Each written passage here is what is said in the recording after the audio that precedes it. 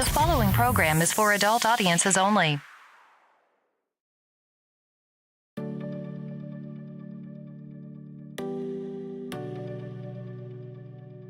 You're keeping me on. Yeah, I'm strapped in, stuck in a song you can't turn off. Like a merry-go-round, my head is spinning. I see you rapping about, I'm sure as hell not. 'Cause in my mind we're smiling on the dance floor, late night skinny dipping like we're on a home run. Got the worst no, 'cause we're so young.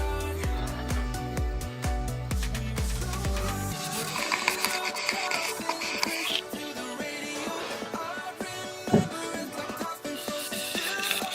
Got no words, no, we were so young. Now you're long gone.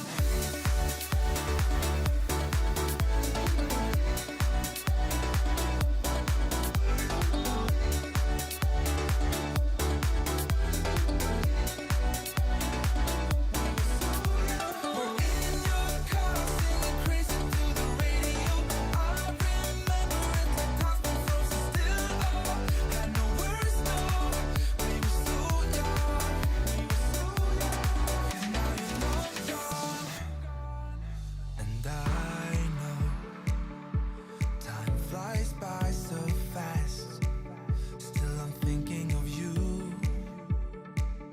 Do you remember still how we used to run? Fields were roaring. You said maybe it's love. It sure as hell was. 'Cause in my mind we're smiling on the dance floor, late night skinny dipping like we're on a home run. Got no words, no, 'cause we're so young. We were so young. We're in your car singing crazy to the radio. I remember it like times before, so still had no words, no, we were so young. Now you're long gone.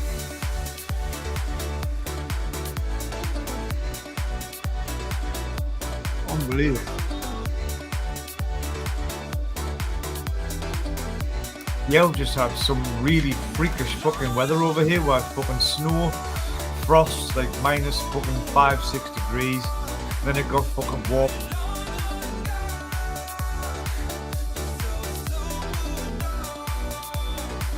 Now you're long gone. Whispers in my head, what you gonna do? 선택의 기로에 난 지켜내려 해. 쉽지 않아도 진실한 나만의 beliefs. You know what they say, don't brag about what you have. Be careful and be humble, otherwise you should be ready to stumble. You know what they say, 자신감이 없니? 왜 당당하게 살지를 못해? Keep walking your way, don't look back. 너만의 길이야. Even when you fall, don't look back. 사실은 말이야. Nobody knows. Nobody knows. 'Cause it's only yours. Only yours, yeah. 쏟아지는 말, 이미 어지러운 이 세상 속에서 어둠 속의 light 붙잡아 진실한 나만의 beliefs. 차가운 바람 그득하니 앉아 내 마음속에 새겨둔 작은 위로를 또 꺼내야 하나. 우울함의 파도를 가라앉혀. But when you feel like giving up, remember, keep walking your way.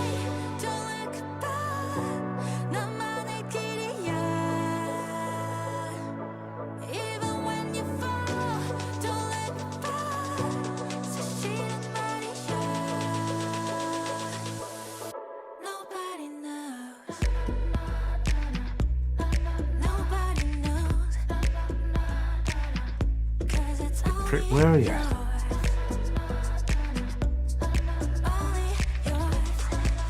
That's what I want to find. D. I couldn't even think of what I was fucking looking for there for a minute. You know that? My brain is just totally cabbaged.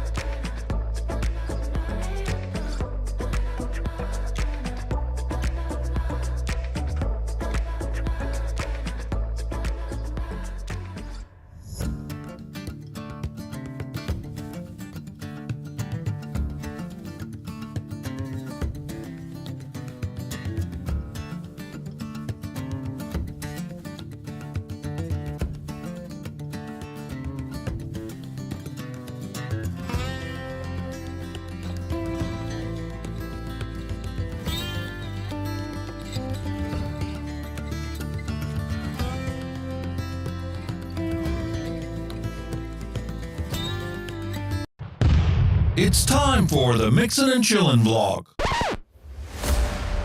Even if they implemented some ridiculous laws, this is something that if somebody truly wants to do this, they can still do it. But it's going to take a lot of effort on the vapors' part to actually learn what it takes to make your own stuff.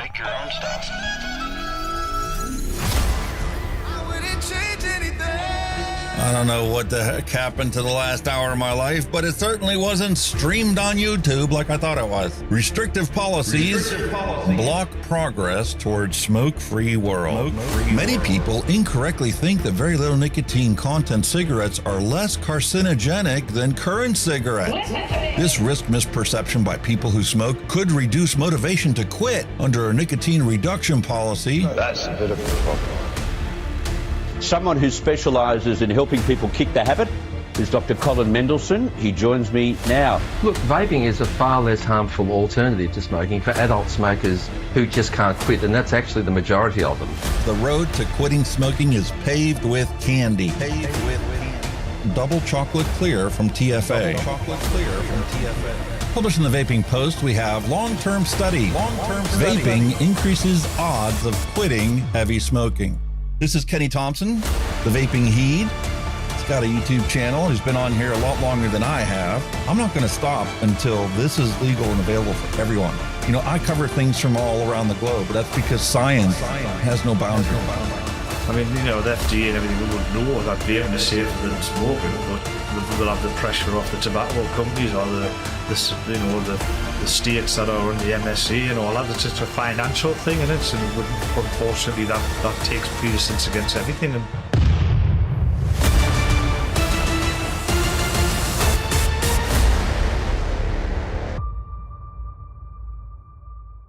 All of the things we went through. You just made my day. Just made my day. You made my day. You made my day.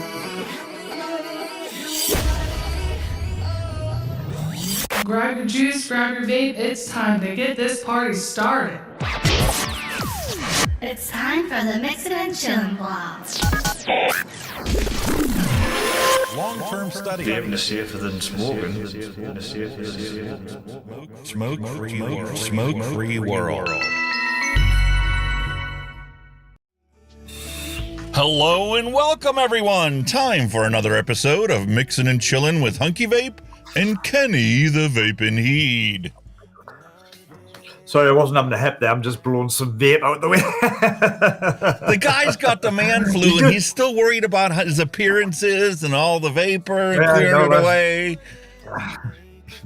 Talk about how ingrained that is in our society nowadays. You always got to look your best. You can't possibly let people see what you really are. Well, I haven't shaved, so yeah. Ain't nothing wrong with that. I mean, seriously. We're all about keeping it real here, you know? We got a bunch of new faces in chat today. I'm really excited. We got a wonderful show set up for you guys today. Holy moly. And then the FDA dropped a bomb and got me all fired up. I was already, on the verge of being fired up already, but then the FDA decides that they're going to, once again, go after people that they have no business going after. We have 1,200 brand new cigarettes that they've authorized for sale in the United States, right? They kill 500,000 people every freaking year. But we're going to go after the mom and pop vape shops and the manufacturers of e-liquids and coils and all this other stuff. We're going to file injunctions, send the criminal justice system after it. We're no better off. I hate to tell you guys this. The facts remain. We are no better off than Australia is. Because the FDA has only authorized a handful of crappy products, only made by Big Tobacco. None of the stuff that we use on a regular basis has any market authorization in the United States. It's essentially banned, but there's nobody enforcing it yet. That just changed today. Fine. Pathetic. I've got a suggestion. Instead of calling this feature the news, I think we should call it Hunky on his soapbox. I think that's what we should call this feature. Listen, people need to wake the frick up. This is ridiculous. It's getting worse, isn't it? Here's the problem. This is what it all boils down to. People don't even realize this. You know, hold on a second. Yeah. This music is wonderful, but it's kind of distracting as well. All right, so since we're talking about serious stuff, got to drop the music. This is what it all boils down to, folks. And you don't even realize it. Everybody's like, oh, Citizens United, oh, that's nothing. Yeah, whatever. I looked into it. It's nothing. It's nothing? You want to know why the world is the way it is and why only big tobacco, big pharma, and big corporations get their say and do whatever the heck they want? This is why. The scales of justice are tipped. And it's not just the scales of justice, the scales of everything related to our personal lives are dictated by corporate entities. And all the money they hoy into electing the people that's going to pass the laws in their favor. And people don't know. And the people that do know don't really give a shit about it. As long as it doesn't affect them personally, you know what? Somebody else can deal with it. It's no big deal. Normally the case, like they leave it for other people to get on with it. And we're going to also cover a bunch of music stuff from our lovely childhood and our teens when we were the ones that, you know, we're actually developing our fundamental self-worth and our self-identity. We will find out today. Here's a handy chart already laying it out there. How far exactly the proclaimers would walk just to be the one who makes you wake up next to you. And I would walk 500 miles and I would walk 500 more just to be the man who... There you go. And I'm telling you, I got on a kick. I was like, okay, you know what? We're going to talk about music today. We're going to talk about all the wonderful music we grew up with and album covers. The album covers for all these one-hit wonders. Another app tune that did, I don't know if you were a very big fan of them, but the other one was, when you go, will you send back a letter from America? That was another one. I do not know that song. Oh, yes. That was before the internet when everything was universally accessible. Well, sort of universally accessible. We'll cover that in a new segment. They were kind of all right, but again, they did a couple of hits and then just disappeared off the planet, as most of them do. Nowadays, this is what our governments resort to. All is nothing but propaganda, and they have two chief weapons available at their disposal that they dump into the media, the mass media, to regurgitate surprise and fear, and then they have fear and surprise. Forget about paying attention to the things that actually kill people or the things that could actually make people's lives better. We're going to get you to focus on the shit that just scares the shit out of you. And we're all surprised about it. It's like, oh my God, we just figured this out. And how all those are nothing but lies too. And then we're going to talk about, this is something that they come up. I love it now. Every day I get on Twitter and stuff, Elon Musk is like the first tweet on there, you know? they like actually putting his messages out there for everybody to see, which I think is kind of cool. Get into the mind of Elon Musk. And then you get these idiots out there, these naysayers that say, stop trying to make explored space happen. Why? Why exactly? Are you scared? I grew up with Star Trek, man, and Star Wars, and doesn't matter what side of the fence you were on. You were promised like flying skateboards and all this other stuff, self-lacing shoes when we were growing up as kids. How much of that has come to fruition? Nada. The only guy that's actually trying to make the difference in that is Elon Musk. My wife always wanted the hoverboard out of Back to the Future. She says, I want one of them. Yeah. People forget we're nothing but space dust. Look at this. Right there. That's you. Crying in the shower before work.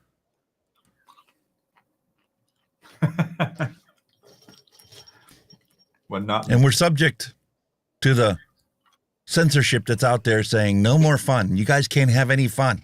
No alcohol, no profanity, no smoking, no nudity, and no penguins? What? What you got against penguins, you bastards? Where is your draw? Where do you draw the line at? This is ridiculous. Oh, man. How come we don't have Stanton on this scene? Printer's working. Well, that's because everything in our computers is nothing but part of the whole propaganda regime. Everything's mass surveillance now. Ever since 9/11, it just... That was their justification to eliminate freedom in the common man. We're looking out for you and your best interest, so you don't need to worry about privacy anymore. That doesn't exist. No, there's none of that. We're not going to admit that it doesn't exist until we're forced to admit. Like the Twitter files, Taibbi. Well, there's a new guy that come out. Shellenberger, I think is his name. And goes back to reinforce this whole thing that it wasn't an isolated thing going on with just Twitter. I mean, we talk about it all the time and we bitch about it all the time here on YouTube. Oh, the censorship, Well, would you be surprised to find out it goes on all the platforms? Oh, of course it does. But they always move the goalposts on censorship. That's the thing. Yeah. Where do they draw the line at?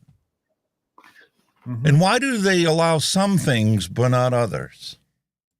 More specifically for us, would you be surprised to find out that you can put content on YouTube about nicotine and put a link to the manufacturer of that product, and all you got is age-gated? That's it. They're not getting banned. They're not getting, strikes, YouTube strikes for posting content on there that's a controlled substance. Meanwhile, when we put up content that is nothing more than glass and metal, and more metal and cotton, well, it's age-gated and cut back. And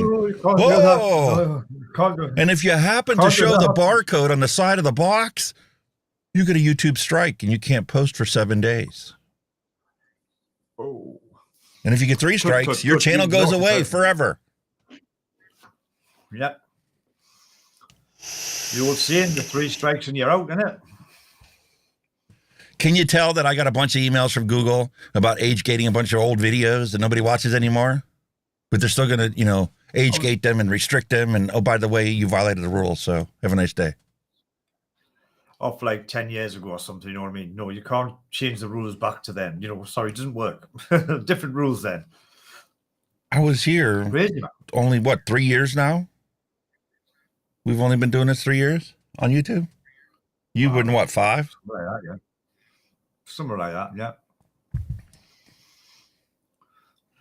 Hey, and I got a beautiful adult beverage. My wife and her work cohort went to House of 1,000 Beers and brought home a beautiful assortment of stuff for me to try on the show.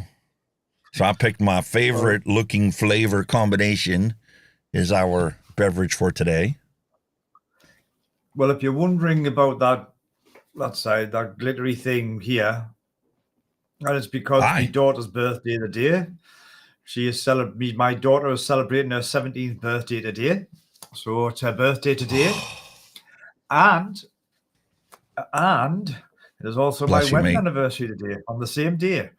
Oh, congratulations. So How'd you time that two one out? celebrations in one. Did you do math to figure out, 9 months and then factor in, a little early or a little late? We had her long before we were married. I see. So it's just coincidence. Isn't it weird how things work out that way? Yeah. I should have been about 5, I think, when we got married, something like that. Only a little toddler. That's like you and I ending up doing this show. We live halfway across the planet from each other, and we just click. So it's like, hey, man, you want to do this? Yeah, that's cool. Let's go. It's like going to the pub once a week. Pretty much, yeah. Go to the pub, few bevies, bit chill. There you go, rock and roll. Happy days, man. Happy days. And we've got 100 of our closest friends and family that are, so we're hanging out with us every single week, whether it be in person or, virtually, watching it later on, whatever. Yeah. We're all here to support each other. I think that's one of the advantage of the big World Wide Web, the communication thing. But, there's obviously a lot of disadvantages of it, shall we say, where it gets abused. I'm going to troll today because I just had a conversation right before the stream started asking Kenny, I'm like, I'm sending you my CPU, right? So you can upgrade to what you got. He's like, yeah. I'm like, what graphics card are you looking at? Here, the guy had a 1080 card. No wonder he's crying the blues about having to spend another $2,000 or, on an 80 series card. But realistically, he's only got 2 monitors. Yeah, one's in 4K, whatever. But the majority of the stuff that he does is like just small stuff, especially nothing compared to like the videos that we've been throwing together here. 168 timelines, and each timeline's got, dozens upon dozens of scenes and cuts and images. No. He's just doing simple video editing. Yeah. So I'm asking you guys to give me a super chat so I can cover the postage. Wrong one. Wrong one. To send him that. Oh, please. I beg you. All I'm looking for is to cover the difference in postage from what I was going to send him to a box big enough to fit this in. Because as you know, UPS and FedEx not only base it on the weight, but also the size of the box it's going to take up on the airplane. Holy moly. Because he needs something that's going to pair up well with this. Wow. Because he's got an old original Ryzen 5, I believe. Yeah. I do. So we're going to do a little swap. I've got some newer technology that he obviously needs. And I'm going to take his old stuff off his hands so that I can use it for the secondary computer that we have here. Because that secondary computer just features 3 webcams. Because this one's already maxed out. Oh. God, yeah. I'll see where you go. Right now, I'm actually using my mom's computer from her room. But before Christmas, I really want to get that to her. So I've got one that'll fit the bill, but the problem is you can only run 1 webcam. Because the old Phenom processors, the AM3 platform, I believe it was. We're on, 5 now? Yeah. Anyway, the AM3 platform could only handle the bandwidth of one 1080p signal. Got you. So. Yep. I'm happy to oblige, sir. Not a problem. So it's only going to get better from here. We've got wonderful plans set up for next year. But before we do that, I think we need to get into our Lovely dilemma of the news and the situation we're facing right now with the FDA. Look at that. Just got this. Just got this in my email this morning. FDA files another round of actions seeking fines against retailers for selling illegal vaping products. Civil money penalties against 25 brick and mortar online retailers. And I haven't even looked to see who they sent them to. And here they go once again crying about the National Youth Tobacco Survey found that Elf Bar was the most commonly used brand among middle and high school students. Less than 1% of these teens are actually vaping on a daily basis. But we're going to ban these products from adults who are literally dying in droves to the tune of 1,500 people a day. We're going to prevent them from having access to this so that we can prevent youth vaping. What a load of horse hockey. Health bars. Health bars be crap compared to the stuff that you may have access to over there. You know what I mean? Health bars. You don't see an health bar with 10,000 puffs. You know what I mean? I want to see if this is one. No, that's a peak bar. My wife has been all on disposable. She doesn't want to have anything to do with tanks or coils or liquids. She just, wants something that she can wear around her neck or throw in her purse and have a backup whenever it dies, and hoy the money out every week to get a new one. Hey, let's just pick this up when we pick up our soda. It's the same thing we did when we had cigarettes. People are saying, oh, well, disposable are so bad. Well, yeah, but there's people out there that would have gone back to smoking cigarettes if their only option was a full tank and mod like we love to use.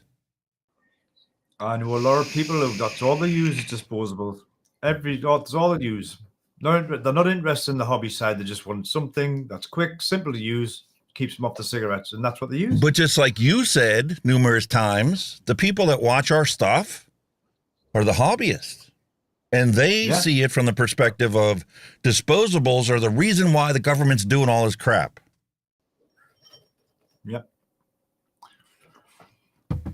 It's actually not the reason why they're doing it. But here we go. 400 warning letters to retailers and 630 warning letters to firms for illegally manufacturing and or distributing unauthorized tobacco products.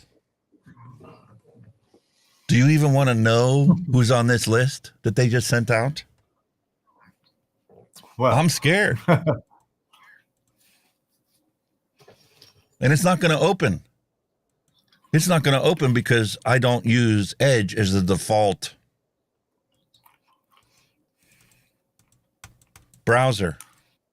So Outlook says, if you're not using Edge, I'm not opening it for you. I don't care what you say.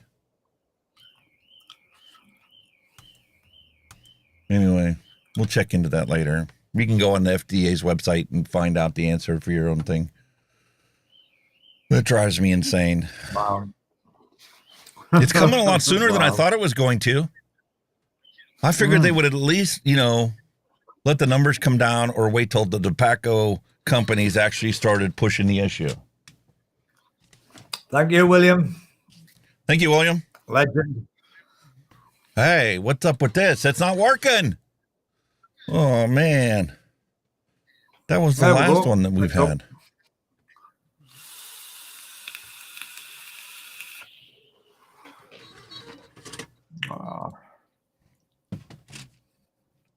Sean Lynch, hello and welcome. Thank you very much. Thank you, William. Very much appreciated. All right, let's move on. Before we go any further, before we jump into the news, I don't know if you guys noticed, but there's a poll question. If you're on YouTube, there's a poll question asking you, which one do you guys want to see today? Is it the Atemporal RTA or the Dead Rabbit 3 RTA? So, answer that poll question. So,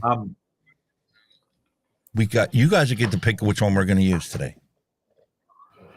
I'm a bit biased.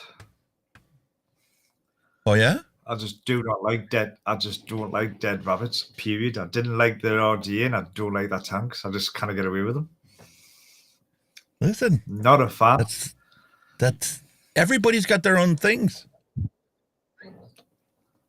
I've It tried. took me Don't get us wrong. months to decide and finally admit that we have something better than the Arbiter now. Okay? Well, I've come close. The Mike Vape's Well, Blaze that's Solo meets the bill. Now, granted, there is one con. I didn't put it in the video, but obviously it's a minor thing, right? You have to cut your coils before you drop them on the deck. That's a problem with that style of deck. So I can't knock it for that because that's the style of deck it is. So that's the only con about that. But the flavor is well worth it.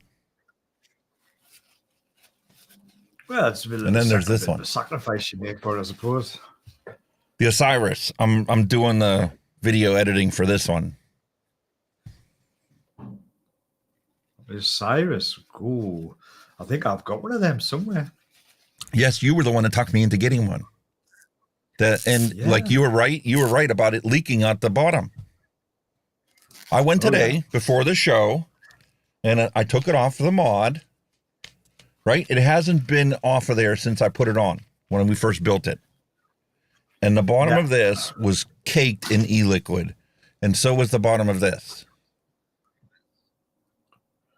Brand new. Hasn't been rebuilt. And the reason I was doing that is because I wanted to see what these coils look like.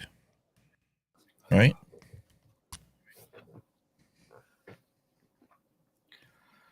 Holy moly. Bit ganged. So that's what that one looks like. Let's compare that to the Blaze Solo. Same amount of time. Not the same amount of puffs. Should be pretty close.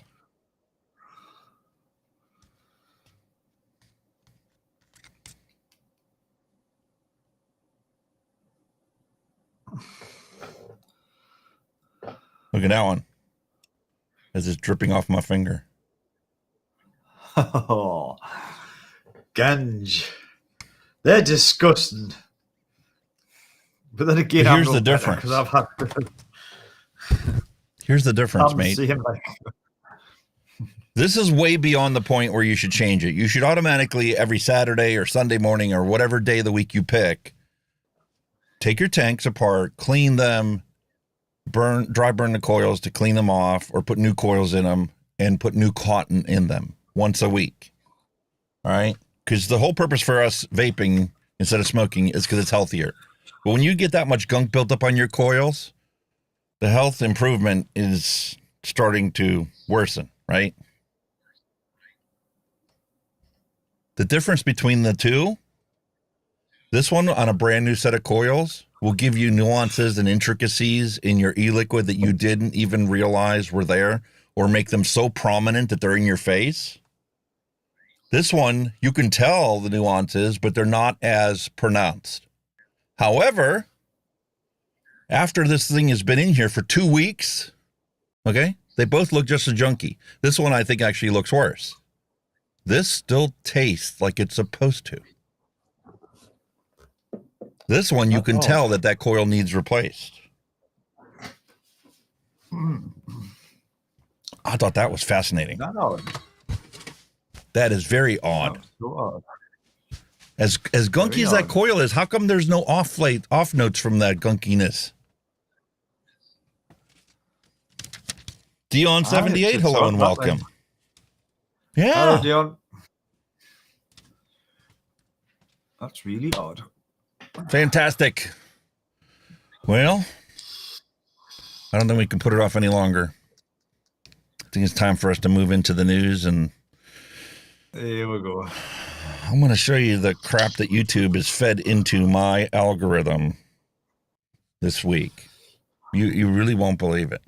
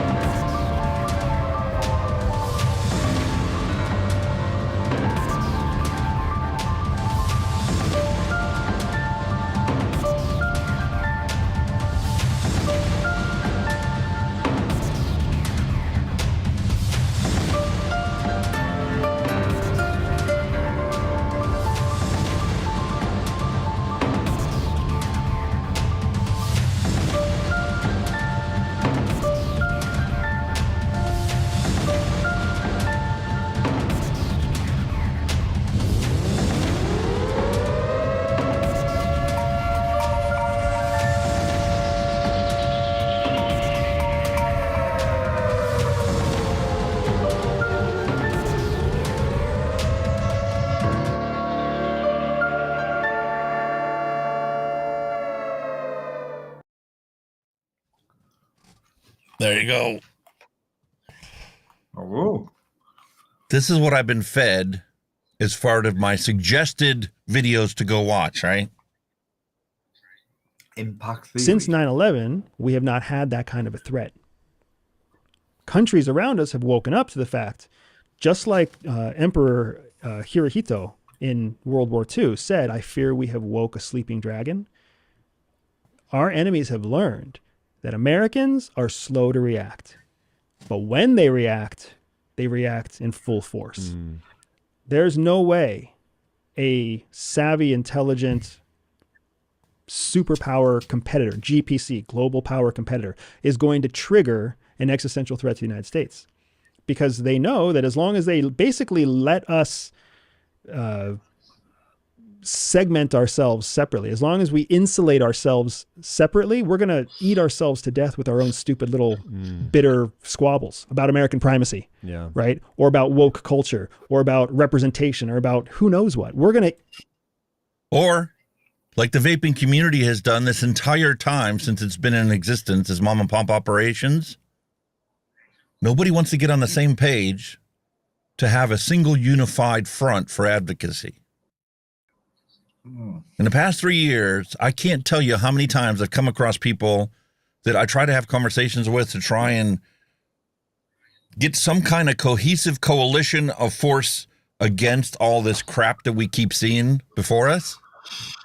And everybody has been unanimous in the fact that, well, I don't like this about this person, and I don't like this about this person, the way they do business, or the way that they do this, or I don't like I'm definitely a standout because I think we should celebrate the fact that teens are vaping, because that means that they're not smoking a deadly combustible cigarette and won't die from them using nicotine therapeutically to improve their life.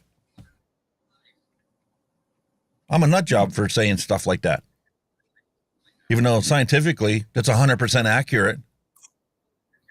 And I've challenged people to tell me otherwise. Oh, it's an addiction. You're going to get an addiction to nicotine. Like they don't have an addiction to sugar and caffeine, and they're not out there binge drinking and doing a bunch of other drugs that are illegal. If this satisfies and satiates their curiosity and gives them better living through chemistry, then I'd rather pick this than a whole list of other things they could be doing. Without a doubt. Meanwhile, he's right. Here he's talking about, and this guy's making all kinds of appearances in all different kind of podcasts and everything.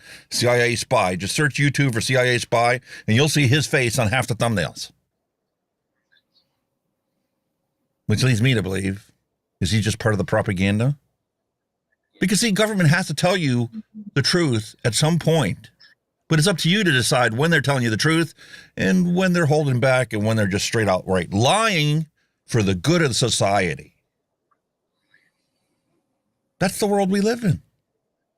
And he goes on and on. We're going to just waste our time bickering in our little room, and we're not going to wake up to what's happening in the entire building. That's the strategy of the future. Is to keep us divided. It's not to keep... An influence campaign is always cheaper, easier, and more and has a higher probability of success than a military campaign.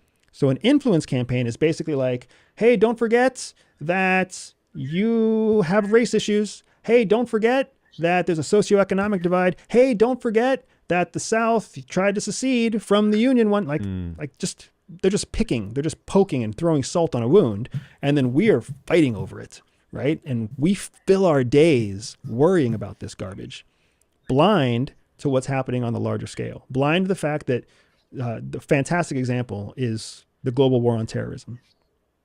The United States led the global war on terrorism following 9/11, right? And it felt good for a hot minute, like you said. We were all on the same page and we were all in this fight. And then that fight lasted 10 years. And then that fight lasted 20 years. Also, it became so dodgy. Like if we had just been relentless about Osama bin Laden. We're not going to go into the whole war on terror stuff because that is skipping right past what he just told us. We're completely unaware of what's going on and what's the big picture that's happening that they don't want us to pay attention to because they got us focused in on a bunch of other stuff that is useless and meaningless. See if they serve us another commercial. Of course, they're going to serve us a commercial.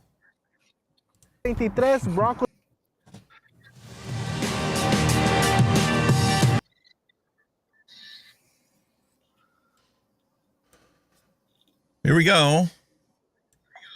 These guys are making their appearances in Congress, giving testimony to the House of Representatives, giving testimony to the senators. With explosive documents describing activities of an anti-disinformation group called the Cyber Threat Intelligence League, offering a glimpse into the birth of anti-disinformation, or what others have called the censorship industrial complex.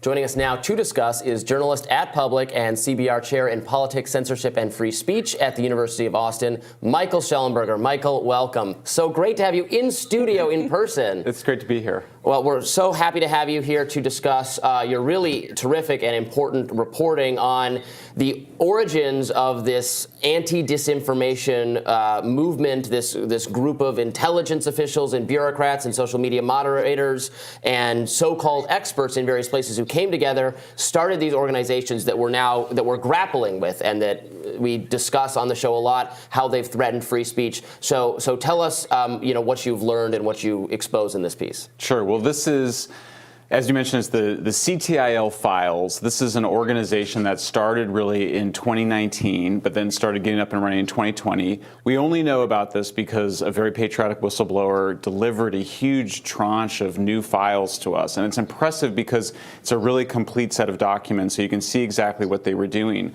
But what's so terrifying about this case is that the people that were running it were military contractors, including working for the U.S. Navy at the time. One of them was British, one of them was American. There were many other people involved. There were people involved from Microsoft. There was a so-called former Israeli intelligence person who was involved. So you really start to see, because of course you always had people that had been in the CIA or had been in intelligence agencies sort of involved in this, but then they had said, well, we're no longer doing that, or we're associated with an academic institution. Here you really see a much more direct connection. And I think you see two parts of the censorship industrial complex in the CTIL files that are really important. The first is the use of supposedly non-governmental organizations as the people to go and demand the censorship. That shows an awareness that they know that the government can't be demanding censorship by social media platforms, an awareness that the First Amendment prohibits that. And then the second part of it that I think was so important in this case is they said these people are all volunteers. That these are folks that even if they might be working for the government, and we have Slack messaging channels with people from the Department of Homeland Security in the channel, with people from Facebook and people from CTIL. So this is it really reveals, I think, what was happening to combine these forces and to sort of dress it up as though it was kind of a form of activism, a form of advocacy, grassroots advocacy, rather than something that was clearly coming out of the intelligence and military communities. You're right. This is exactly what's going on in the vape advocacy community. When you get on Twitter, you see all these grassroots professors and all these idiots out there that are spouting this constant vaping misinformation. And then you hear, like, American vapor manufacturer uncover that, oh, well, the lovely, I don't even want to get into calling her names. We all know, teen vaping problem. Oh, we got to have PAVE, right? Actually having communications with the FDA about their messaging going, well, they even questioned it. They said, well, how do we declare it still an epidemic when the numbers are dropping so fast? And just ignore it. The FDA is literally telling them, go ahead, keep telling people this. Meanwhile, he has a conversation with the American Vapor Manufacturers Association, and, well, nobody in my department has said that. Nobody at the FDA calls it an epidemic. It's a big switcheroo. No, they don't need to say it because they have all their puppet organizations saying it. And here we are squabbling with these puppets out there who really have no vested interest in it whatsoever. I love all the people that go on there and, have conversations with to hear like, oh, this is going to make a difference. No, he's there to keep you distracted so you don't actually reach out to the politicians who have any say in what the laws really are. You're too worried about what Tahir's posting today. When you think about it, you're kind of right, because like there hasn't been much crap, shall we say, that's come straight out the FDA. You know, they're not the ones that sit scaremongering. They're just sitting back, letting all these idiots do it for them. Well, Yep. they don't need to. Exactly. They're quite happy to let them keep doing so. And they're quite happy to let them keep doing it. And they just are like the acting CIA on spy that, just but told that's the us, only thing. that's what their goal is. Their goal is to keep us sitting there arguing and squabbling about meaningless little things while we still have 500,000 people dying every single day. And they're taking away the product that is the most successful, scientifically proven method to quit. Wow. But we're going to focus on, tweeting it to here instead of actually, getting a hold of our politicians and forcing them to do the right thing. And when they do the wrong thing, like when they instituted the whole vape mail ban, every single one of these suckers should have been voted out of office. That should have been the goal of the vape industry. Vote these assholes out and put somebody in that actually listens to us. But no, we're going to worry about all this other petty stuff. Sickens me to death. When you have these woke revolutions, it requires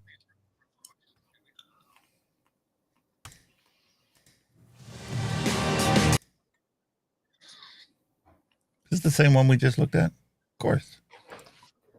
Yep. Well, it's the same number. No, this is a different episode. I like how they're reusing content. That's cute. I don't know. I wonder why I didn't do that. Oh, wait a minute. I did on my last video. I recycled the ending because I had nothing to add to the situation. Liberal Democrats trying to continue to push a narrative, or they sincerely believe the narrative, that but for Russian interference in 2016, Donald Trump would not have won. That is sure really what it looks like. And it's not just in that instance, but there's all sorts of other evidence when you see them talking internally or even in some of the podcasts that they give, that the big motivations were Brexit and then the election of Trump in 2016. And I should say, I've been involved in left-wing causes for like 30 years. And okay, so now my question is, because you just heard a little snippet there. Do you think this is the first time that that's happened? Nope.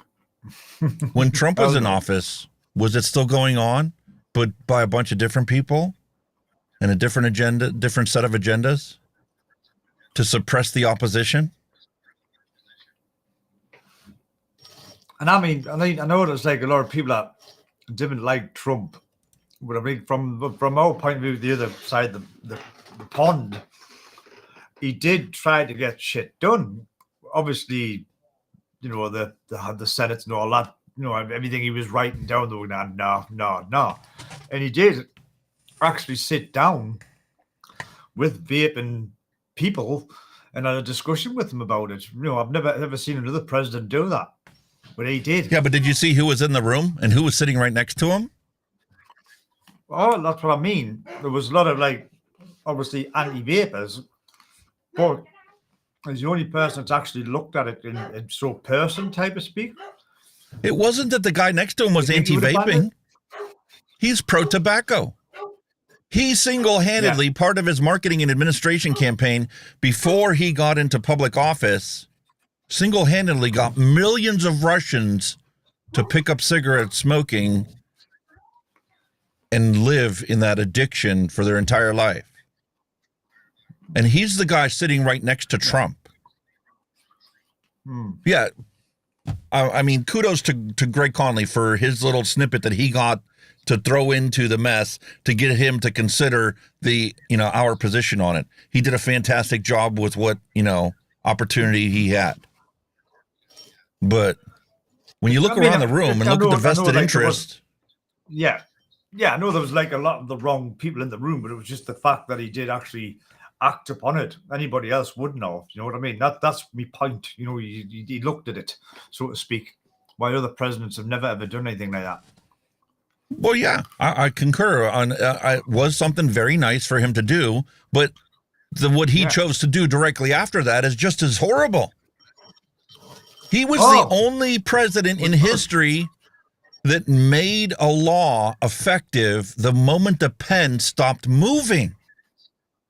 Normally, what these politicians do is they'll pass a law and it'll go into effect on a future date. And they usually politically time that date to make the other side, the losing side, look bad for re-election time, right? Oh, yeah. Yeah. But because he's so adamant about getting shit done at all costs, the law went into effect that freaking moment the pen stopped moving. And there I was having to send my son a vape package in the mail while he's serving in the military overseas. Ironically enough, he got it just weeks before Trump actually visited the base where he was at. Wow. And the reason I had to send it to him is because it was now illegal for him to buy it himself. God, yeah. And the motivation for me to start this YouTube channel because I thought that was a total line of horse shit.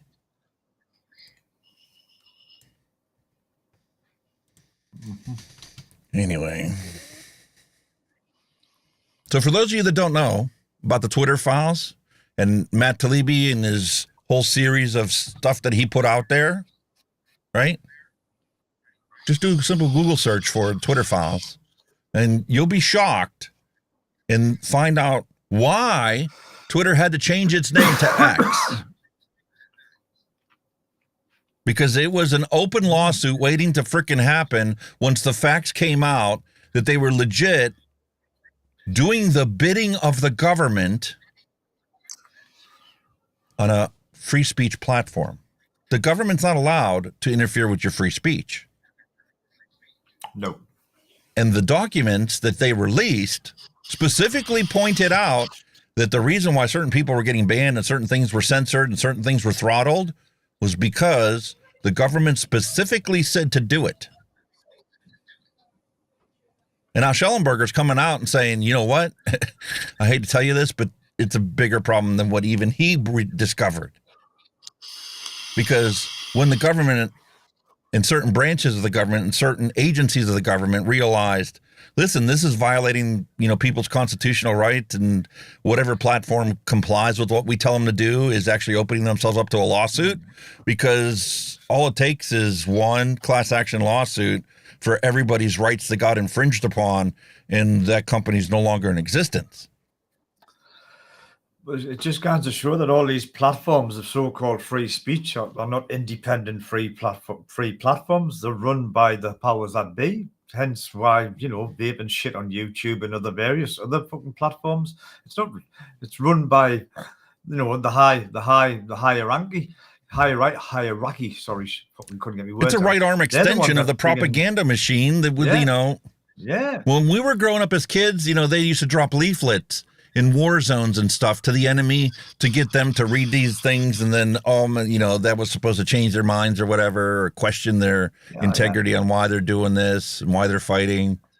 Well, now they've got the internet and social media to do all that for them. They don't need to have complete control over it. Just throttle it back and let this idea float to the surface, whereas all these other ideas get squashed. There's no freedom of speech. The internet's not a free thing anymore. All that's been taken away. Something else that'll grab. They'll just bring another headline story out that'll grab all the attention and move everything away from whatever else they were talking about. Right, and they're no longer paying attention to what's really important and what's really going to affect the rest of your life and your grandchildren. I mean, a classic example here is the wars that's going on. The Gaza war and the Israel-Gaza wars on every day. The Ukraine war, there's nothing. It's being forgot about. Exactly. Not a mention on the news anymore. It's all this bringing Israel-Gaza bollocks. But it hasn't been forgotten in the checks that the government is writing for all the stuff being sent over there. Mm-hmm. And this isn't anything new, and this isn't just vape-related content that's being censored. And it isn't just YouTube's fault. It's the government that's telling them to do it. And it's not unique to a single country It's not just the United States that tells a San Francisco-based company what to do. You yourself, what was it, Russell? The guy that you were watching got banned? Yeah, Russell Brand, yeah. And was only on Rumble for a while. Now he's back. But that was the UK government that literally told them to ban him. Yeah. Well, they blatantly said it as well. They actually news it. They told them to stop his monetization, to stop making money off it. And that's what they did. They demonetized his channel. Just like that. Gone. But he's still on Rumble. He's still on Rumble, though. He's back on YouTube last time I checked. I watched a video of his. Oh, yeah. He's still doing stuff on YouTube, but he's not getting paid anymore. That's what I'm saying. He's been demonetized. Oh, yeah. They demonetized him, but... Yeah. But I think it's just a matter of time. I think they're just waiting for the right moment. He's in the same boat you and I are in. We don't get paid anything to do this. We spend all this money to create a studio and have the right cameras and have the right internet connection. I pay $130 a month to have gigabit internet, which isn't actually gigabit internet. It just moves my upload limit to 40 megabytes per second. Because we have a monopoly on who provides this internet service. Because they have the whole public bamboozled into thinking they're taking all the money that they make on our extremely high-priced internet services and they're investing that in rural communities. Horse shit. They're not doing that. They're pocketing it. I think of the case with the Russell Brand, I don't think they'll ban him until they find out these allegations that he's got against him, so to speak. So if he's, if he's guilty or something or whatever, he's done whatever, they'll ban him. If not, they might just get him back. Could be because he's just like what that guy we watching. He's that type of guy. He wants to know the truth about everything and he wants to uncover all this crap. That's kind of where he's at. And the powers that be don't fucking like people like that. Whether it be Russell Brand or Piers Morgan or whoever, they don't like people that come out with that crap, They just don't as like we it. saw in that thing, they can. like it when it meets their agenda, but when you get too close to the actual truth, the 100% whole unadulterated truth, and can point fingers to here, to here, to here, to here, to draw the actual lines, that's when all of a sudden they get you for something totally unrelated. See, the thing with our government, they've kind of shot themselves in the foot. Because not so long ago, they come out with the Freedom of Information Act. If you want information on something, you can request it. Doesn't matter who you are. Do not be a politician. Do not be a company. Do not be a businessman. I could go and request information about, I don't know, what the government spent on the military, and I could get some sort of information about that. And It's the same here, mate. But the problem is, once again, the disparity exists so that if you don't have the disposable income to pay for the actual copies that they provide you, then it does no good to give you the power to request the information when you can't afford the $5,000 that it's going to cost when they provide you the answer to your question, all of it. Obviously trying to obfuscate the actually incriminating single page that truly answers your question.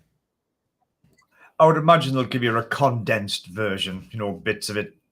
No. They don't want to show them that bit. They're lawyers.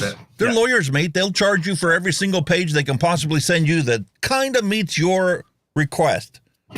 It's the same thing that happens when lawyers actually go to court and they have to get all the information possible about the opponent's side, except, they don't charge each other. I got to produce, thousands and binders of content and documents that I'm going to use in the court case. So are you. So let's just do the exchange because you're going to charge me. I'm going to charge you. So it's a wash. But not when it comes to freedom of information. It's not actually free. You got to pay for it. And if you can't afford to pay for it, well, then you don't get the answers. Forget about, having to dig through, boxes of stuff to actually uncover the truth. The big, big companies are the ones, your investigative journalism programs and all that. They're the ones that probably pay the bucks to get the information, like your panoramas and all that kind of crap. They're probably the people that will pay for this stuff. Like, we've got a point there, definitely, yeah. But then again, if it's the powers that be that's running it, they're not going to shoot every single country in green has a local version of YouTube. So when you search for something and I search for something, we get completely different results. Because there's certain things that are banned from being general knowledge in your country, and certain things are banned as being general knowledge in this country. And everybody likes, oh, it's just China. It's just China. Well, China's just straight out cut the wire and blocked anything coming from YouTube servers to anybody in their country, and you just don't access it. Well, that's been, turned back on. But every single country in green has the censorship going on. Have a nice day. Then you wonder why we can't figure out what's actually happening. This is the thing. I mean, YouTube is basically a US country, right? So and I'm watching a US produced platform in the UK. So obviously you've got censorship rules and we've got censorship rules. So, it's like, how do they balance them out? Is it just general, normal censorship? It's bullshit. Here's what they're using. Here's the weapons of their trade, of their craft. All you got to do is claim intellectual property, and it's an instant ban until they determine, who actually owns the intellectual property.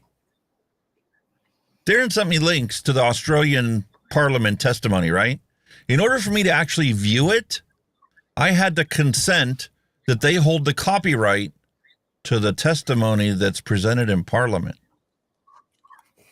Wow. What? It's a government proceedings. How is that copyrightable? That's like, I wear this hat. NASA. I don't ever have to fear about NASA coming after me for copyright infringement because it's government owned. I own it. As a citizen of this country, I own that intellectual property. Yeah. Exactly. It's a load of horse shit. Hey. Oh. Yep. Big Brother's constantly watching you, mate. Big Brother's screwing itself. Aluminum alloy swivel computer stand is a powerful and baked in advertising. Love it. Monty, you cited violent language, increasingly incendiary language being invoked by President Trump about his so-called enemies. One of the words he used was vermin. What does that echo in your mind? Anyone else come to mind historically who referred to enemies of the state as vermin? Yes, the horrible Hitler. And Goebbels. Thank you. Thank you so much for your courage. Thank you for being here. And I hope the American people take heed from your strong words today about the threat that's looming. I yield back. Gentleman yields back. Chair recognizes the gentleman from Kentucky for 5 minutes. Thank the chairman. Ms. Troy, you stated in your opening statement that this committee was indulging in fantasy detached from reality, that members of this committee and their witnesses make grand and vague accusations about government censorship, and that we are spreading conspiracy theories about government censorship. Would one of those conspiracy theories be that government-funded agencies were flagging and trying to censor official congressional accounts on social media? Are you denying that that occurred? I would have no knowledge of that. I'm not aware of that happening. Well, we're going to make you aware of that right now. Mr. Shellenberger, can you speak to this tweet? I saw that you flagged this in one of your recent articles on Substack. Can you tell us why this tweet brought attention in your article? Yeah, because that was one of the tweets that that the Virality Project at Stanford Institute Internet Observatory had flagged to Twitter as misinformation, and that I believe it was labeled or censored in some other way. So it was the Stanford Virality Project, that is funded by the government, is it not? Yes, it is. And so their purpose, ostensibly, is to stop misinformation, malinformation, and to flag things they say that might be against the... Do you know what the definition of malinformation is? I wouldn't. Malinformation is information that is 100% true, but inconvenient to the truth the government wants you to know. Kind of like vaping is 95% less harmful than smoking. They don't want you to know that. Got you. And any narrative that leans that way is automatically suppressed because it's malinformation. It is not the narrative that they want you to know about. With you. In terms of service of the social media companies. Is that correct? Yeah, that's right. Ms. Troy, is there any reason you think that this should have been flagged? Depends on whether you're spreading inaccurate information. Well, it references a study Seem to from do that Israel, a often. published study from Israel, and the tweet just restates the title of the study. Does it Up to the trouble social you media that? companies to review their policies? It's an internal choice. Yeah, are you going to sit here and maintain that it's a conspiracy theory that this occurred? We have the documents. Mr. Shellenberger has the documents that showed that this occurred. Well, then it was flagged for a reason. What's the reason? Is there ever a good reason to censor a member of Congress? This is my official account. This is not a personal account. This is not a campaign account. I bet you didn't even know that he was talking about his own tweet. I know. Which is sitting squirming. Now, this is my communication with my constituents. By the way, I bring this up not to claim that members of Congress have more right to free speech than the general public. In fact, I don't even think the press or the media has more rights to the First Amendment than the general public. The general public has the same rights that we have. And I bring this up to show, number one, that your testimony is false. But number two, if they can do this to a member of Congress's official account, they can do it to anybody. Now, I want to move on to the origins of these programs. Mr. They're fucking God, themselves. Sure, not above any of them. Yeah. Holy moly, man.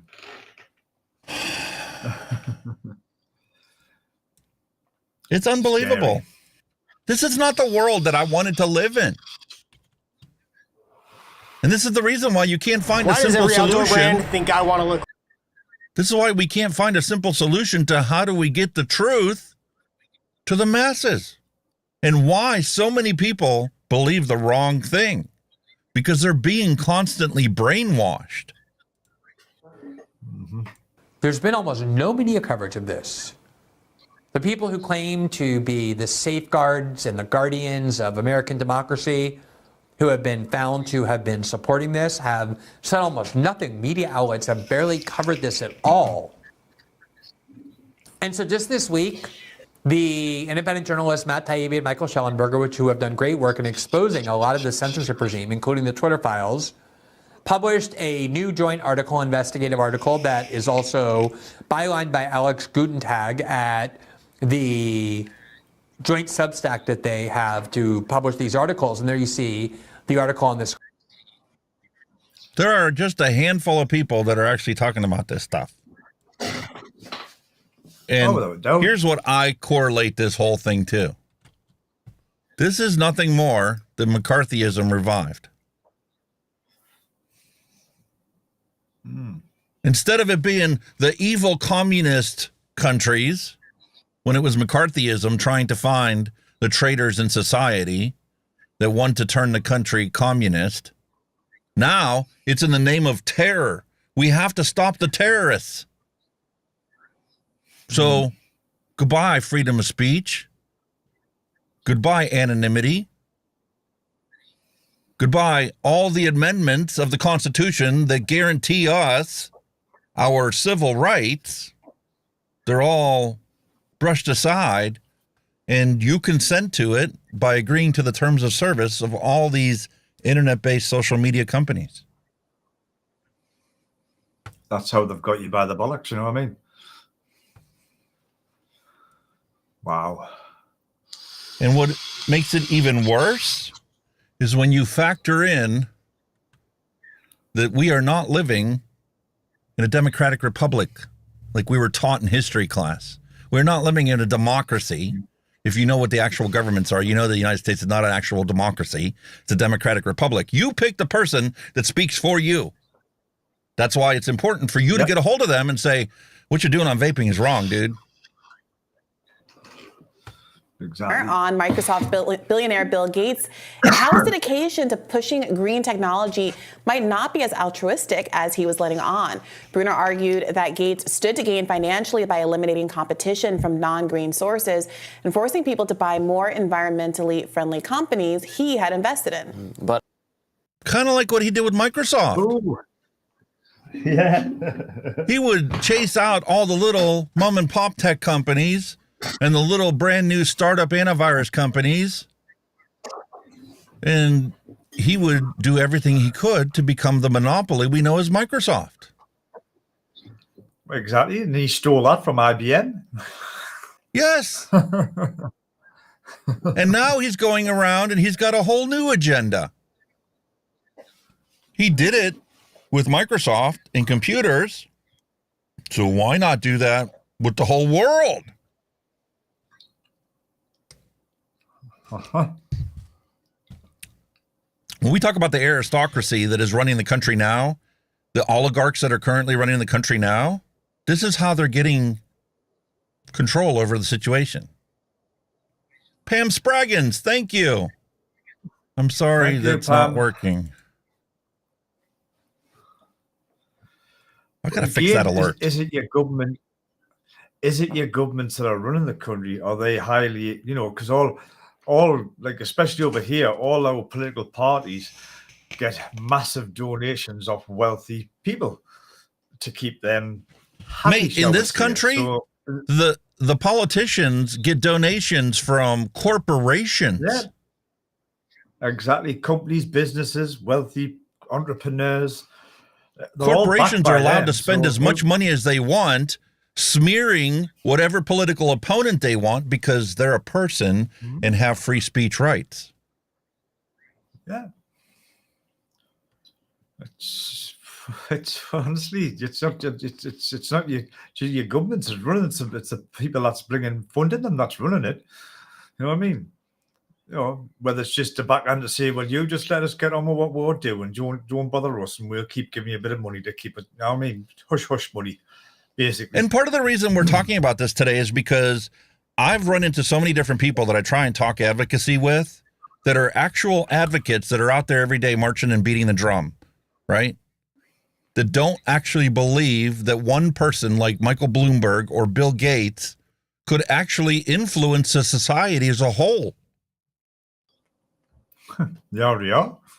It's unfathomable to think that one person can yield that much power.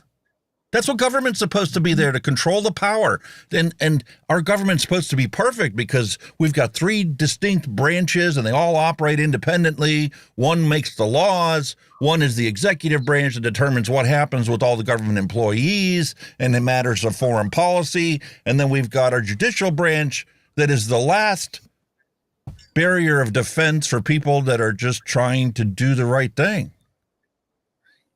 And go after the people that are wrong and breaking the law. But when they take over here, the person that's supposed to be in so-called power, the ultimate power here is our royalty, our king or queen, and it's their government that's running for them as well as us. But actually, Parliament is the one that makes the laws, and they just sign off on it. Yeah. Which is kind of what the president does here. He just signs off on the bill, or he chooses to veto it. But if 90% of the Congress agrees on the bill, it doesn't matter whether the president vetoes it or not. It's still going into law. I'm saying, even though they're supposed to be the head honcho of the country, technically they're not. You know what I mean? 2/3 majority is what it takes to overturn a veto. So if you've already got more than 2/3 of the Senate and the House that voted on it, well, doesn't matter what the president does. Could be your next door neighbor, best friend you've known your entire life. He's actually powerless when it comes to overdoing what the Congress does. And when Congress is bought out and paid for by all these corporations, well, they do whatever the hell they want. But according to Bruner, Gates isn't the only one who's looking to profit from the American people's generosity. Mark Zuckerberg, Jeff Bezos, perennial boogeyman George Soros also play into a plot to dominate your life. Here now to dive further into this story is the author of Controligarchs, Seamus Bruner. Seamus, so great to have you with us. Robbie, Brianna, it's so good to see you. So I'm not sure if you're familiar with this, but Bill Gates has been buying nothing but tons of farms and farmland. Really? Yep. Oh, didn't know that. Yep. And I love it because here's the thing that people don't understand. When you are that rich and you compound that with Citizens United, which allows corporations to speak as free speech, well, all you got to do to make your voice louder is start a whole bunch of corporations and a whole bunch of them all chiming in the same message from every single different angle. And what voice do you and I have other than calling our elected officials going, fuck off, you're killing people? Mm-hmm. Want to know why the world's so crazy and so wrong right now? Exactly. This is taking way longer than I planned. When I told Trump about this, he Scary urged me to get... I love how I'm getting the same commercials I got when I first clicked on it. Matter of great national concern is to really look at the facts of what has happened in California. And what the governor tried to do last night, Governor Newsom, that is, was to present a complete alternative reality using false, misleading, in some cases simply delusional assertions about the true nature of life in California.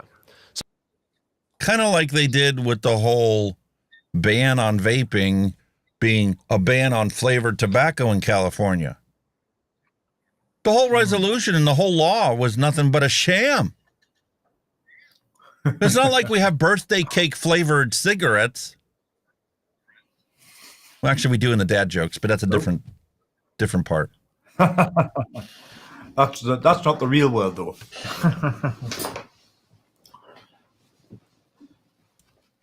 Wow.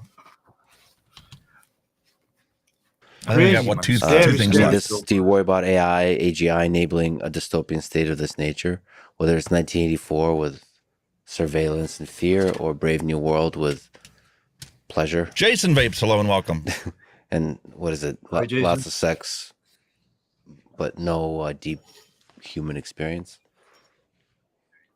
You know, there's actually a real drug called Soma. There is. Yes. Let me take notes. Did they actually? Does Grok know about it? No, he probably will go to Brave New World. We could ask it. What would be the question? Tell us about the drug called Soma. Tell us about the drug called Soma. All right, we're going to skip past this whole thing so you don't actually have to, witness the whole thing. But he talks about this whole drug called Soma. It's actually from 1984, the book, right? And they first take a look at Soma, and Grog answers him. Grog is his AI that he's got on Twitter now. You see it on, on his posts and stuff. Ask Grog questions and whatnot. And Soma is an actual drug. It's a muscle relaxant that he used for back pain, and Elon Musk actually took it for back pain. But when he gets to the end of this, he talks about how... Like, really none? Like, I wonder why hate evolved. This is not simply regurgitating Brave New World. It's actually getting to the salient element of Soma as a drug. Do you actually want to be in a situation where everyone is happy all the time, even though it's artificial? Or is it better to confront the challenges of life and experience the full range of human emotions, even if it means experiencing pain and suffering? For those listening, by the way, Elon just read directly from Grok, which is a really nice kind of insightful philosophical analysis of the tension here. Interesting. It pretty much...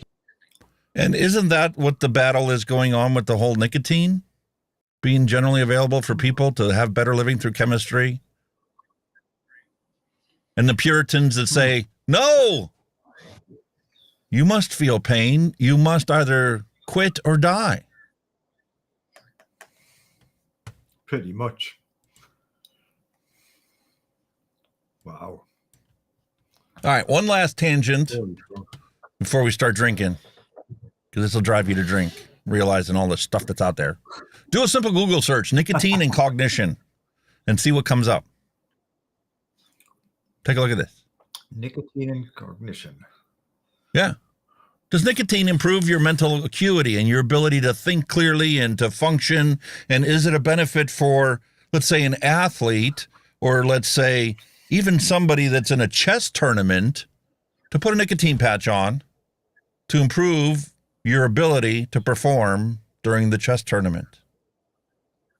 Or as a runner, to improve your endurance in a marathon? Forget about us old people that are not quite as cognizant as we should be because, you know, we're getting old. Can't remember what the hell we walked in the kitchen for. But you can remember the lyrics to an 80s album just by looking at the cover. Hell yeah. And look what we have here. Sponsored. Lucy, nicotine gum as a neurotropic. Fucking hell. Oh, really? So you're allowed to have nicotine. It's not the nicotine in the vapes that's causing you to get censored and banned.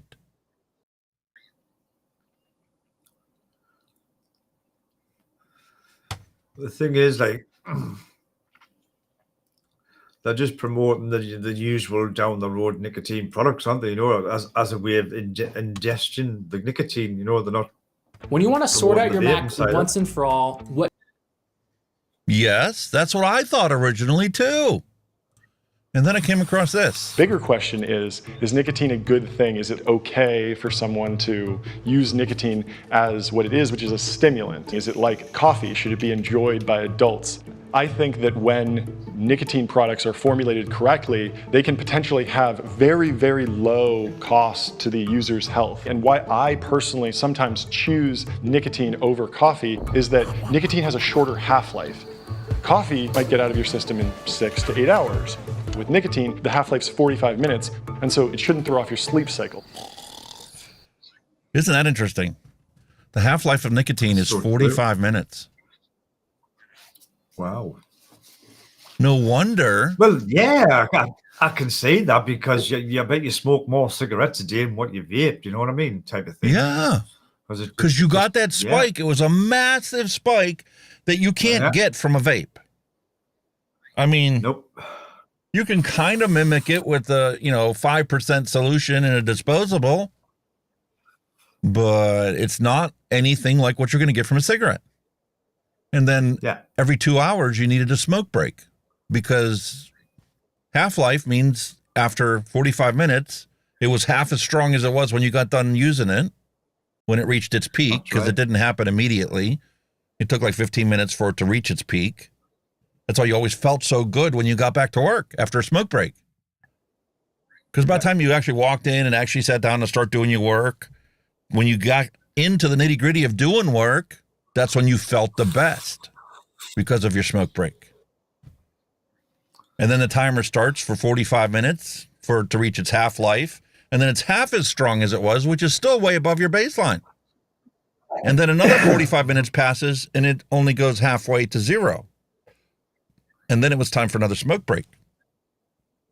Yeah. But here we go. It makes sense because hence your chain smokers, the smoke. They want to keep that level high, don't they, your chain smokers? Yeah. And I think this is funny because the guy that is giving that speech and talking about it is the guy that runs Lucy. Now, the bigger question is nicotine a good thing? Is it okay for someone to use nicotine as what it is, which is a stimulant? Is it like coffee? Should it be enjoyed by adults? I think that when nicotine products are formulated correctly, they can potentially have very, very low cost to the user's health. And why I personally sometimes choose nicotine over coffee is that nicotine has a shorter half-life. Coffee might get out of your system in 6 to 8 hours. With nicotine, the half-life's 45 minutes, and so it shouldn't throw off your sleep cycle. Then we have to get to the question of addiction. If you're inhaling a cigarette, that is absorbed through your lungs extremely quickly. It crosses the blood-brain barrier and goes into your brain faster than if you injected it with a needle into your arm. When you're talking about something like a nicotine patch or nicotine lozenge that's absorbed orally, it's absorbed much more slowly. We're talking about 45 minutes as opposed to 2 minutes. You're looking. And it's the same with your vape. That's why vaping can't be as addictive as cigarettes, because despite the fact that, we're vaping it directly into our lungs and, it should metabolize it so quickly, we can never achieve the same level of nicotine in our blood as you can with a cigarette, as you can with combustible tobacco. Because there's other constituents in the tobacco smoke that increase the metabolism and give you the antidepressive effects that are in the MAOIs that are in the cigarette smoke that you take in. So you not only have a faster effect, but it's also reinforced much more because this doesn't have any of that stuff in it. It's essentially just scented fog that has nicotine in it. Better than a patch, better than a gum, but nowhere near a cigarette. It's also why it's so much healthier for you.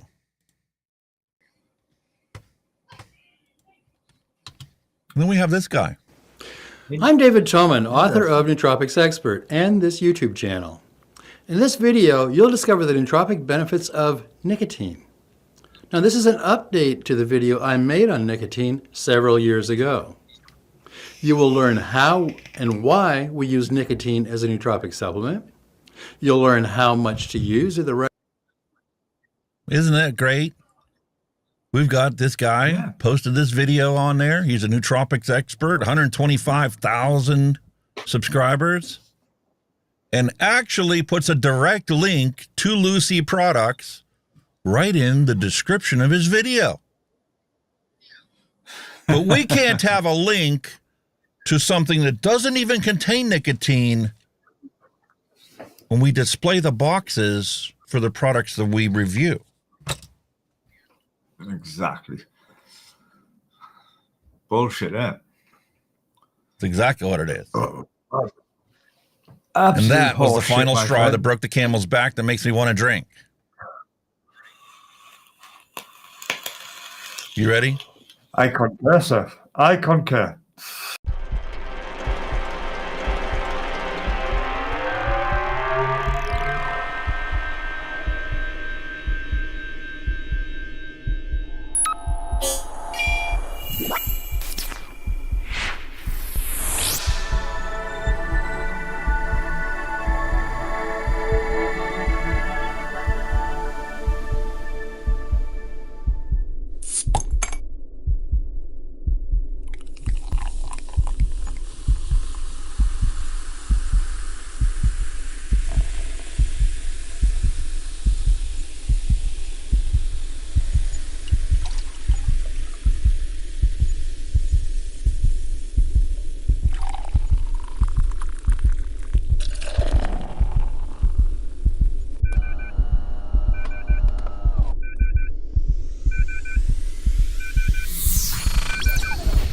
Move your mind and get ready for the drop.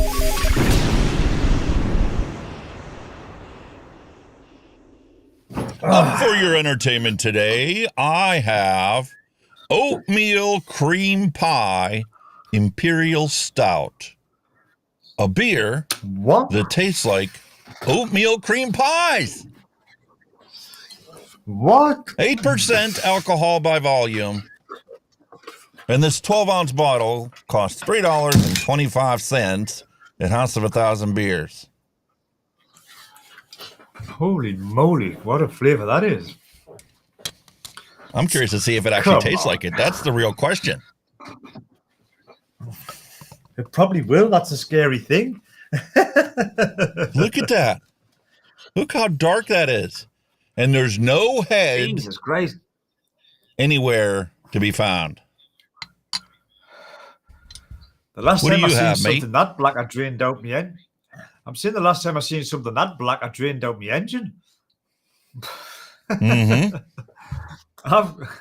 I've gone for a I've never had this before, even though it's a famous brand. This is Stella Artois Unfiltered. I've never had it before. So I thought I'd give it a go. Unfiltered? Unfiltered. So I don't exactly know what that means, unless it's cloudy or something. I don't know. It is, where's the alcohol percentage on it? It's a 5% by volume on a 440 ml can. But I've also got something else that I picked up, which is something unusual I've never seen, which I think it's probably a knockoff of Stella, because this is called Estrella Dam, and this is a Spanish beer. So I'm just, the Stella Estrella, the similarities are like. Tell me about Estrella. Obviously, you little threesomer. It's a damn Barcelona in 1876. And this is a 500 ml can, and this is 4.6% alcohol by volume. It's been Barcelona since 1876, apparently.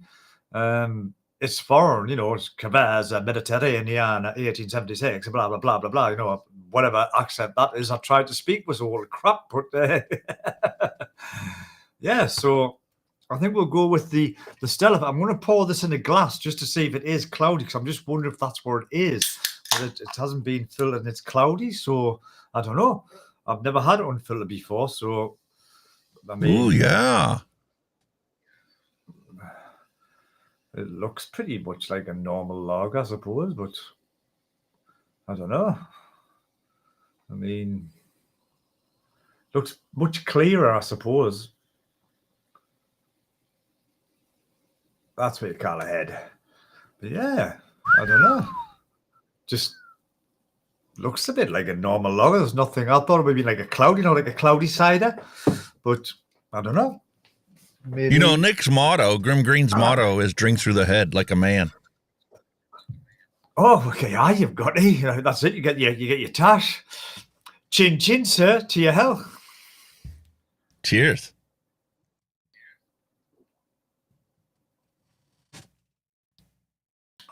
Ooh, that's like a fresh, crisp. Ooh, it's really fresh. That I wonder what's that. Ooh, I'm gonna have to add. Ooh, that's really nice. That's refreshing. Ooh, I like that. ART. So what are you getting flavor-wise?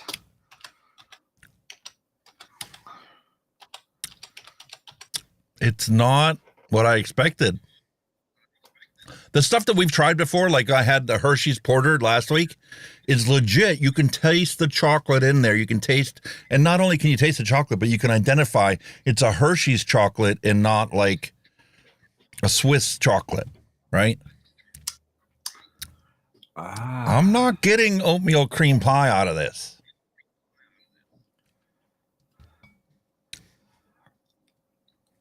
That's interesting.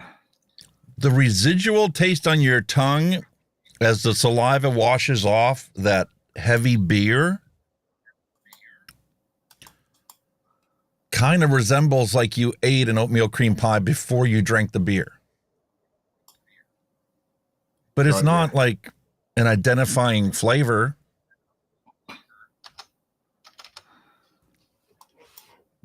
Really? Through my nasal passages when I exhale, I can smell oatmeal cream pie. So the flavor components are there, but they're nowhere near competing with the actual profile of the beer itself. Okay, yeah.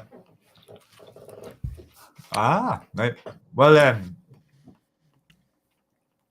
just did a quick Google on this unfiltered beer. Basically, it's just a small paragraph. It's saying, people drink beer with their eyes, and in the last couple of 100 years, ultra-clear beers, which had been filtered removing yeast and small proteins, were the most popular due to the appearance and familiarity. Unfiltered beer is quite simply beer that has not been filtered, nothing has been removed, allowing for a more complex flavor and aroma.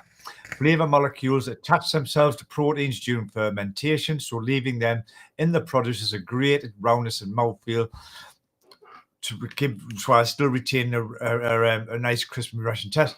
That's what that flavor is. You get more hoppy. It's more hoppy than a normal lager. That's what I was getting. Here's how little It's oatmeal nice. cream pie is in there, okay?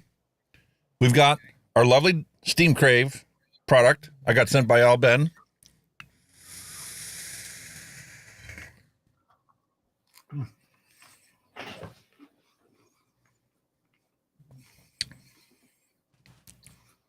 The residual flavor on my tongue is that custard.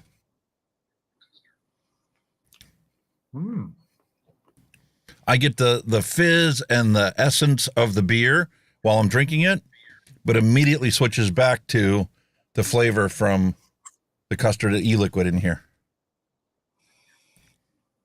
Ooh. I actually smell the difference in that and all. I do want to put a warning out there, a public service announcement. Do not, for the life of you, do not buy Dunkin' Donuts flavored alcohol.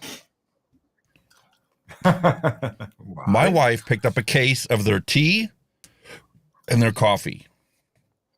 And guess what it doesn't taste like? Doesn't taste like coffee, and the iced tea doesn't taste like tea. It tastes like, oh, I don't know, after you got done with a party and all-night kegger, right? And you had a bunch of frou-frou drinks laying about, and you had a bunch of women that were drinking wine, and you poured it all into a bucket, right?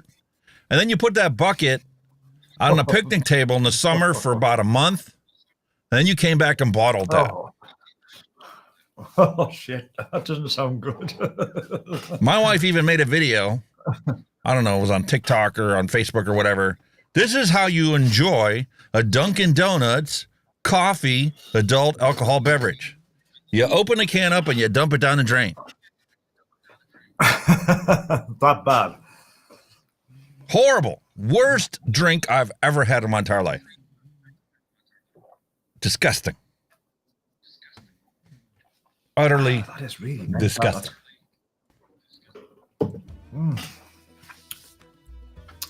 However, actually awesome, man. This is much better than that. Despite not tasting like the name on the bottle, it's not an oatmeal cream pie. Yeah, it kind of leaves your tongue with the essence of an oatmeal cream pie, but it can't even compete with one vape. What's not in your face? It's more like a lingering flavor rather than being in your face flavor. Yeah.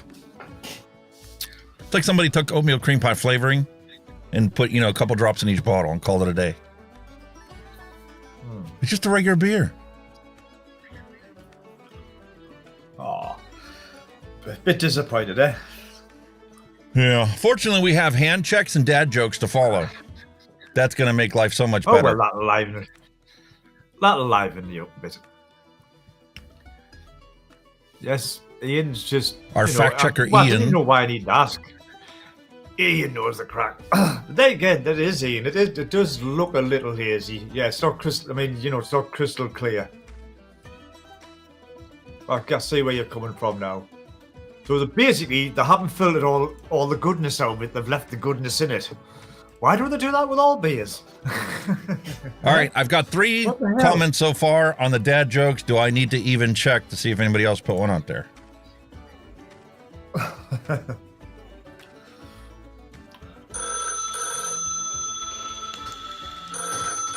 Let me double check.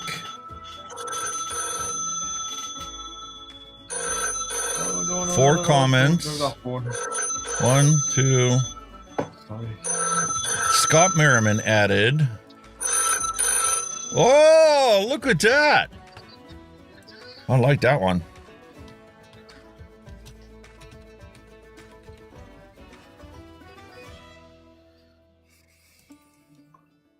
Awesome.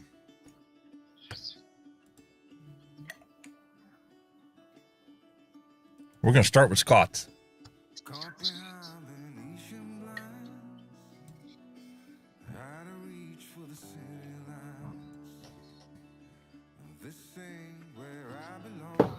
Look at that. Ooh. Nice little side by side, eh? Yeah, Scott Merriman featuring the K-Fun X with DIY cherry limeade on the Tomahawk Tomahawk. Is that what it is? Yeah. Oh, very nice looking piece of kit and all, isn't it? Not as nice as the guys in the background.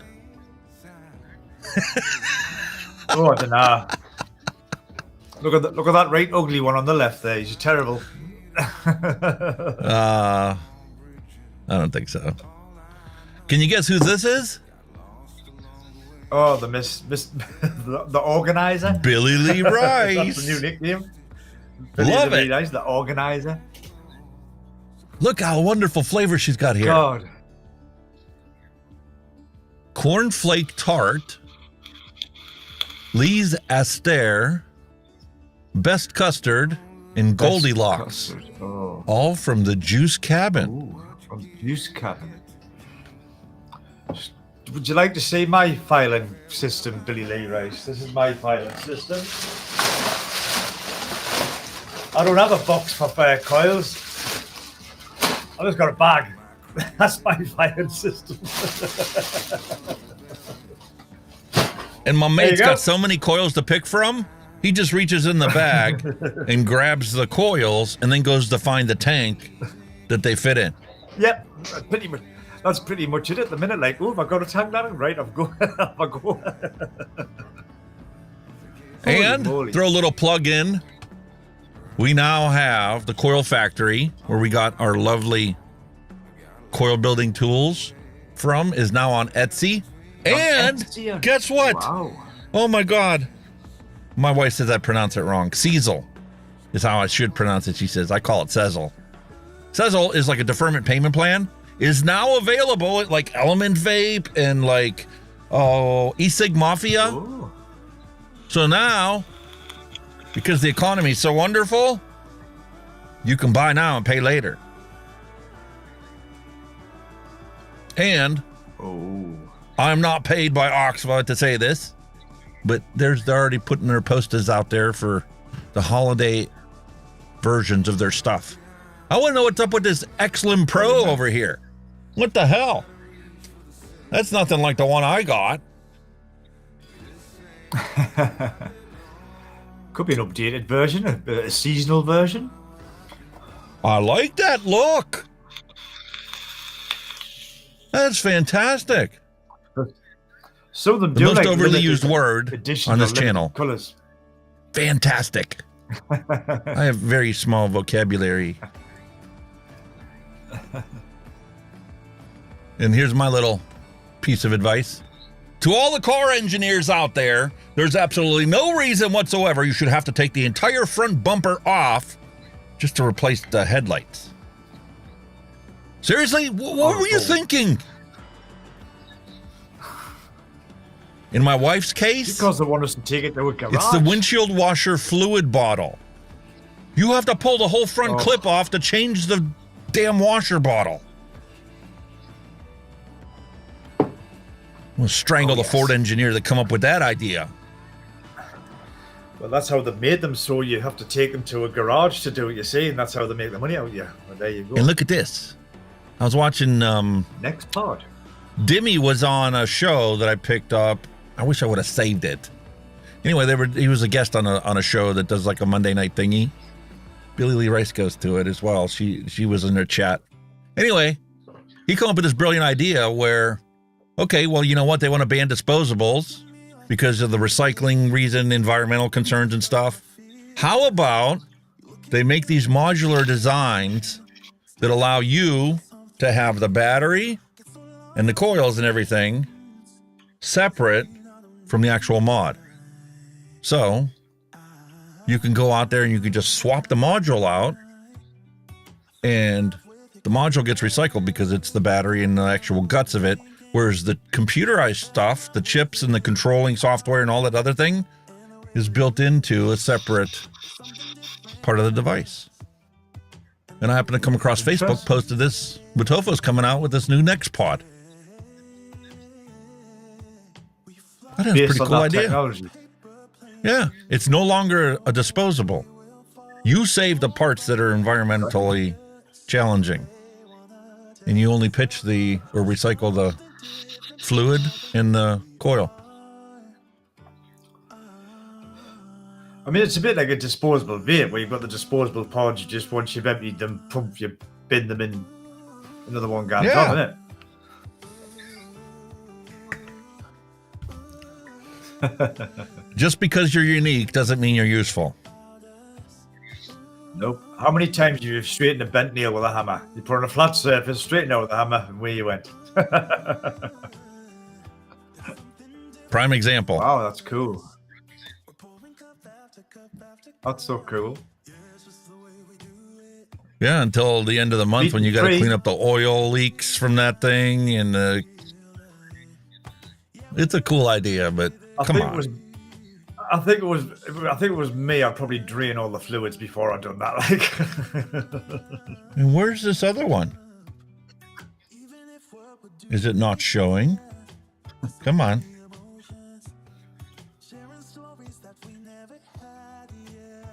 It skipped right over it. Here we go. Oh. William Dobson, dad jokes. Snowman for sale. Needs repairs. $25. Poor snowman. I mean, I think that's totally appropriate for the economy that we're living in right now. What do you think? Oh, definitely. Without a doubt. Totally agree. And with that, time to start the dad jokes. Oh, here we go. In the midnight hour, she cried, "Mo, mo, mo." Mo, mo, mo. Do you watch Three Stooges when you were growing up? Bits of it, yeah. How about you guys in chat? Did you see the Three Stooges? Did you watch them when you were growing up? Or were they not your cup of tea? I used to watch something called the Marx Brothers as well. You ever hear the Marx Brothers? The 60 Watt Guide, just in time for dad jokes. Hello and welcome. Hello. Hope you're doing well. Hello, 60 Watt Guide. And just like we started out earlier, here's a handy chart showing how far the proclaimers would walk just to be the one who wakes up next to you. And if you want to hear Kenny sing it, you can just rewind to the beginning of the episode. Because he can sing this one. Sweet dreams are made of cheese. Who am I to disagree? Travel the world and the seven seas. And the seven seas. Everybody's looking for something. And as a DJ, I can honestly proclaim this is 100% true. Requested Billy Joel songs. How many times each of them are requested? Piano Man takes the cake. Yeah, I like Uptown Girl. Like Uptown Girl was popular over here. I loved it. I loved all of Billy Joel songs. You know, he's teaching at university now. Really? Yeah. I heard he was quite an educated, clever guy as well as a musician. He was quite knowledgeable and clever. Teaching music theory at university. Wow. We took the song Our House very seriously. Our house in the middle of the street. Our house. Our house is our castle and our keep. Did you know one of the rarest of rare birds is the cockapoo? Yes, because I like watching wildlife programs and I am well aware of that. I'm pretty clued up on natural history. David Attenborough is my favorite guy. You know, a year should have 13 months. What? What? Well, if we had 13 months instead of 12, every month would be exactly 28 days. And the first would always be on a Monday, and the 28th would always be a Sunday. Never thought of it like that. And our lovely Gavin Newsom from California. Oh. The highest poverty rate in the nation, the highest gas taxes in the nation, the highest, and that says a lot coming from Pennsylvania. Higher gas taxes in California. The highest state income tax in America, and the biggest record for homelessness, all in California. He's Sounds doing bit like such our a Tory fantastic government as job. well, actually. Yeah, same as our Tory government, same kind of shit. Oh my God. Give me all your loving, all your hugs and kisses too. And the beard's down to here. What the?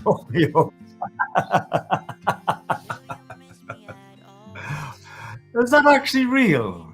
Get to... Holy shit. I'm telling you, we live in a crazy world. People don't believe me. They're like, oh, yeah, I know what you're talking about. It's all crazy. Yeah, whatever. You're just no fart. How can this be a good thing? Where's the censorship on that one? Here's the audacity of the Newcastle Tramway Authority. Touching wires causes instant death and a $200 fine. What? So is that, does that fine apply to who pays the fine? The funeral director, your family, what? How do you assign that? No, I think they just go through your fucking wallet and fucking take it out of you. If you feel pain, you're alive. If you feel other people's pain, you're a human being. This needs to be plastered all across the planet. Yeah, man. Then you walk into a big name box hardware store that shall remain nameless.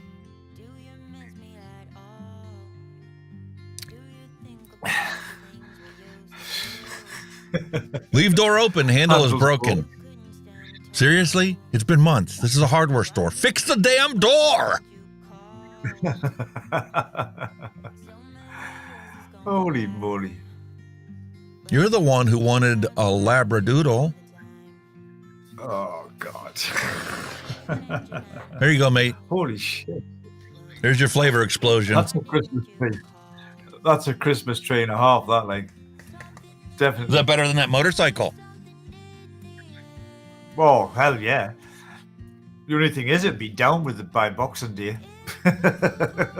He sees you when you're drinking and knows when you are baked. He knows when you are baked.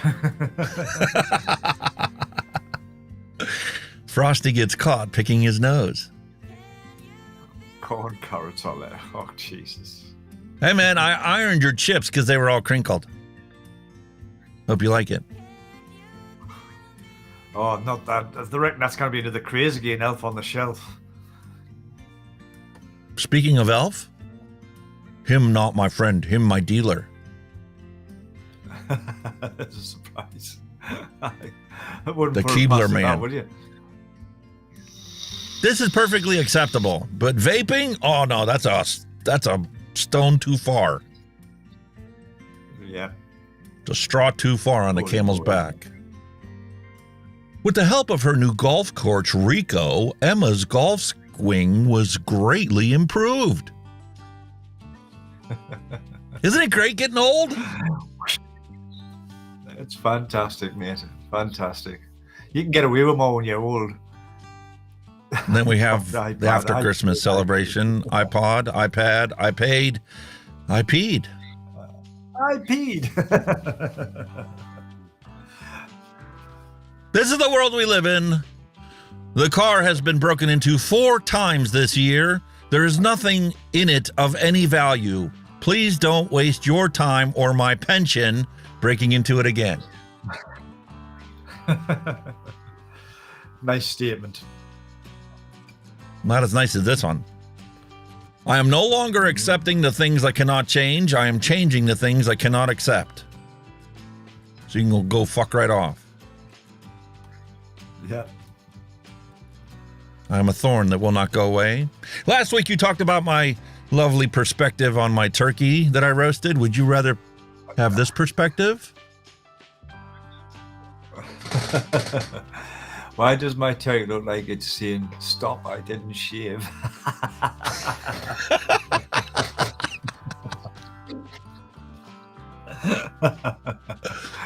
I've been watching all of you this year. You aren't just naughty. You are all mentally disturbed. Yeah. Yay, new toy. Oh my God, it squeaks. I love squeaky toys so much, I must destroy it.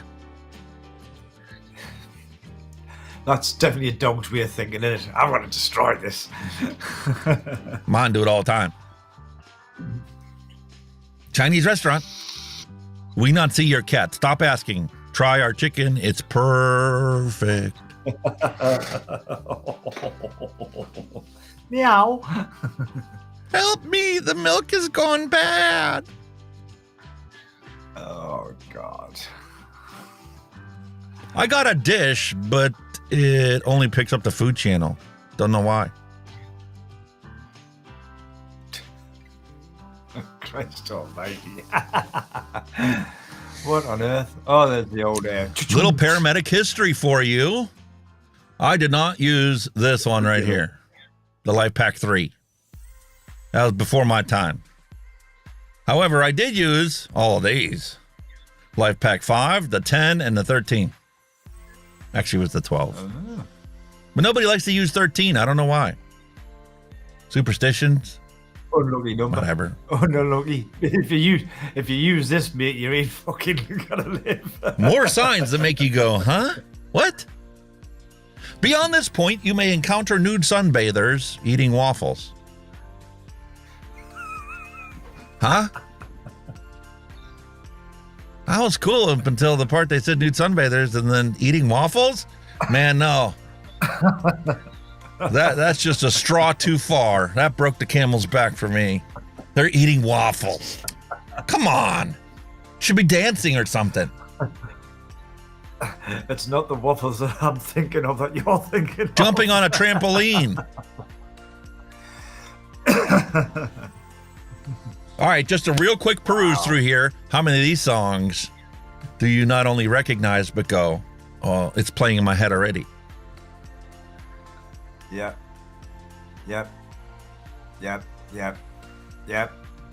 Pretty much all of them.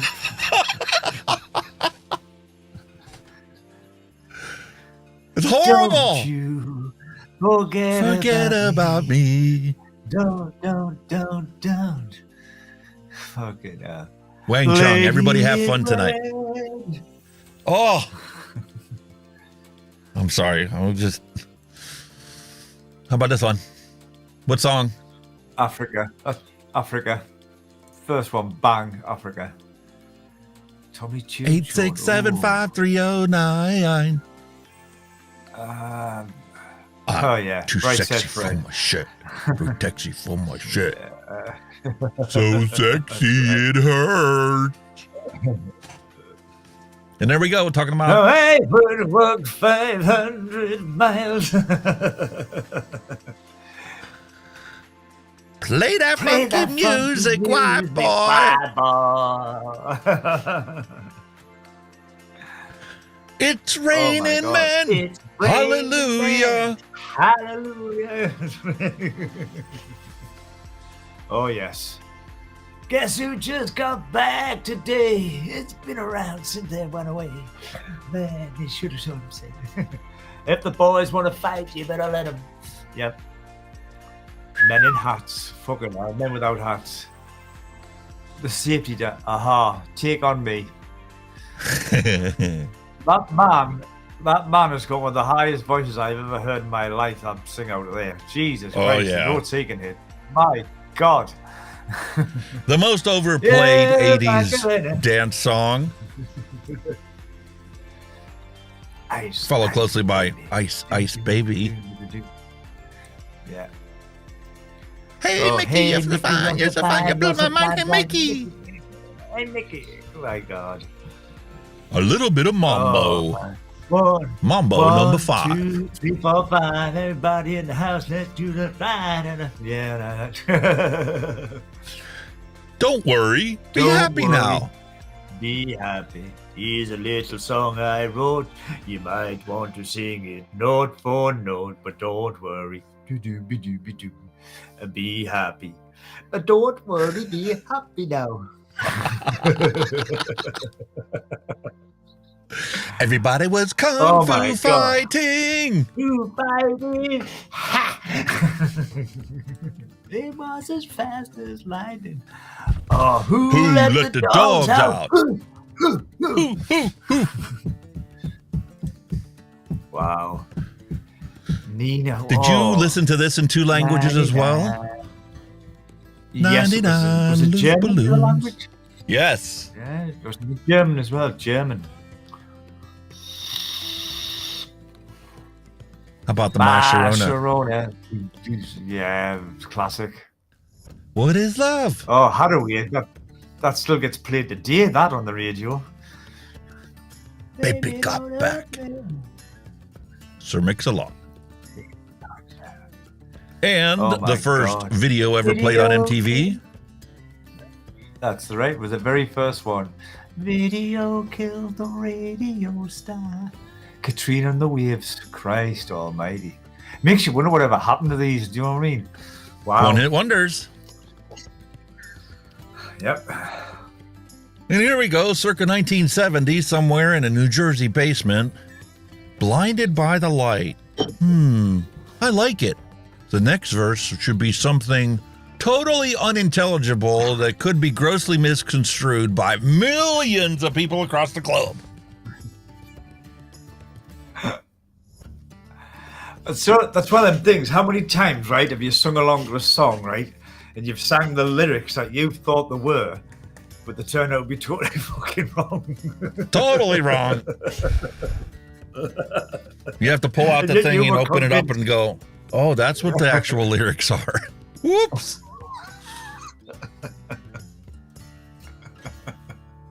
Oh, yes. They're from my neck of the woods, just down the road from me. Money for nothing. And your chicks for free. Brilliant band. Yep. She's got yes. legs. She got legs and she knows how to use them. Yeah, I like that. She never begs. Give me all your stuffing and your yams and biscuits too, baby.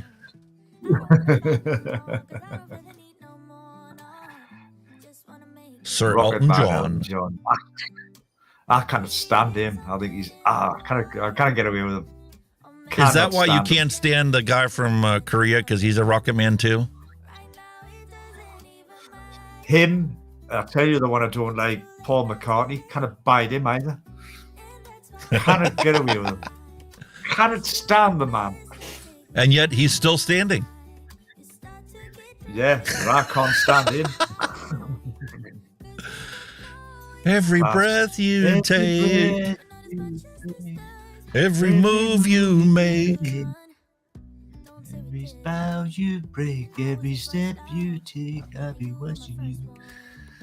I've been watching you. Snowman arms, $50 each. Inbox me for more information.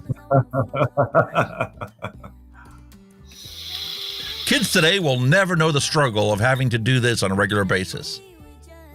Oh, hell. Defrag. It took for fucking ever. You used to just set it away, go to bed, get up next morning. Oh, it's only a third of the way through. Forget about it. Hey, man, before we work on artificial intelligence, why don't we do something about natural stupidity? If only, mate. If only. If only. Hi, my name is Bill Gates, and I'm going to teach you how to count to 10 today. 1, 2, 3, 95, 98, NT, 2000, XP Vista, 7, 8, 10, 12.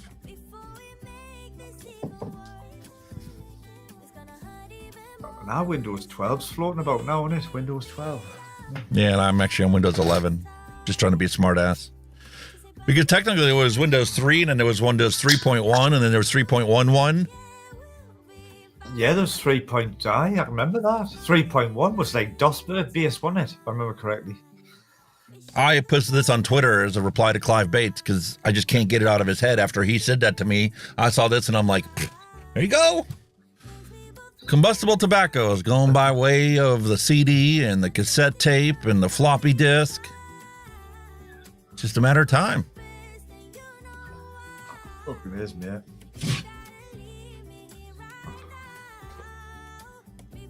How you doing?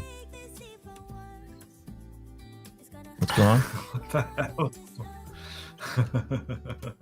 What's that? And this is why I despise Apple. Here's how Apple sells shit. You get the mug without a handle for $5,000. We'll sell you the handle for another $1,000 and the glue you need to put it together for $700. Exactly. That's Apple products to the T. There you go. There's a normal log. It's about 10 years old. That's much clearer, that lager, than the other one. I know why you've got the unfiltered now. You can definitely see the difference, can't you? You can see me clearly through that glass. Couldn't before. There you go. Unfiltered lager, boys and girls. That's the way to go. That's Delicious. pretty cool. Yeah. Apple, overrated, over-expensive. And all they do is fill the products, ram-packed with random access memory to make them go fast. The chips are shite. Here you go. This is why you're not allowed to come to the United States. Because you would look at that and take that as a challenge. Without a doubt. While he's at work driving the Amazon van. I could beat that doing the Amazon van now. A little bit of truth for you in today's confusing world. The problem is that we are not eating food anymore. We are simply eating food-like products. Yeah, all artificial crap. There you go. I'll let you look at that for a while. Holy fucking moly. What did that actually tone? That's the thing. I don't know. It's got a pintle on it.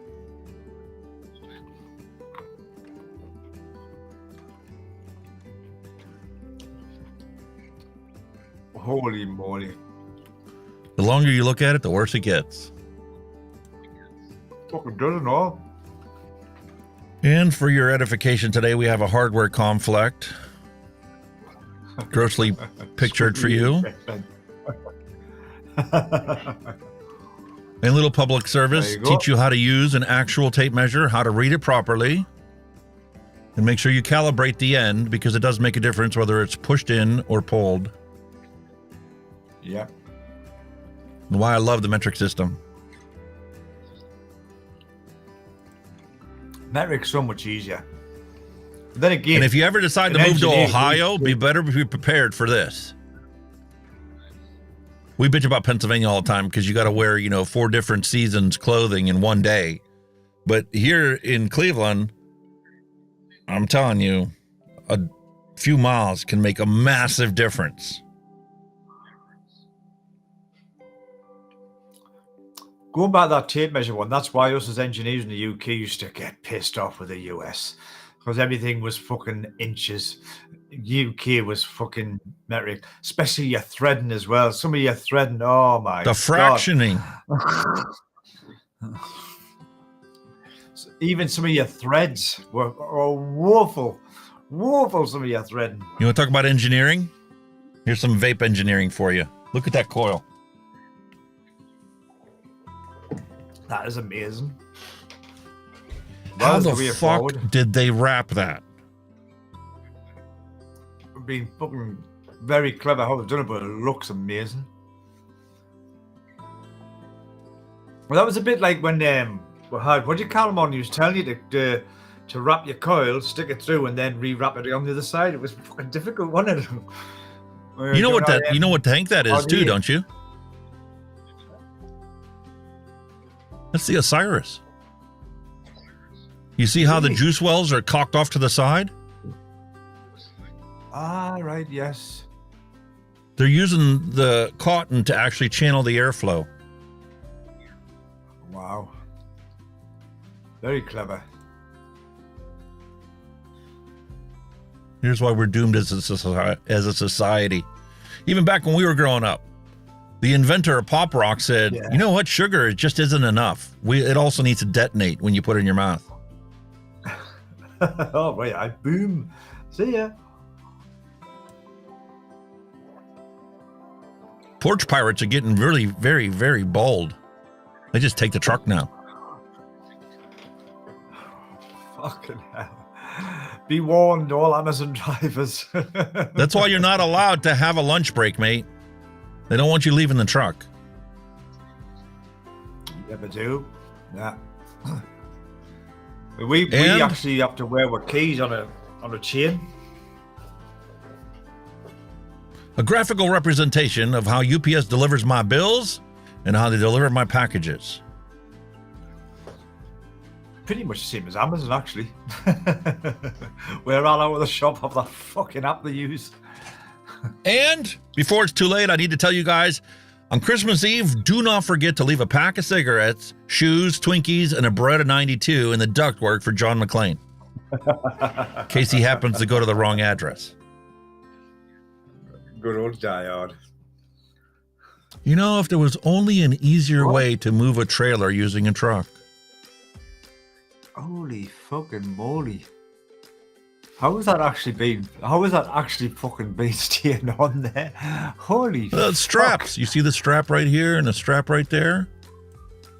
Well, they strapped it right down to the bed. You would think it'd be... But if there was only an easier way for them to attach that trailer, I don't know, man. A simple tow bar would be so much easier. You would think, but then again, you know, we've got this kind of stupidity going on. Steam. Ingredients: broccoli, salt, pepper, steam. Really? How did you package the steam to stay in the package and not recondense into water? Or freeze if you put it in the freezer? Yep. They could have at least put ice if it was a frozen bag. The wonders of science, eh? Well, fortunately, everything comes back to music. Our successes in life are all be traced back to music. And the reason that you can drink at 7 a.m. is because the Beastie Boys fought for that kind of thing. We had to fight for your right to party. Exactly. Oh, yes. And there you go. I was talking about earlier. Oh, yeah. Congratulations. Here's your birthday cake Marlboros that were banned in California. That's the reason we got our vapes banned. It wasn't because they were coming after us. No. It was birthday cake Marlboros they wanted to ban. Birthday cake cigarettes. Christ. I thought this was pretty cool. Pop, my dad. That's the bobblehead for my dad. He went out for a pack of smokes and never came back. Holy moly. Holy shit. Now imagine, just imagine what it would be like if George Lucas was a big pothead. It wouldn't be Star Wars, it'd be Star Peace. Because everybody's just chilling. Written and directed by the baked George Lucas. Like his style, like that'd be brilliant. What the actual? You know how you go to CVS pharmacy? Well, you don't because you're not in the States, but you go in the CVS pharmacy and they literally hand you a mile of registered tape with all these different coupons and offers and promotions. One free CVS employee hose down. Present this coupon on your next visit. And they'll take you in the back room where you will be able to hose them for 20 minutes. What? That's something just doesn't sound right about that, like, does it? Maybe kind of like this. The perfect Christmas gift this year. From Fisher Price, the submarine costume. What do you think?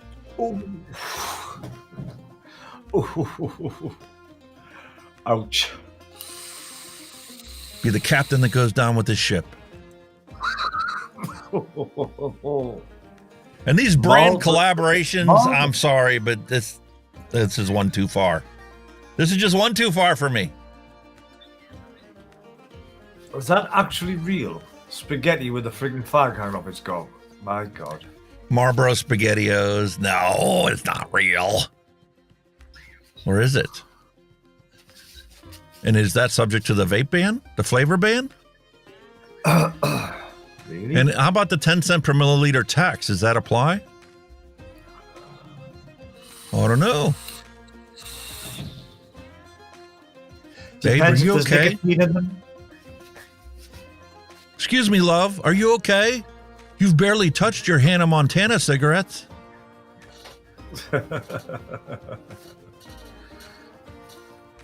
Ouch. Do it your fucking self, you fat cow. Oh, Jesus. There you go. Trojan, pre-owned.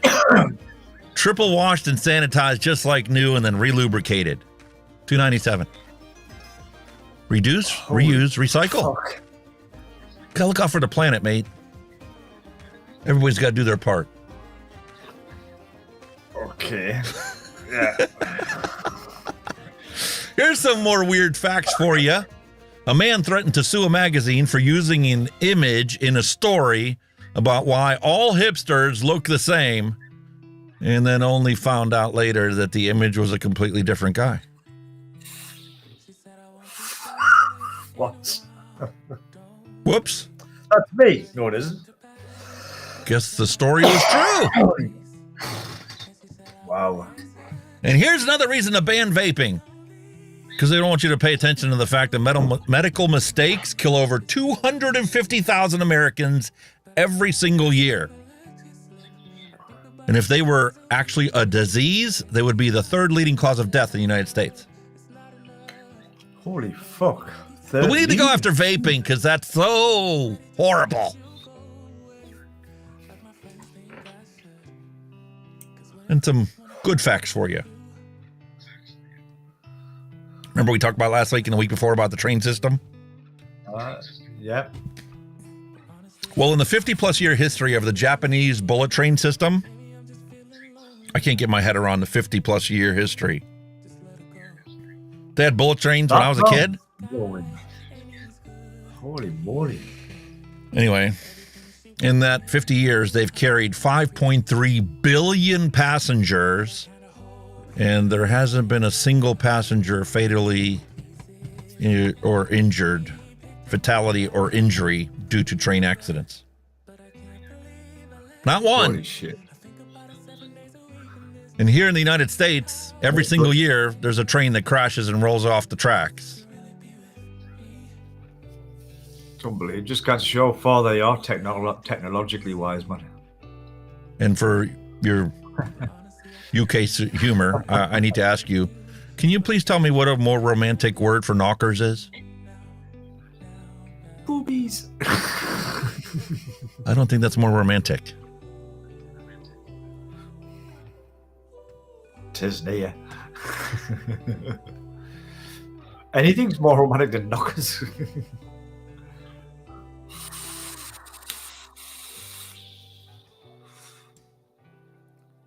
You know what? The most dangerous liars are those that think that they're telling the truth. Oh, yeah. Is that Al McLennan? Not McLennan,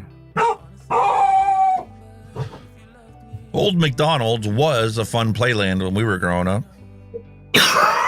Yeah. The new McDonald's just looks like a prison. Pretty much, doesn't it, compared to that? What arcade game did you spend the most money on? Mooncrester. Galaga. Mooncrester and Galaxian.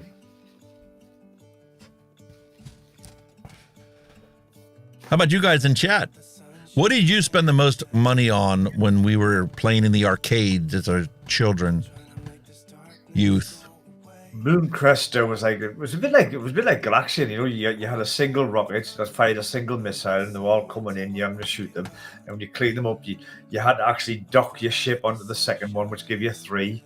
Then you shot them, and then you had to dock your ship on again. Defender, God, Defender. Wow. Sunset Riders. Isn't that interesting? Leo Berry, hello and welcome. What arcade game did you dump the most amount of money into? Asteroids. Wow. Asteroids, or the little triangle in the middle. Pew, pew, pew, pew. I'm surprised nobody said Donkey Kong or Pac-Man. Even the classic Space Invaders, you know what I mean? That was probably the early stuff. Or Pac-Man. Oh, Pac-Man. And then Mrs. Pac-Man. Yeah. I think by then we were all downloading them off the internet. Well, there's people that pay me buku bucks to restore these machines. Sometimes you can restore them, sometimes you can't. It's getting that hard to find them. Or even the parts for them must be wow. Well, there's hardly anybody out there restoring the memory chips that go in them. That's what I'm saying. So the UK TVs, they also had 13 channels back in the day? Nope, 3.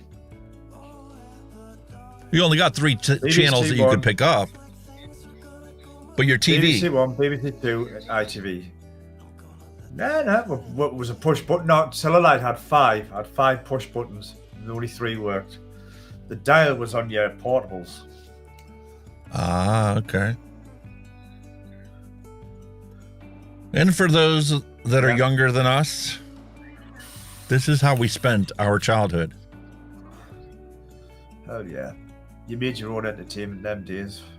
And this one's I picked out especially for you. Not only do we eat peanut butter and jelly here, but they came in the same jar. Oh. I can't get away with it. I just Listen, you guys are the ones that eat cheese on toast, right? We have grilled cheese. We put our sandwich together first. We butter the outside of the bread and then grill it. So you get a crispy outside, soft bread inside, melted cheese, where you guys toast the bread and then put the cheese on it and put it in the oven. Yes, that's traditional. Traditionally it's called a Welsh rabbit. For whatever reason, it's called a Welsh rabbit. You toast one side, flip it over, put your cheese on, toast the other side, and you put a bit of Worcester sauce on. That's like a cheese on toast. But what you're talking about, we call it, what is it again? A cheese toasty. We've got a machine, you put it in, put it aside, put it in the machine, toast it, comes out, melt it. It's just what we call cheese toasty. Even though it's a similar thing to cheese on toast, it's weird.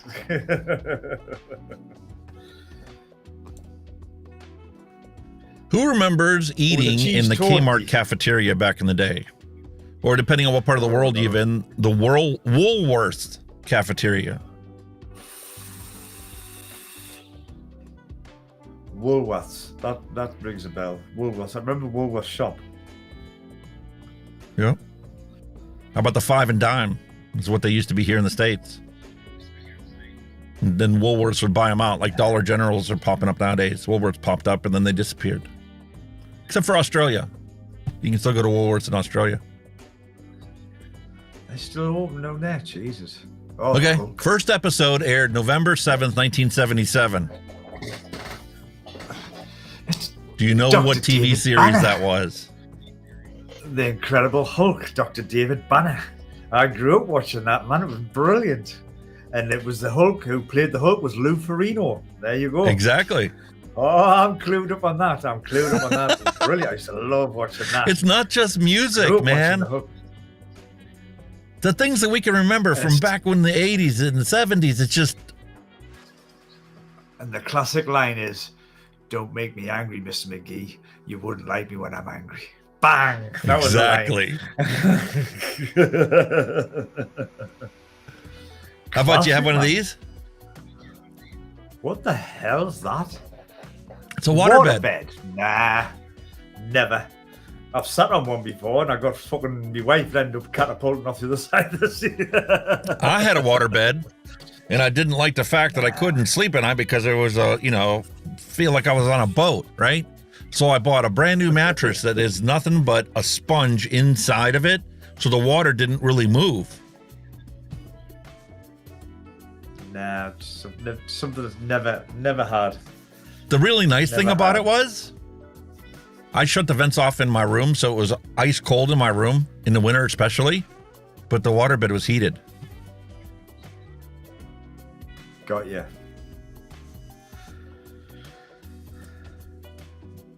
Watching these two as a kid is the main reason we are so sarcastic. True. Was it What was it, Waldorf and who? What was it, Waldorf and fucking? And come on, man. Stalwart, why can't I think of it? Oh, God. I used that as a Waldorf thumbnail and to one of our Stalwart. episodes. Can't remember now. Statler. Fucking Muppets, man. Jeez. Waldorf and Statler. That's it. Waldorf and Statler.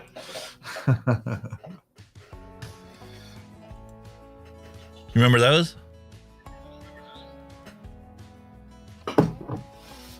Carbon swiper. copy. Yeah.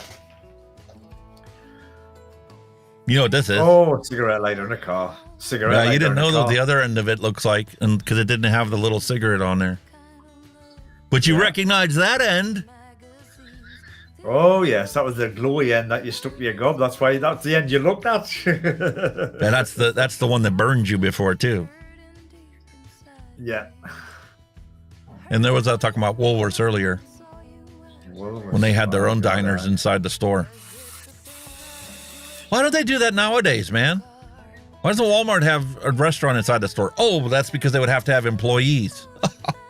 Sorry. There's some shops over here, like Asda, which I think used to be American owned by. I think they used to be owned by Walmart. Asda still got a sit-in cafe. Sainsbury's did have a sit-in cafe. I don't think they've got one now. I don't know of a single store that has a Shops still sitting got cafe now. Still Kmart a was the couple of last one. stores. I mean, it's not like a full restaurant. You know, you can get a cooked breakfast and that, and a sandwich and all that. So, Well, yeah, but the fact that you could still go there for lunch, you can't do that nowadays anywhere. well, you put that down to your fast food chains, can't you? The fast food chains killed all that off. I didn't put two and two together until I saw this meme. I watched her performance at the football game, right? Halftime show. Dolly at 77. She's 77 years old. And this is what Dolly looked like in 1977. Never really changed, has she? It's amazing what plastic surgery can do for you nowadays. Yeah. Well, it doesn't done Sharon Osbourne many favours, like. Jennifer the worst Aniston's case another one that's scenario I've aged ever- beautifully. The worst ever case I've seen of plastic surgery is Sylvester Stallone's mother. Fucking what the hell happened there? Jesus My wife, Christ. we just got done watching a series of plastic surgeries fixed. And they do plastic surgeries and they go horribly wrong and they have to go to another plastic surgeon that specializes in fixing botched plastic surgery. Be surprised how many women are out there nothing but fake, and then they wonder why they can't find a real man. Oh, this is it. That's why we're so nostalgic. Operator. Here we go, Jim Croce. Wow. You might not know this song, but you'll know "Time in a Bottle." If I could save time in a bottle, the first thing that I like to do is to save every minute and spend them with you. Rings a bell. Rings a bell. Rings a bell. I'm old school, man. I believe in having good manners, respecting my elders, and helping others whenever I can. Exactly. It's a fact, Jack. Now. And here's text messaging from our youth. Also doubles as a after lunch activity. A spinner. Field goal. Wow. And this, I missed this whole thing. I should have paid more attention when I was a youth. You may not realize the significance of this. Put the pinto under the tree, right? You see commercials on Pinto TV. anything. It's Christmas time, go buy a new car, and put a bow on it. That's what you're giving your significant other for Christmas and stuff. Here's when corporatism ruined society. They had these specialists called bean counters. And when they designed the Pinto, the Ford Pinto, they realized that if you had the left turn signal on and got rear-ended, the car would explode. Okay? Really? Wow. So they had these bean counters do the math. This is how bad humanity is, okay? Or these corporate elitists, whatever. They had these bean counters count how many cars would blow up, right?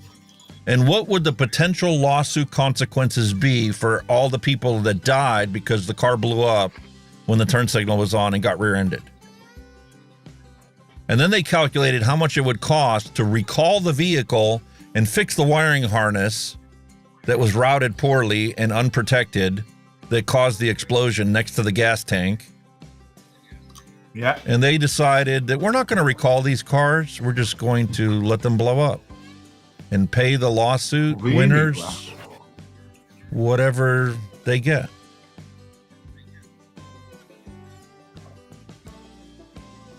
Do you have one of these when you were growing up as a kid? Yes, $6 million man, Lee Majors. The little hole in the back of his head when he looked through his eye. Yep, you look through his eye. Yeah. That was the shortest lived toy I ever had. It broke. The arms fell off. Really? Which is a shitty design. Oh. Here's a revelation for you today. These were all released within 44 days of each other in 1991. Metallica, Pearl Jam, Guns N' Roses. There's a classic playlist there for me. Easy. Red Hot Chili Peppers. And Soundgarden. And Nirvana. Brilliant. What a soundtrack that is, man. If we only had memes back in the day, how true this was.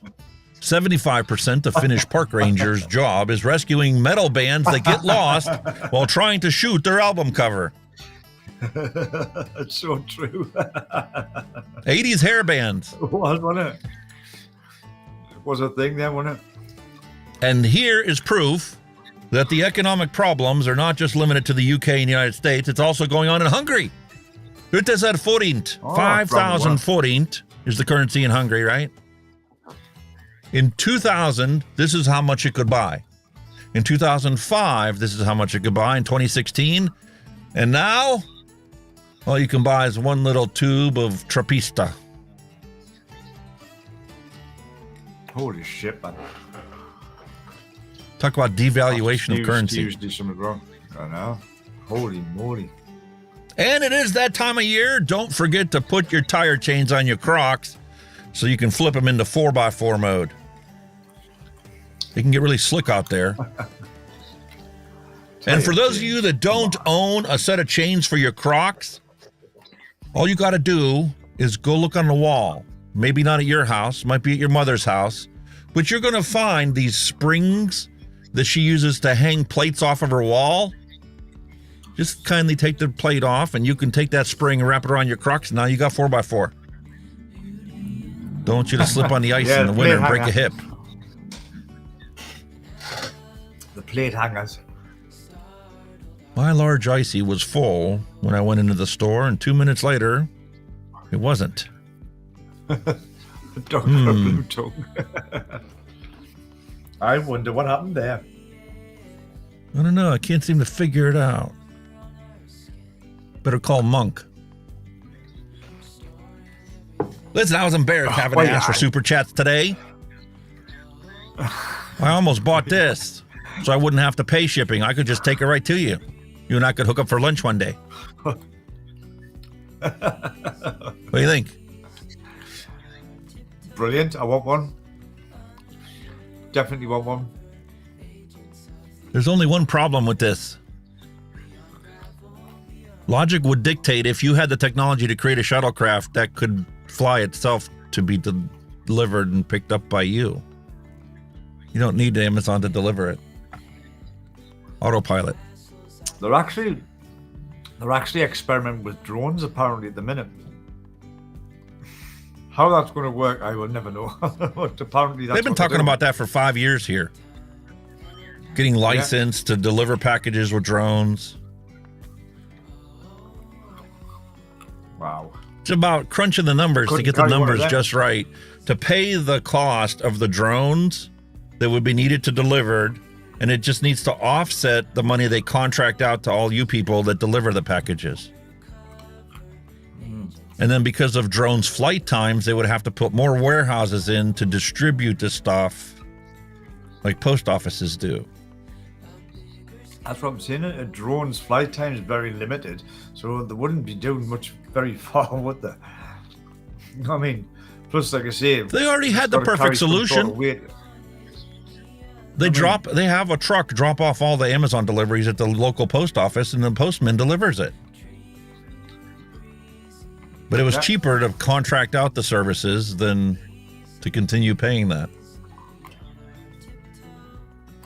There we go, little mind thought for you. Here's a future game show. It's called Facts Don't Matter. Right? Little thought experiment. Sorry, Arthur, your answer was actually correct, but Paul shouted his opinion louder, so he gets the point. And the extra bonus point goes to Sue, who was offended by your correct answer. How fucking true. And for those of you that don't know, if you need some heavy cream, you don't have to run out to the store and grab some. If you have some whole milk and some unsalted butter, 2/3 cup of whole milk to 1/3 cup of unsalted butter, and you got heavy cream. Whip it to your content. Have a nice day. Wow. There you go, mate. That playing in your head already? Yep. Don't stop believing. Hold on to that feeling. Any way you want it, that's the way you get it. That's the way you did it anyway. Yep. There's your open arms. Open arms. Oh, God. I vaguely remember that one. How about this Aussie? You remember her? Olivia Newton-John, out of Greece. Let's get physical. She's out of Greece? I thought she was out of Australia. She was in the film Grease with John Travolta. Oh, the movie Grease. I thought you were talking about the country. Yeah. I'm like, she's not Greek. I thought she was an Aussie. Yeah, she's an Aussie. Yeah. Take psychology class and learn about mental illness. Oh, God, I've got all these problems. Shit. Oh, good. Now I know what to call them. Oh, and for you, classic. I couldn't leave this one out. Pressed on purple vinyl. Purple Rain, classic. Let's go crazy. Oh no, let's go crazy. Yeah. There's your Uptown Girl. Uptown girl. She's been living in her uptown world. Oh, fuck. We're just talking about lyrics. We can never get them right. Yeah. I'm Mr. Range down in Africa. Nope, those aren't the right lyrics, man. Oh, wow. Slippery When Wet. Bon Jovi. Def Leppard, Hysteria. Coming to your head there. Pyromania. Yeah. Extreme 2. Porno Graffiti. Motley Crue. Shout at the Devil. Motley Crue. Oh. Poison. Look what the cat dragged in. Wow. Open up and say ah. Quiet Riot, Mental Health. Quiet Riot, Mental Health. Twisted Sister. Twisted Sister. I was never a fan of them. Like, We're not gonna take it. Warrant? Warrant. White snake? White snake. Yeah. White lion? Nope. Here's a little bit of advocacy information for you, okay? My son had nitrous oxide at the dentist. They asked him what flavor he wanted. Strawberry, watermelon, bubblegum, or glazed donut. I thought to myself, man, that sounded like vape flavors. It turns out that the dentist is using Capella concentrates. But when I told the dentist I too use those concentrates, she freaked out about how harmful vaping is. So it's fine to give kids Capella flavors for an hour-long dental procedure that they're breathing in the whole time in their air supply, but it's not fine for adults who don't want to smoke cigarettes and choose to vape. Yeah, that's something up, isn't it?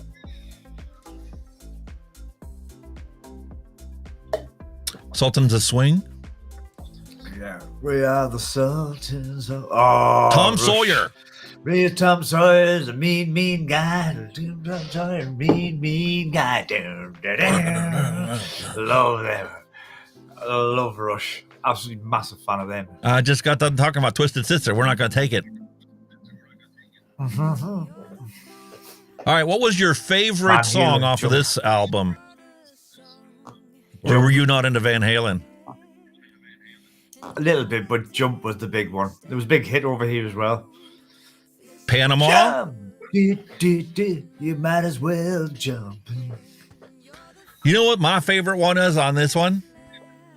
Nobody ever played it on the radio, but I played it until I wore the thing out and had to buy a new one. 1984. The intro, it was just nothing but... If it's like, you know, the music they would put in like Star Wars. It was just... And I'm like, oh, I gotta test my speakers. Let me get the subwoofers. I need bigger subwoofers. I want to feel this music. That was it, 1984. Play that funky music, white boy. And there you have it. Holy moly. Wasn't so much dad jokes this Holy week as moly, much it was reliving the music from our childhood. Oh, fucking love it. Instantly, they come to mind. You can't help but go, man, do I know that song.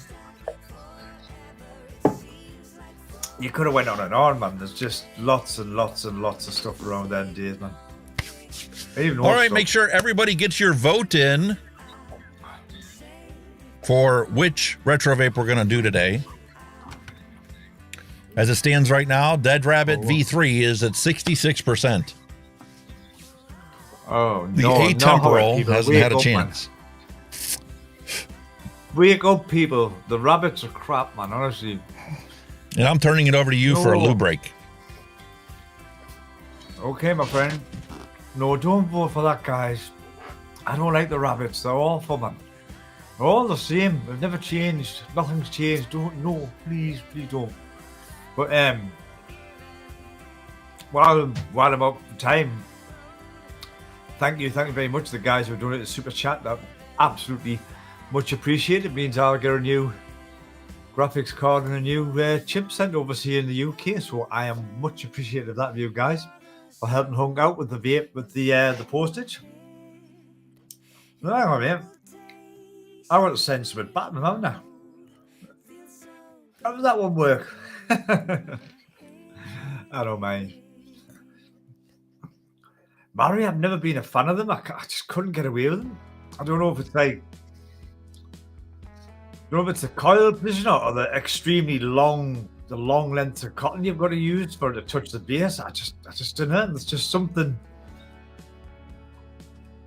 I just can't get away with them. I just don't know. I mean, I've got there. That's the.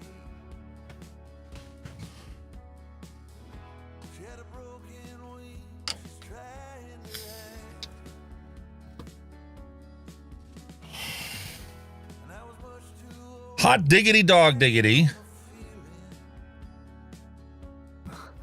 I do apologise. That was me voice meter was wanting us to do an evaluate. Fucking, can you believe that?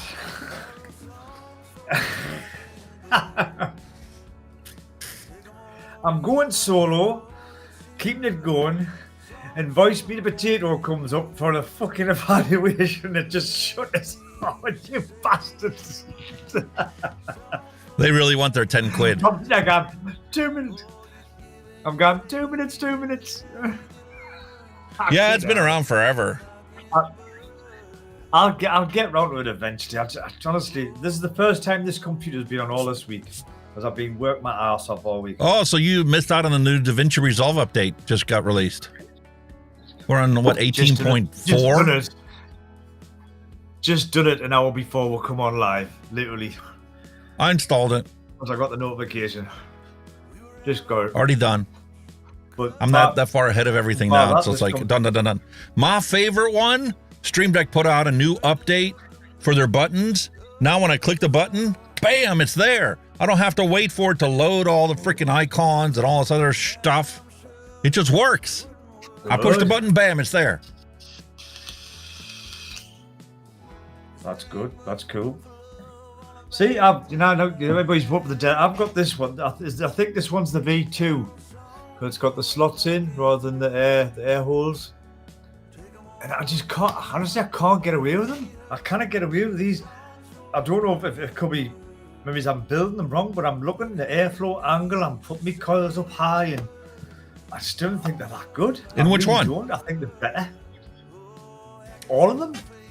I've got the RTA, I've got this, the V2.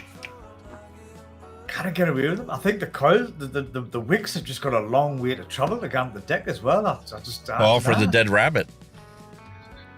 Yeah, for the dead rabbits. I just kind of get away. I think it's one, if you get your coil positioning wrong or you get your wicking wrong, you're in for a world of shit. It's as simple as that. I never had an issue with that, especially with the fat rabbit. I love the fat rabbit, except when it puked its guts out into my camera bag. My only thing was, and a lot of people told me and gave me the comments and the feedback on it, and they said, you need to crank the wattage to it. You know, put a lower ohm build in it and crank the wattage to it, and you'll get amazing flavor out of it. And they're right. But why do I want to have to run my mod at 100 watts all the time? Change batteries every day? They're a bit like this. They're a bit like the Steam Crate products. You've got to put a bit of power through them. But yes, I don't know. It's just something I just can't get away with, because like I don't know if it's like the layout. It's always the thing that's bugged me, right? If you've got two coils sitting there like so, right? But you've got air coming down an angle literally from the top. I can't understand how it works. Normally airflow is better from the bottom. And you're like, how? Yeah. I'll just never get my head around it. You know me, I'm all about airflow. I evaluate airflow on every tank that I open up and I review. Yeah. Matter of fact, that was the one thing I'm working on now, the Osiris review. But like I said, the only way for you to get that airflow to maybe hit the middle or the bottom of your coil is you've got to put them really high, and you know, you're close to the top of the chamber, in my eyes. Mallory Gates, hello and welcome. Mark Sweeney, hello and welcome. I don't know.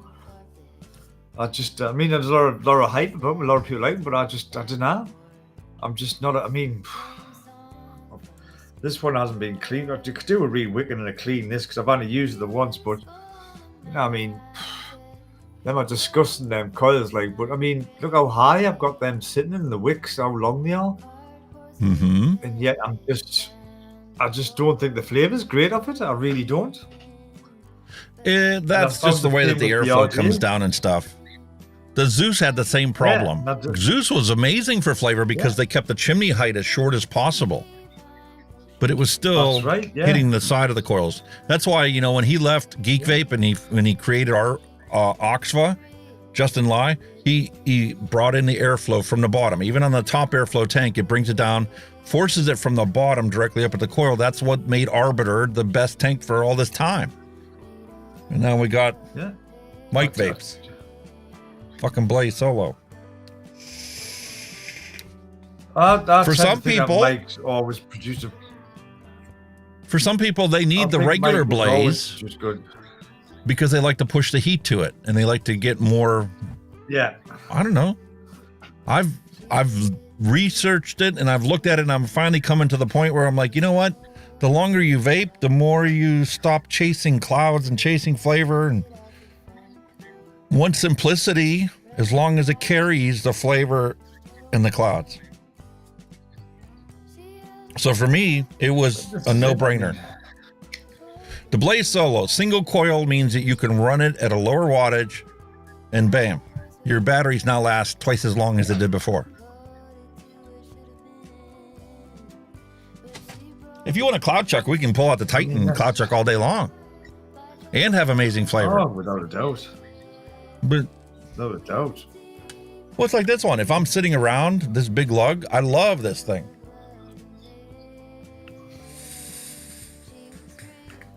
Flavor's fantastic. Oh, shit. But I still got to put 75 watts to it. And those dual 18650 batteries, if that's the thing I use all day exclusively, won't last all day. There's give and take at this point. I mean, we're literally splitting hairs when it comes to these tanks because they're all fantastic now. I'm curious to see what this dead rabbit looks like. So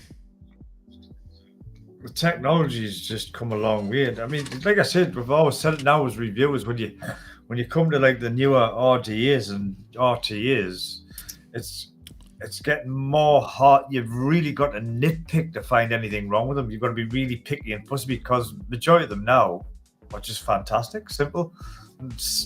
You know, you can't pick, you just can't nitpick them anymore. Is that Arbiter you're talking about? Oxford Arbiter? Or is that somebody else? Orbita? Arbiter. Arbiter. I got 6 of them. I love them. Yeah. I'm not actually going to sell any of them. No.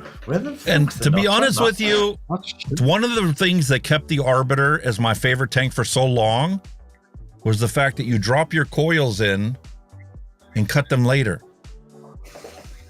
You didn't have to pre-cut the leads. Yeah. You just drop them down through, like the bulk. Drop them down through, place them at the height you want, tighten everything down. It just make it easy for anybody to be able to do it. But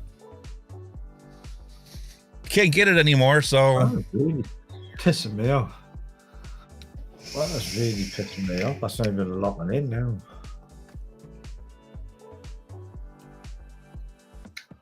You're still tinkering with that. Right, because you've got to line a notch up with it, but then that feels like it's lined, but it's not catching the threads. Oh, hang on. There, finally caught it. It's took us God knows how long for that to catch the threads. Fucking hell. Because it's got one single notch. Because obviously William, it's not necessarily dyslexia. Autocorrect is my worst nemesis. Oh, yeah, correct. Autocorrect is horrible. And it doesn't help that I think faster than I can type or speak. Well, this is it. I'm a one-finger type man. That's it. That's my typing finger. I just kind of type. I had to learn. When I got my first degree in computers, I had to learn how to type properly. Especially when you're writing code. All right. Let's end this poll. Dead Rabbit wins at 66%. There we go. Time for us to do our retro vape and get this Dead Rabbit opened up.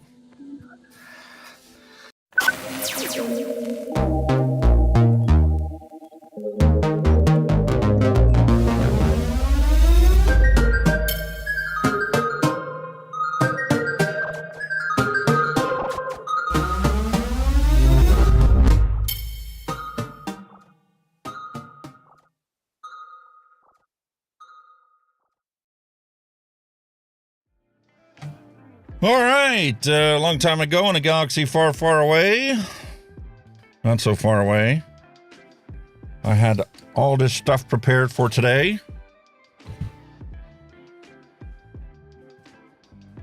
Move everything off to the side. There we have Hell Vape, Dead Rabbit, V3, RTA.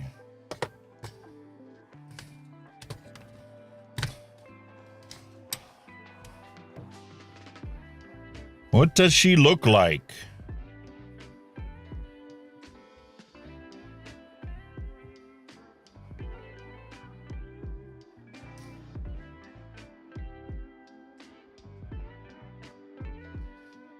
All right. Beautiful undercoil airflow. That looks nice. What did I do with my build stand? There she is.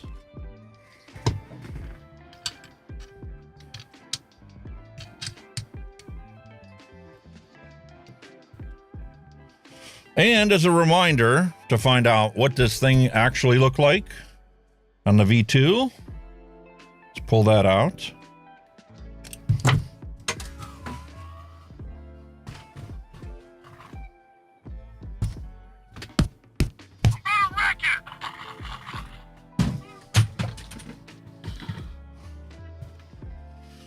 I have to go crawling under my table for this.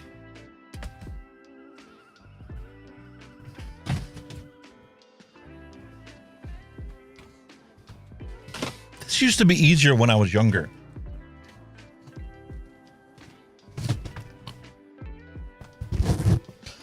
Especially when I didn't get muscle cramps. Ugh. Getting old is not nice.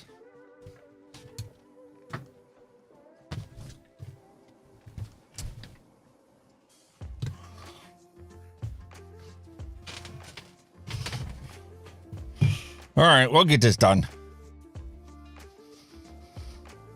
So we've abandoned the whole classic rabbit ear design that we had on the V2.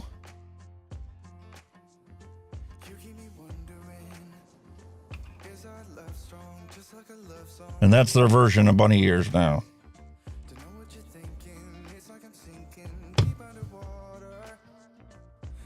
But they did completely redesign the way the airflow is.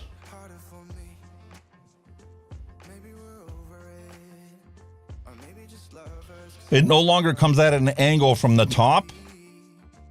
It legit forces the air all the way down to the bottom and then channels it to your coils.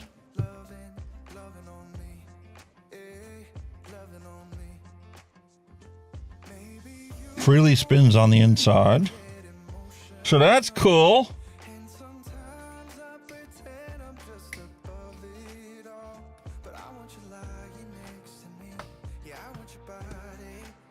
What else came in the package?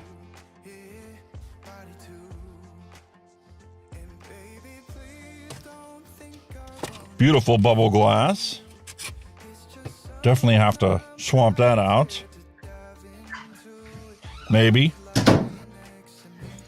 Look at that O-ring sticking in there. Oh, my apologies, that must be one of the longest peas I've ever had. Look at this O-ring. I mean, I should be grateful that it came off, but it's stuck to the glass. Oh.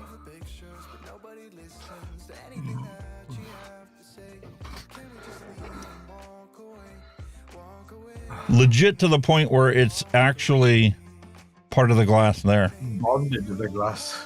It's just bonded to the glass, not stuck to the glass. Holy moly. So is this O-ring deformed? Is it going to seal? See, that was my point about the dead rapid spray. I'm not a fan. Listen, I can't fault these things. They've been sitting in my thing for how many years now? Holy shit. Well, I guess the V3 is not that old.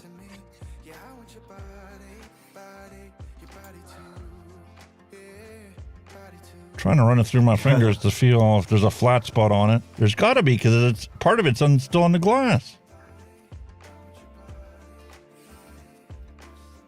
No, it's still pliable. It's a weird one, then. We'll try it. What's the worst that can happen? It leaks, you put another O-ring on. End up.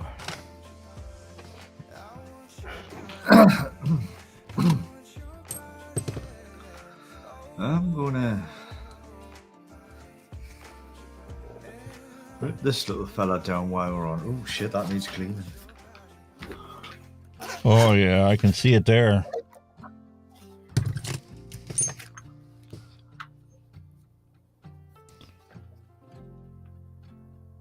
Fucked, is it? You see it right there? That flat spot? You can shiny. You see the Yeah. shiny. There's a divot missing out of there. But it's at the top of the tank. Is it really going to make that much of a difference? Or is the problem stemming from the fact that the O-ring was too big to begin with? Look at this. It won't go on there. Even try compressing it. Yeah. You have to put the edge down like this and compress it, and then it'll slide on the other side. But it's not all the way down over here. It's like you got to work it. That'll seal. Probably should probably just run a bit of e-liquid around it. Aye. So, next question is, do we want Miyagi's strawberry gelato cone or unicorn frappe to go in this tank? First answer in chat gets to pick.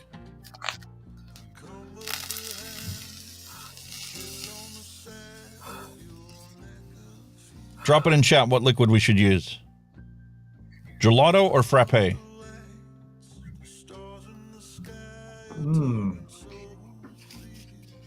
Unicorn, it is. News where we've gone with that, like. Thank you, Mallory.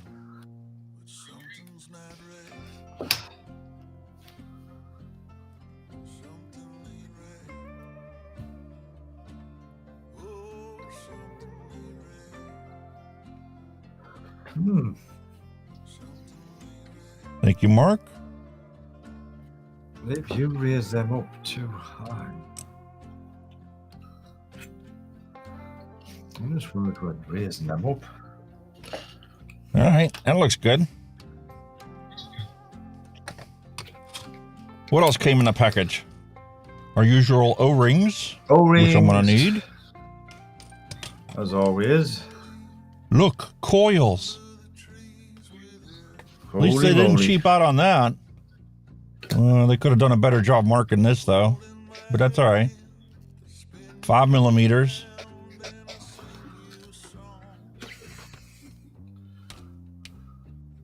They didn't mark the material for these coils. That's a bummer.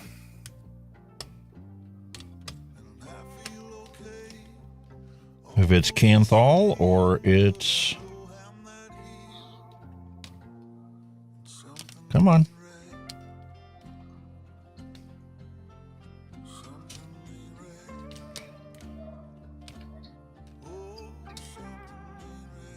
Holy moly. Fucking hell, what kind of wick's that? Jesus.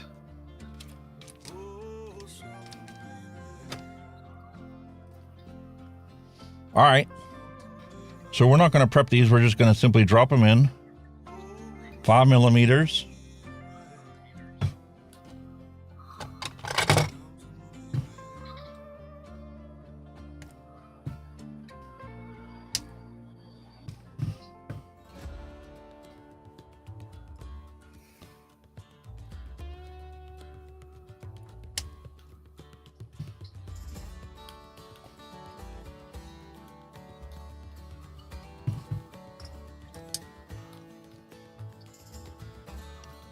Flatheads. Yep, good old dead rabbit flatheads. Tell you, man. Enough.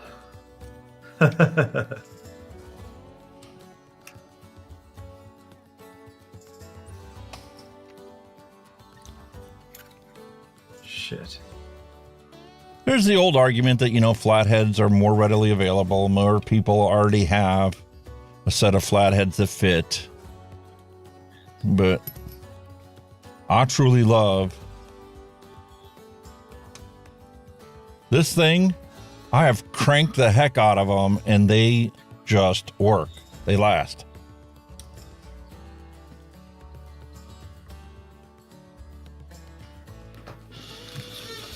Kind of cool.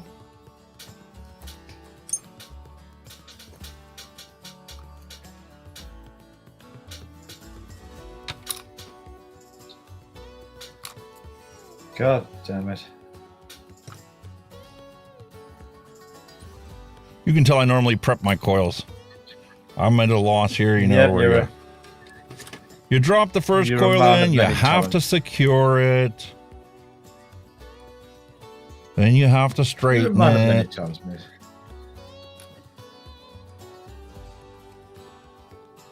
Then you can drop the other side in.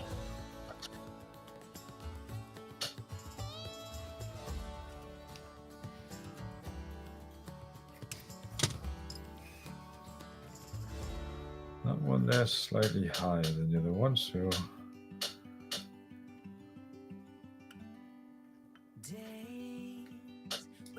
You have the V2 or the V3, Kenny? 2. V2. Did you see the 3 is completely different? Yeah. The deck is no longer the rabbit ears that you're accustomed to. Yeah.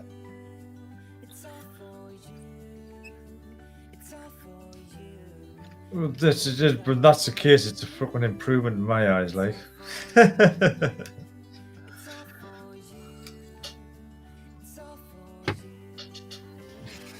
There you go. Let's tighten these down. Make sure we get everything good. We'll get them burned in.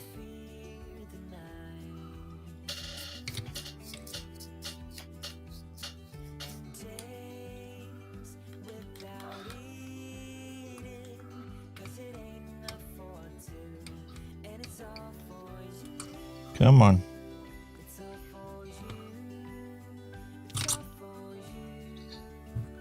Why can I not? That's tight. That's tight.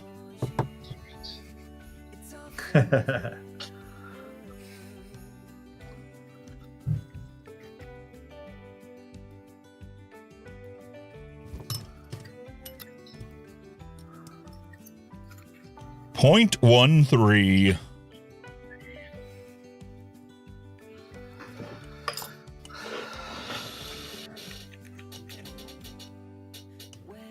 Well, got a hot spot. Oh, that's not good.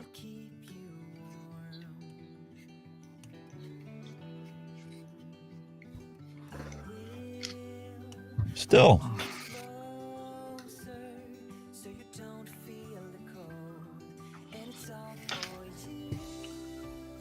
Let's lift at these bad boys a little bit in this one.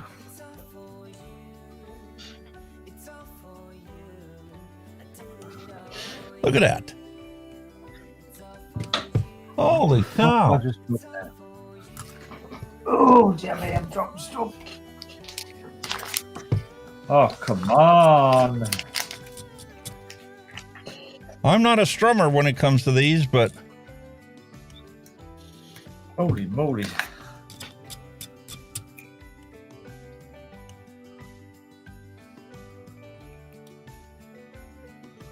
Right.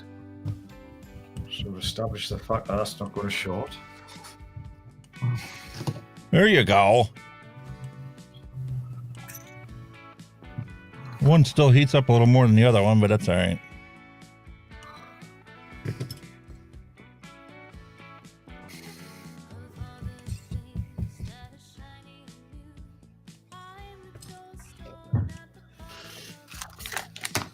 Oh my god, I'm dropping a lot of stuff all over the floor here.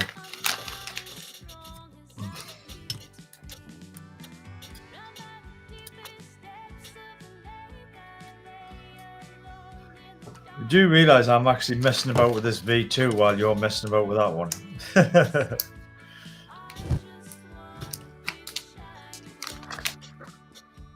For fuck's sake, away. Good enough. That's not what I wanted. Yes, it is.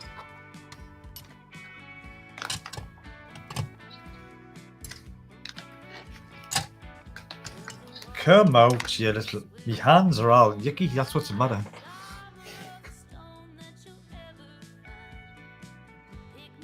You can get All right, there. so while we're waiting for that to cool off, let's revisit last week. Oh, I wanted to ask you something about last week. Have you got an update on the oh fuck, I forgot now. The fucking how you can, you brain dead twat. The fucking cherry bagel. Yes, that's what we're doing right now. Got it right here.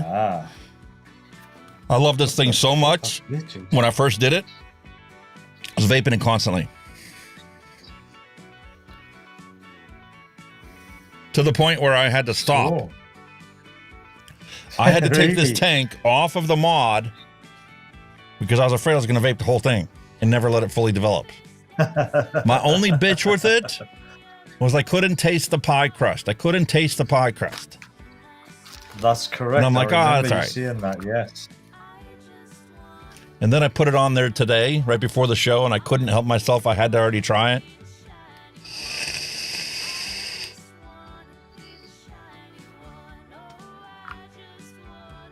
I need to cut back to pie crust. No way.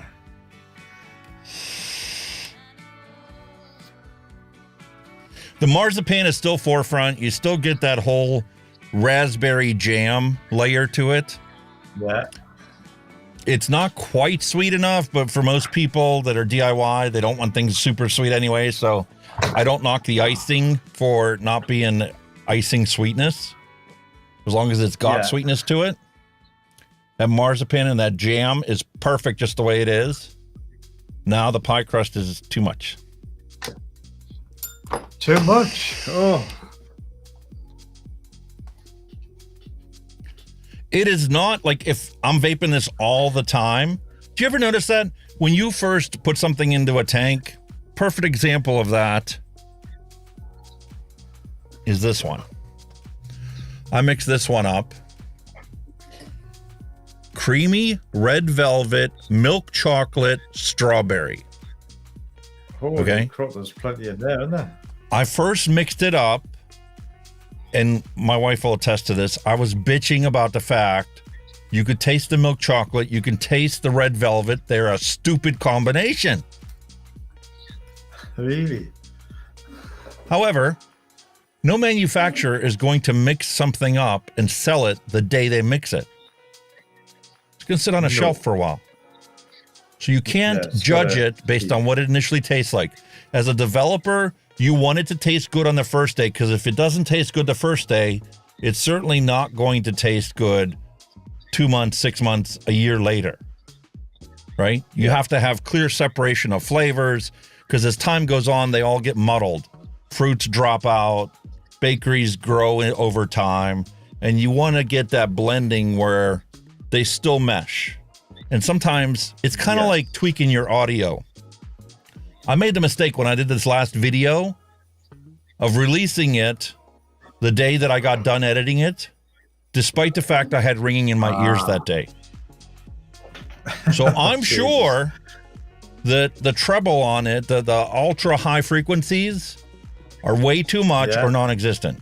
And because it was added 3 decibels to it from what it normally is, because I couldn't hear it, I'm sure it's too high pitched. On my speakers, they sound fine, but on a phone, it's going to sound atrociously crisp and brittle. I already know it. Yeah. Well, with e-liquids, you got to do the same thing. You have to wait You have to put the time in and revisit it, and then you can determine what the end product is going to be. Because if you crank things too high or too low, you're so far out of whack over time, the chances of it coming together is slim to none. But if you're close and you come back to it a month later and go, okay, this is still too much, you tweak it just a little bit and try it again. To develop an actual commercial recipe, if it's done right, it can take you a year. Just one recipe. But this is what I mean, you know, it's a very, you know, you don't just suddenly fucking blah, blah, blah, mix it, everything's okay. You know, if you're actually developing recipes, you know, you've got so much trial and error. Listen, if you're developing them and you're shaking and vaping them, then make it to you where you're happy with it, and then you're going to move on to the next one. You don't need to create a commercial recipe. Nope. This is an example of that. Because when I first shook it and I vaped it later that day, actually it wasn't even later that day, it was like 2 days later or whatever, it still had too much separation of the flavors. And now here we are, week later, and it's a completely unique flavor combination. You can kind of tell it's red velvet. It's got some chocolatey notes to it, but the chocolate is no longer fully separated. It's actually like a cake. Red velvet cake with some chocolate frosting. Yes. And the strawberry in there is just like adding acidity to it, not so much as in a recognizable strawberry. So I could see somebody selling that and calling it some crazy monster name or something. Like this unicorn poop, you know, they were selling stuff as. What flavor is unicorn poop? Unicorn shit. Well, they're not going to tell you. It's a commercial secret. Unicorn shit. It says actual unicorn shit. Unbelievable. Kind of like cola that has no cola in it. Yes. I was surprised to find out that a cola can easily be based on sherbet. As a matter of fact, that's one of the recommended flavors. If you want to give something a fizzy characteristic, drop some sherbet in it. Like some cola. Cola and sherbet. Kind of makes sense, that one. Because your brain recognizes names. And this is something I even reached out to Darren. I told him, I said, you know, mix this up and tell me what you think of it. And he sent back, you know, suggestions on how to create this blackcurrant soda. He sent me a recipe for that, which is cool. I'm going to mix it up. I want to try it. Just so I can compare it to what this is. But I'm telling you, man, I love this thing just the way it is. Here we are a week later. Right before the show, I dropped it on there. I'm like,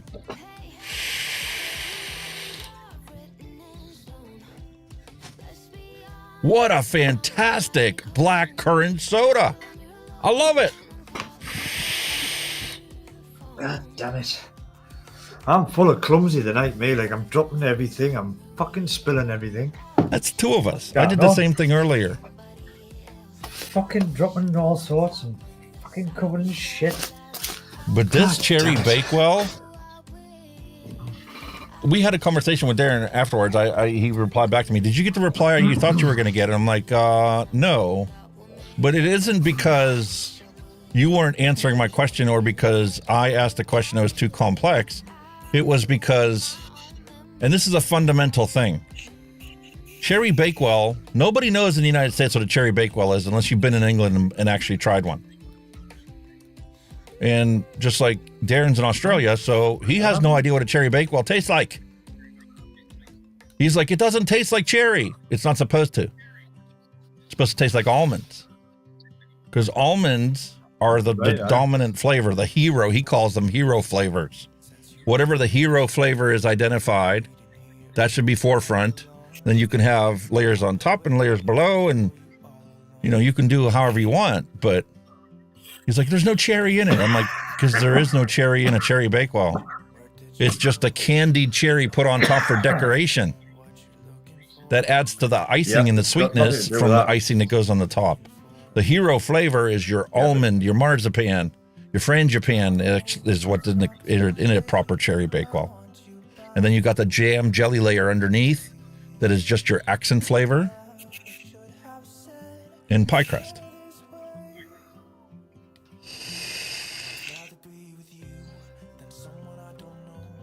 That nailed it. However, here we are only 1 week later, and I went from not being able to taste the pie crust to now the pie crust is actually recognizable in this recipe. And I know firsthand experience what pie crust flavoring does to recipes 6 months down the road. I already know it's twice what it should be in here. But that's the only thing I'd change, because it nails what the flavor profile is from the show that we watched. Whether it actually tastes like one, I'm gonna have to send you a bottle and you can tell me. Yeah, man. Let's see. It's a hard one to nail. I've never come across a good one yet. Now, the raspberry jam that's in there and the plum that's added as a characteristic are still too strong, but I'm not worried about that because a month down the road or 6 months down the road, that's going to really subside. Fruits always subside in recipes when they're 6 months old. So if it doesn't give you a punch initially, you're not going to taste it 6 months later. I don't know fucking get the menu of this cunt again. 1, 2, 3. I truly love it. 1, 2, 3, 4. Unfortunately, I don't have any hopes for this coil lasting long, though. I can already tell there was singed areas in it. All right, let's revisit these things. Time to put some wick in here. Let's see if this is going to fall apart. That's always been my biggest gripe. When you get cotton that's literally this long, watch when I pull it through, watch it separate. Fuck me, that is long, isn't it? Actually, this one didn't. Congratulations, Vape. That is actually some really good shoelace. Right, loop it in, keep your shoelace on, loop it back through the other one. It'll save you some cotton. That's what I'm doing. No. Ah, yes, that's it. Then loop it back through again. That's. This one is so long you could use it 3 times. Look at that. Value for money. Value for money. Aye. Throw it in a box. This is too long. I cut it too long. I should have. You could wick a single coil with that. What's left on it? It's going in my Blaze Solo. After the show today, actually. Hell yeah. That side is way too long. That's like cutting it for the V2.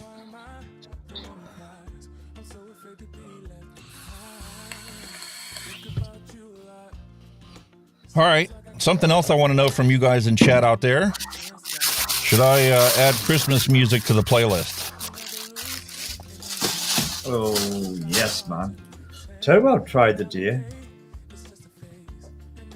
I don't know if you've got it out there, but if you've ever seen it out there, but can you see that? Or do I need to zoom in a bit? Hold on. Hang on there. I'll zoom her in a touch so you can see it better. There you go. Just blend. That is sweetened Nick salt. It's Nick salt with sweetener in it. Oh, really? And it is actually quite nice. I've put it up because I've tried this one. I've tried this butterscotch popcorn here from me little haul I got, and I put obviously 2 of them in, and fuck me, it's sweet. It works. It really does fucking work. But yeah. I've never seen that, a salt with sweetener in. I thought, well... Look at that wicking hole. That looks tiny for how much cotton we've got here. It's fucking. That's what I'm saying. The same on the Red Dead Rabbit 2. You've got like, it's the GTA style deck, but the hole's tiny. I didn't have that problem with the Blaze. I didn't have that problem with the Blaze Solo, and I also did not have that problem with the Osiris. Yeah.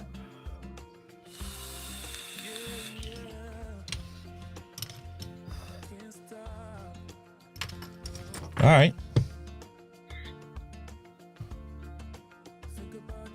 That's fucking tiny little fucking Wicking paw. That's what disappointed me with the Dead Rabbit 2 and all. You know what got me to the point where I wasn't so hard on it anymore? The profile. No.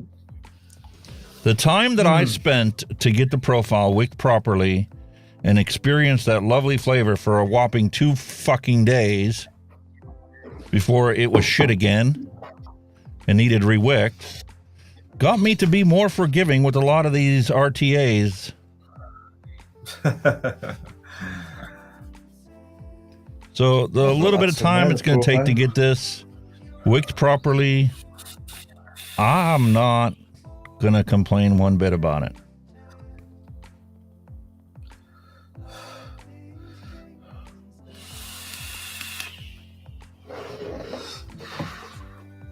I don't know if you guys can see that. Oh, God Keep damn it, taking if the I bloody drop thing another off camera. If I drop one more goddamn thing, I'm going to scream.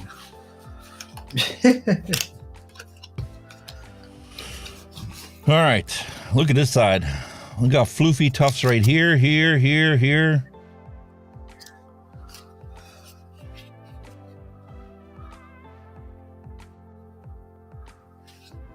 That is so small.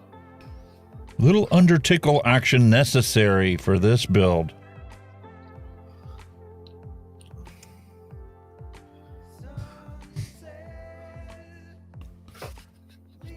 Oh, I'll tell you what I was going to do.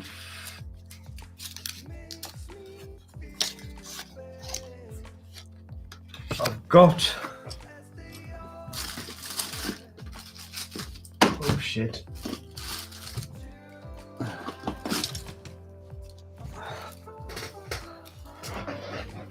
I've got All 3 right. of these. OBS, yeah. There's already one wing that's way to you.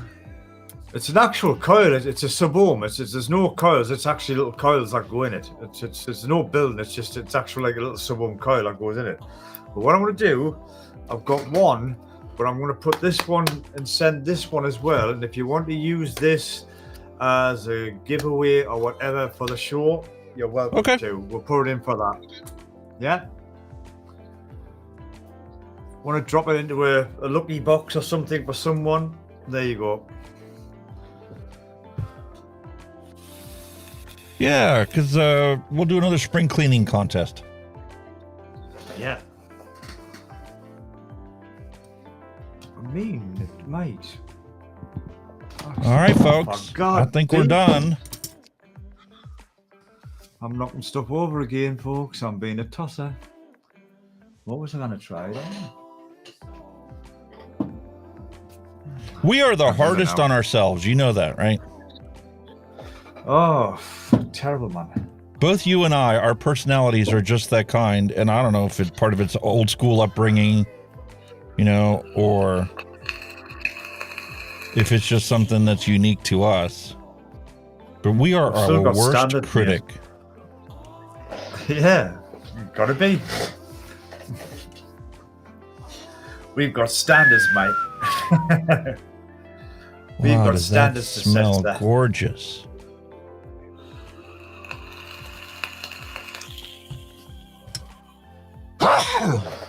There go the allergies.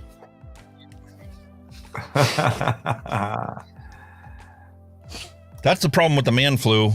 It heightens my allergies. Oh, I'm just being forget myself. Oh. I knew I was going to get it, to be honest with you, because when Thanksgiving was here and my little nephews were here, You were coughing and hacking up a storm the whole time. Little snot-nosed kids. I think it was just with me being out in it, you know. It was 1 minute was minus fucking this, next minute was snowing, next minute was raining. My immune system must have thought, what the hell's going on here? You know what I mean? What the fuck? We don't know whether to make you sweat. We don't know whether to make you cool down. We don't know what to do with you. Little back thread caught.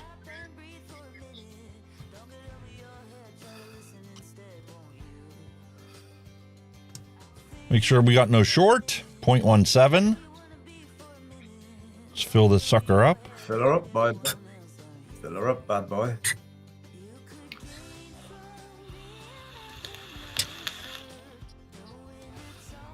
Job done.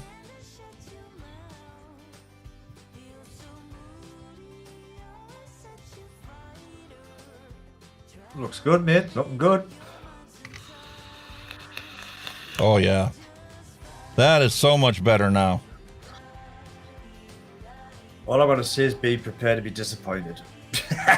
Listen, I was quite surprised with this quarter turn. This is one of those few ones, rare ones that I found.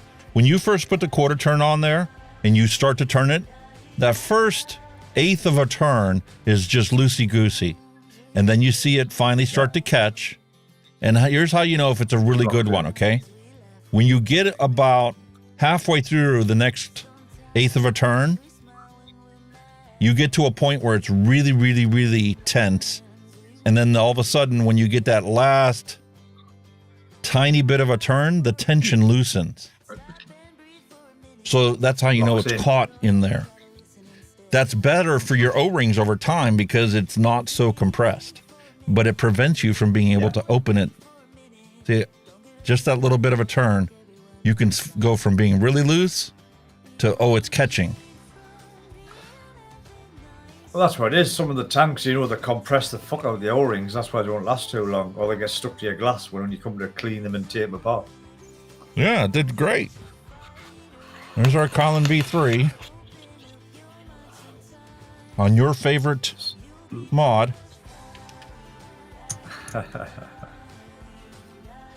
Because your thing doesn't hold. Mine still snaps in. No, mine falls out. Mine falls out. That's a little shit. That's all because of the O-ring on the top there. Yeah. It's a good, don't get us wrong, it's a cracking little mod, but it's just the squonking side.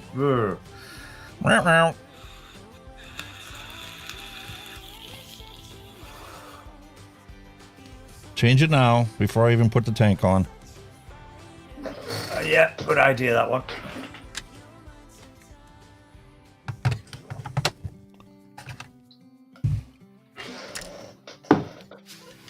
Because with mine being black, I wanted to put me Valhalla Mini on the top of it. Because I wanted to take it out with it, you know what I mean? But with that swung bottle keep popping out, it's just so... I wonder if there is a spare O-ring. There must be. I wonder if there's a spare O-ring in for the top bit for it to snap in. Must be, mustn't it? And then the other problem is, I know a lot of people complained if the 510 pin's too long, it legit will push this out. Yeah, it pushes out. That was another thing I was wondering. 0.16 is what it's reading. All right.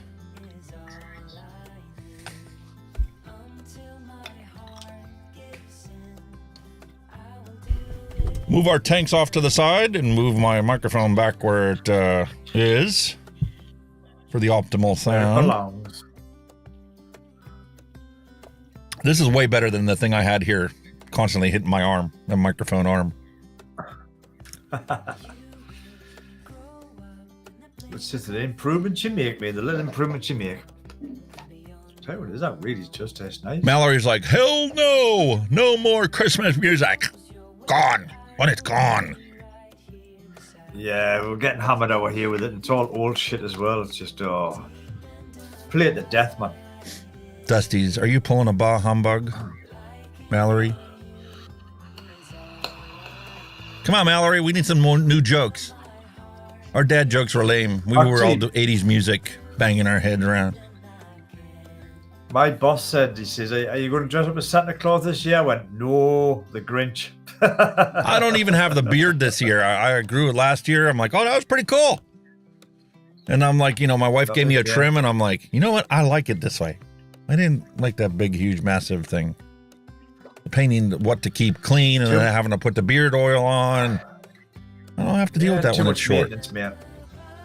Yeah. Too much maintenance. Exactly. All right, here we go. Start off 55 watts, 0.17. Imagine I'll have to go up higher. What's the airflow at? Wide open.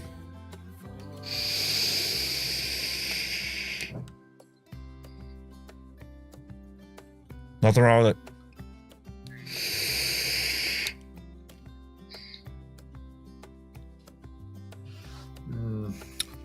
I don't know if it's this recipe or if it's this tank, but it's kind of like it's one of those rare juices that feels like it's watered down.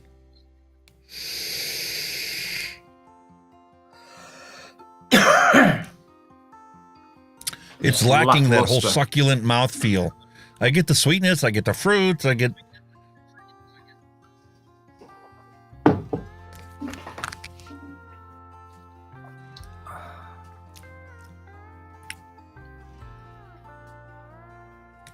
Beautiful strawberry cream milk, raspberry.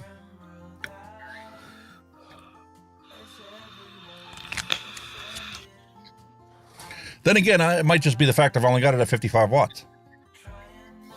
Well, you might need a bit more heat through it. Maybe the saturation is lacking voltage. Like you said, they do like a little bit of power through them, like the dead rabbits. Well, if it was the Arbiter at 0.17, I would definitely be having it at 65 watts, even on a brand new coil.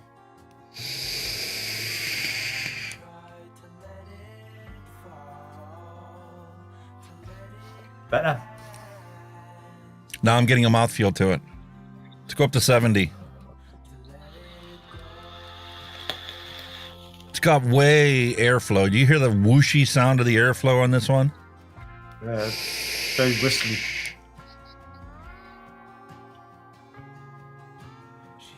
No, I'm getting off notes. Part of the coil's getting too hot. I'm not sure it's being cooled evenly. Then again, when we were dry burning the coils, you saw all the hot spots that were in there. I literally had to pull them apart, try and make them spaced coils to eliminate the bridging that was taking place on the coil edges.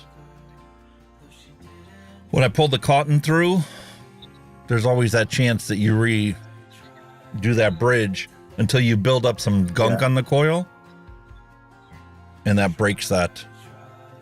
Because that'll gunk up the first of the hot spots. Why? Without a doubt.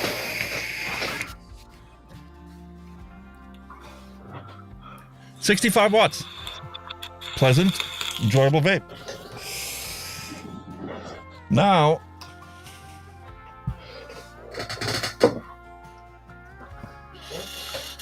where's that tough? That's perfect. That's perfect. Gonna put that in the Bushido. Wham bam, thank you, ma'am.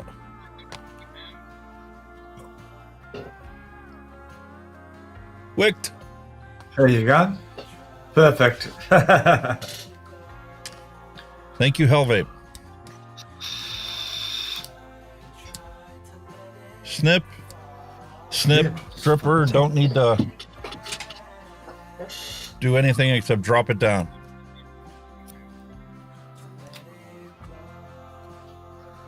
Holy fuck, that's a weird one.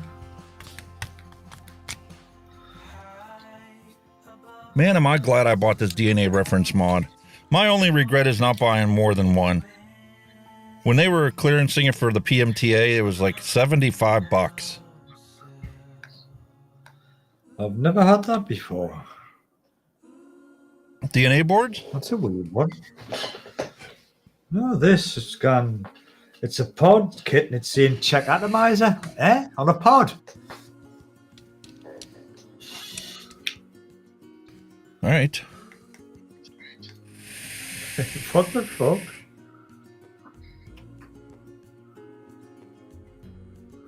No way. Did I do something wrong? More e-liquid. This Bushido, I could... What am I doing? Where's my brain fart? Look. What's the advantage of the Bushido? Flip top dripper. And the checkmark airflow. So you could douse this thing. And even if you see the e-liquid building up in your airflow chamber, that checkmark where it's elevated. Wow, I've never seen that before in a pod. Wow, I'm getting some different flavors in this.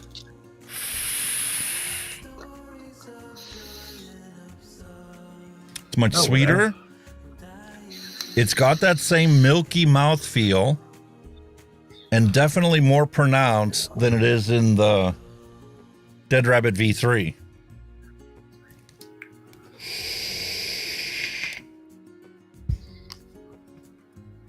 And that's because I have the airflow wide open.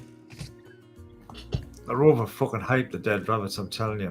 I'm not the biggest fan of them. No. The one thing I noticed about Hell Vape tanks, here's something I noticed about them. If you run them wide open, you lose flavor and don't get any benefit. They are one of the few tanks that are designed, I think, for you to turn them down at least a third of the way. Okay? That's all I did on this one is turn it down a third.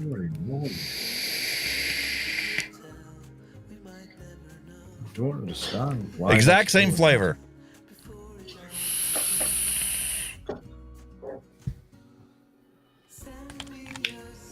Even the nuances are identical. I've never ever seen that on a pod. Seen that?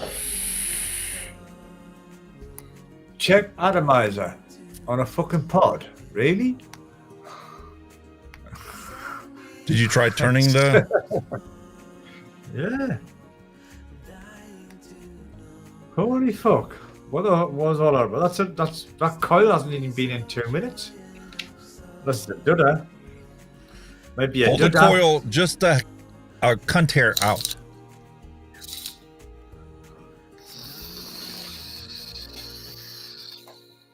There you go. Just decided to fire now.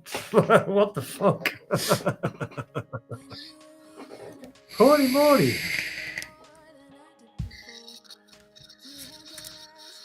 I see why people love it, but I also see why people hate it. If you did not thin the wicks, you wouldn't have got them all drop down in there. If you cut them too long, they would curl around and choke off that opening for your juice flow. Without a doubt. The Blaze Solo is still way better. I just think The Arbiter's still way better. I just think the airflow just doesn't work that well. The airflow on the V3 works way better than the V2 because it does the same thing the Arbiter does. Is it forces air all the way down to the bottom and only lets it come in from the side and the bottom of the coil. Yeah. They got it right, finally. They had to lose the whole rabbit ear design where it was an elevated platform and your wicks are super long. The wicks are much shorter, but if you don't thin them, you'll choke it out.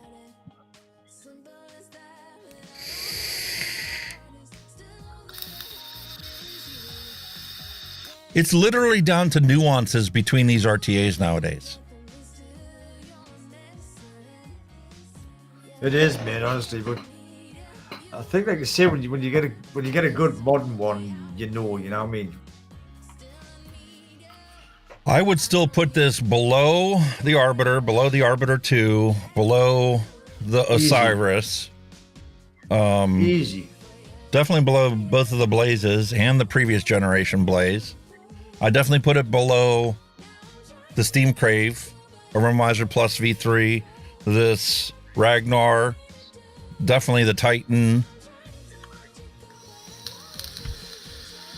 Is it on the list? Yes. Because you can get an equally enjoyable vape out of all of them if you do everything right. I'm literally at the point now where these RTAs, I start counting how many things can easily be done wrong. I think that's probably it now. The majority of them, you know, when you get them right, they're so good. But you can see it's something like coil positioning or whatever could just knock it way off. You know what I mean?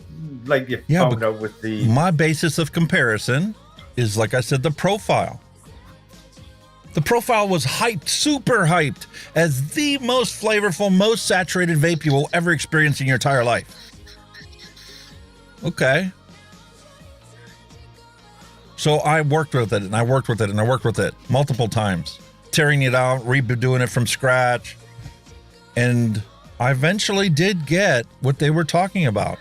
I did get the most saturated, flavorful vape in my life. Even more than the Kylan Mesh. Remember the Kylan M? Yeah. You had to do the bow tie wicking on that one. It was more flavorful and more saturated than that. But if you thought that the Kylan M was hard to wick properly, it's nothing compared to the profile. Funny enough. Yeah, but what is that? I have one right here. That's the profile.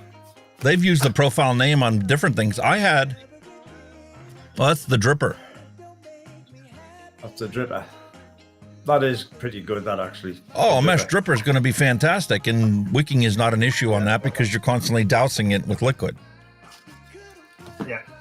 I'm talking about the RTA, the profile RTA. The RTA, yeah. I thought the, what was it there? What the hell they called again, man? I wicked it up a few weeks ago, man. You said we were going to find yours. What was it? The bulk? Oh, Christ, man. Or the damn vape? The mesh one, man. The Doom. The Doom, that's it. Aye, that. I was pleasantly surprised by that. The flavour of that's phenomenal. If you wick it right. I obviously wicked it wrong. Yeah. Brilliant. Yeah, I did pull it out and it's sitting here. One of these days we'll have extra time. I'll throw the wick in there and we'll get around to doing it. I think that was my problem with it. I just wasn't wicking it right when I first got it, and I studied it and watched a few videos of other people and all that, and I've kind of figured it out now, and it's damn good when you get it right. Yep, I love the Arbiter. So I have 6 of them and 2 Arbiter 2s. My wife prefers the Arbiter 2. I prefer the Arbiter 1.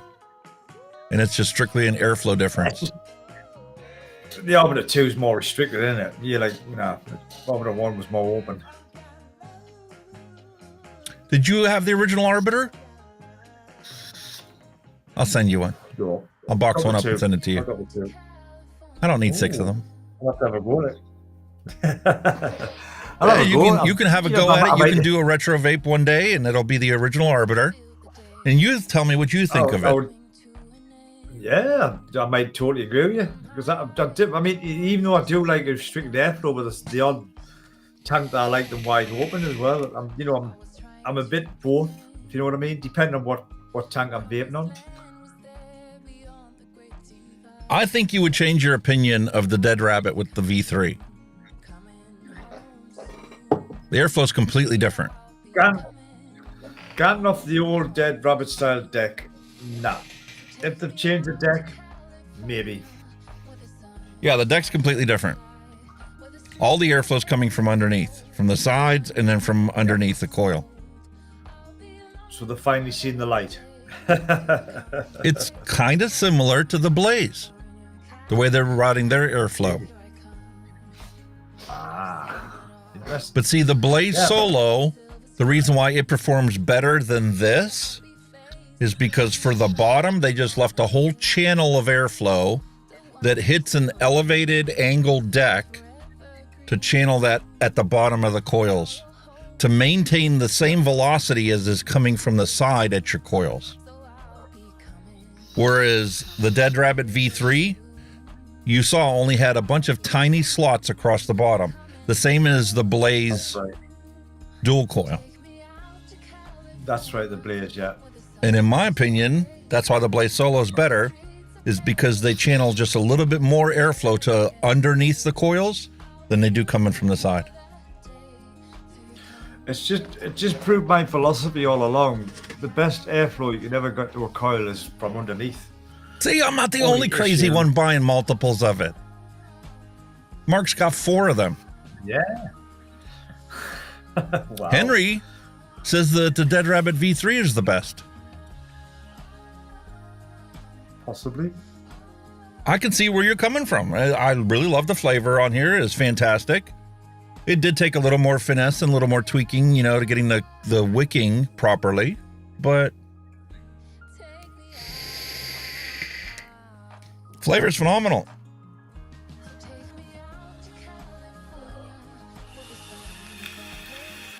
Is the Blaze? Oh shit. Fucking dick. I've just had a bit of a dry hit off my RTA. Fucking hell. Oh. That's a bitch. You gotta remember to drip, my friend. Luckily, I didn't take a big hit on it. I just took a little whoosh on it, so. I mean, to me, this guy here is the best ever. The best RDA ever. This Valhalla Mini is the best RDA I've ever tried. Ever. William Dobson says he has 6 Reload 26 RTAs. Oh, they are good. They are a good tank. They're still fucking expensive, you know. They're still about, I think they're still sitting about 70 quid mark over here. Yep. Really expensive tank. I've been very tempted to get one because, like I say, I've waited for the price to come down on them, but it hasn't budged. Still really pricey, but they're an awesome tank. My thing is, I heard on a lot of on a lot of the forum posts, people were complaining that they cranked down on it when they put it together, and now they can't get them apart.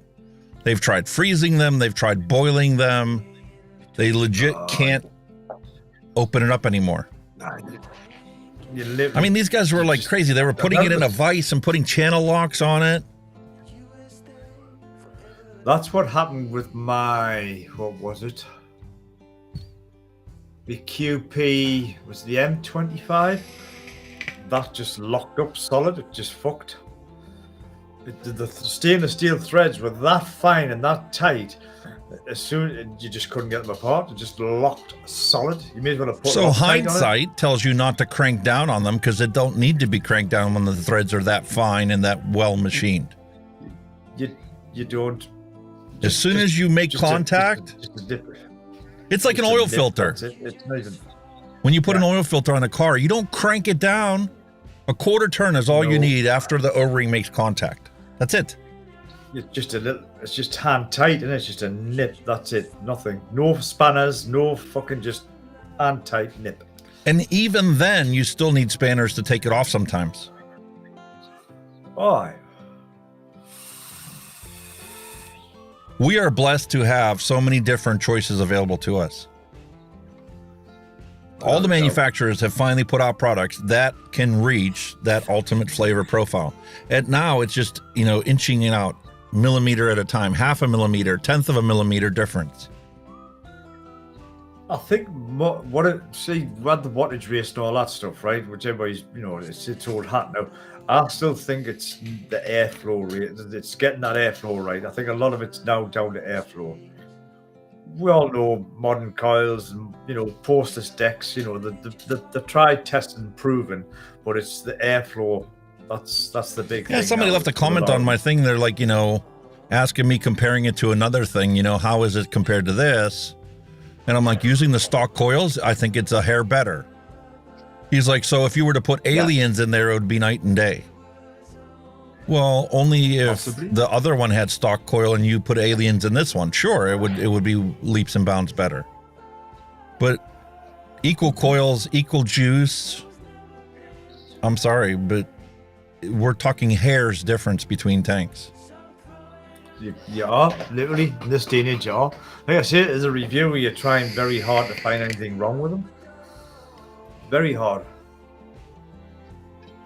The only thing wrong with it is you had to pre-cut your coils to put it into the deck.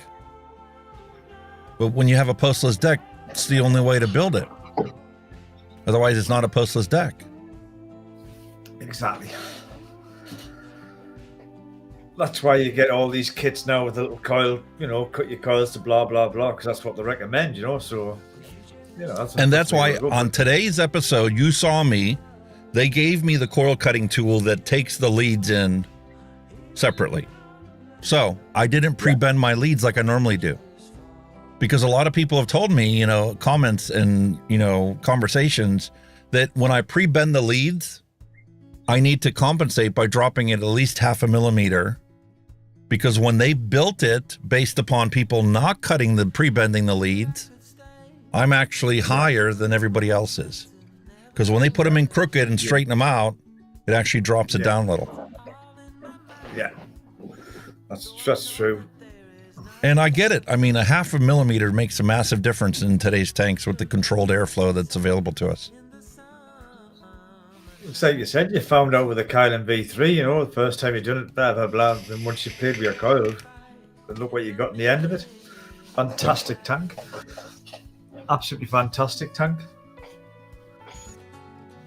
And we've got somebody to compare it to. We got the blotter. Nearly knocked you over there. Yeah. The bulk. Bulk adopted the same simplicity of dropping the coils in, cut them, and then you're done, you know, wick it and done. And they channeled the bottom airflow right from the bottom. So you have the chance of it leaking. Right, yeah. And then you got the Arbiter. No, this one's the Zeus. The Zeus. The problem with the Zeus tank is your airflow comes down like the original Dead Rabbits. They come in from the top and they dilute the vapor coming off of the coils. So there's a chance you're getting just a little bit of just unmixed air from your airflow. And then you got Steam Crave.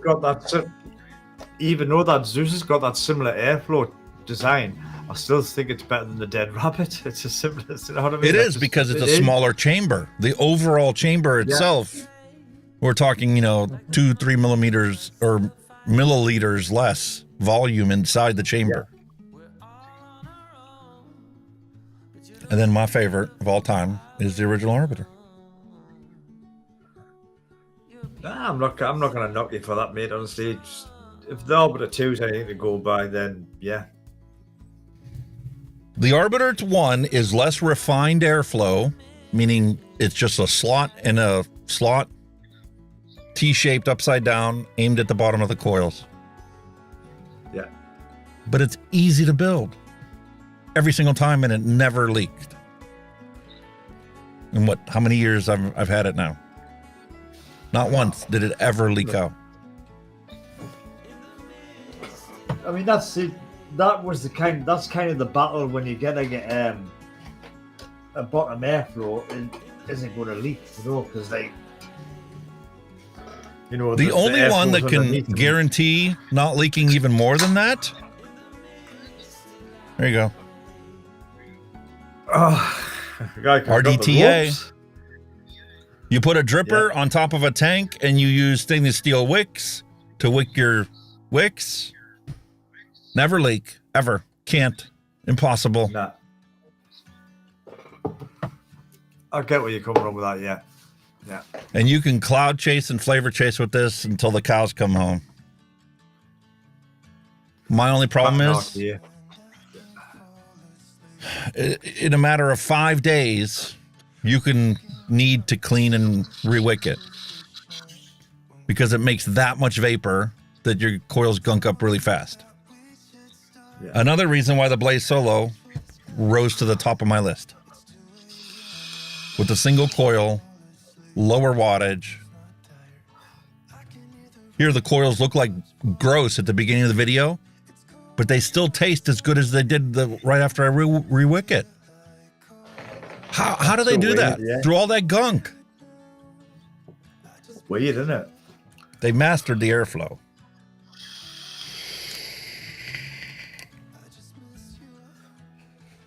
Again, I think that's what it's down to now with modern tanks is airflow. That's what it's down to.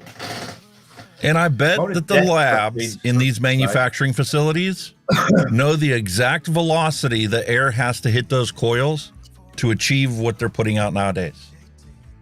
Right, well, no. I'm sure Geek Vape knows it. I'm sure Hell Vape knows it. I'm sure, you know, each of their research teams have studied the aerodynamics inside the tanks and know exactly what they need now. Yeah. And that shapes anything coming out in the future. But like I said again, bottom airflow is always the winner with me. Always has been.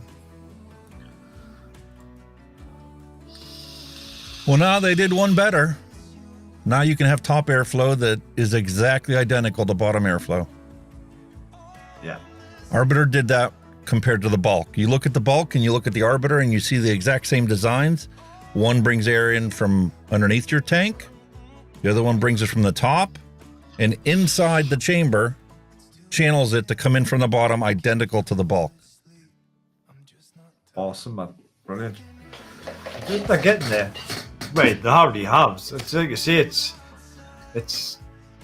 with the standards you've got today, you know, how can they better it? You know, it's that the bar's set that high now, isn't it? It's just like, what And next? the thing is, since we're following it the whole way through, one iteration after the next, trying every single tank along the line, you can map out the history and the research of getting the perfect vape. My piece of history is the original Steam Crave. The very first Steam Crate when it had the elastic band. It's that original. I've never used it. It's brand new, still sitting in the box. Never been used. Leave it there, mate. You'll be disappointed compared to what you can do nowadays. I've had two, and I did use one, which is, it was for its time, it was brilliant. You know, these were the guys that invented RTAs. That's where it started from, them. And a guy was hounding me to death for us to sell him one, and I eventually did sell him one because he was that desperate for one. And he gave us a Listen, good we price have for it so as well. many. I mean, we literally are swimming in all these options available to us. We're spoiled for choice. Yeah, man. That's why I'm like, you know what? I got 6 of these arbiters. I want to send you one so that you can experience what it's like. You might not like it. I don't care. But at least now you'll have a basis of comparison with what you already have in your inventory. Yeah. It's kind of like when I first got started vape reviewing, I had to get I started off with the Atlantis. I had to get the Nautilus. Because for the longest time, the Nautilus was the basis of everybody's comparison. You do need something to get your, like you say, your baseline from, and then obviously everything else is either better or worse. You know, you need a device, tank, whatever that'll set that bar, so you know whether it's going to be better or lower. You know, and again, that's how it all started. You know, I mean, Christ, what was my first one? I can't remember what my first RTA was. Wasn't that an old either, actually? Was it the drop? No, to be honest, it might have been the Dead Rabbit. First RTA. So everything was better than that. Compared to the original, I totally understand where you're coming from. However, if you go back further in history, you'll realize that the elevated deck and ability to cut your coils after you place them was a revolutionary change. Well, like I say, the old GTA style deck was mega popular in the early days, wasn't it? It was that's what everybody had. Everybody was putting them in.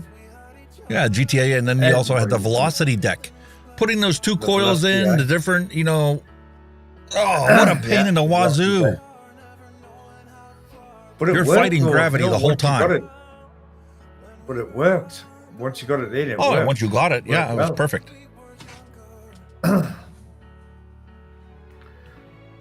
But then again, postless decks have been around for a while, and they just kind of got ignored, didn't they? When all these other decks were coming, and oh, try these. But then now you look at most tanks; they're all postless now. They've gone back to the postless design, which works. You know, it's tried and tested. It works.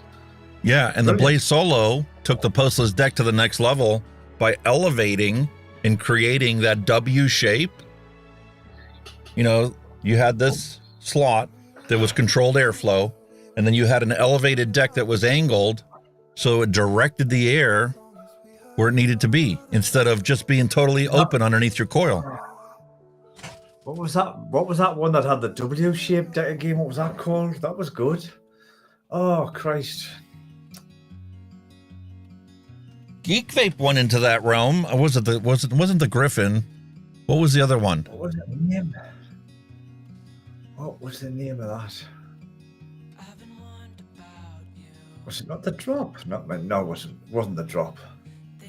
Was it the Creed? I don't know. Oh, it had Vape got close to it. W shape. The deck was a W shape, and you kind of like sat in where the oh man, what the fuck was that called? It was quite good for its time. Bastard! I've got one upstairs, you know. What was it called? What? No, it might have been the Drop. I'm sure it was the Drop. Was it the Drop? Was it the Drop? Could have been the Drop. Because the Drop 1, there was a Drop 2. No, the Creed used chimney stacks. It might have been the Drop, you know. It might have been the Drop. You had a choice how you wanted your airflow. This one was only under coil airflow because there were no slots in it. And then you had this style of airflow. And there was another one that's actually in the tank, which I don't know where it's at right now. No, it wasn't the Drop. What the fuck was it called again? Mate, I'm back to cleaning my desk out. Holy shit. Right, I need a quick toilet break. You're on your own, sir. Yeah, I'm back to cleaning my desk out. I've got all this stuff out in here. I pulled all this stuff out when I did the review on that last one. And it's time to finally get this thing organized like I originally planned it to be. We got so much stuff going on. And actually, this is the perfect opportunity for us to segue into our DIY mixing and see what random recipe we can come up with for today.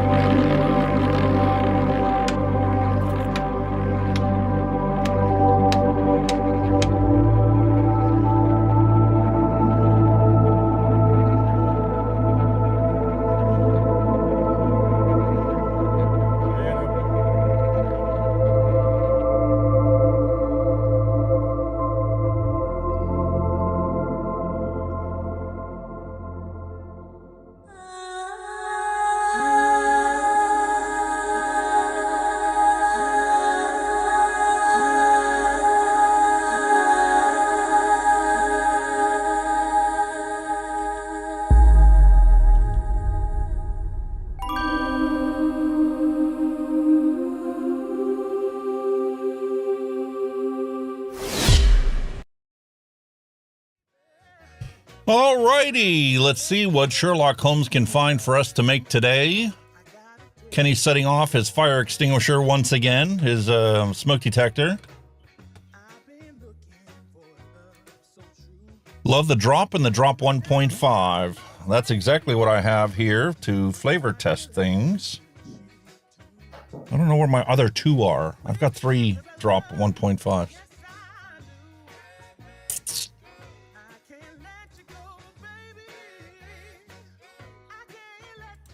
Take care, William Dobson.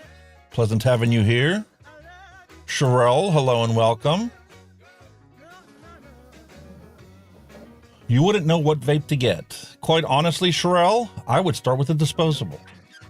Quick, easy, there's nothing to learn. You pick one up, open it up, peel the tape off if you get a rechargeable one, and great way to get started into it. And then once you like it and you find that it works for you, then you can move on to a pod system, and you can pick out all the different e-liquid choices available to you, and just have to swap the pod out when the coil goes bad. What is my sugar teddy bear? Cinnamon Danish swirl, French vanilla, marshmallow, and sugar cookie. Total flavoring is 14%. This looks like a winning recipe. Let's look at that. I think that would be a nice one to do for today. Since I already did the cinnamon Danish swirl muffins. I'm back.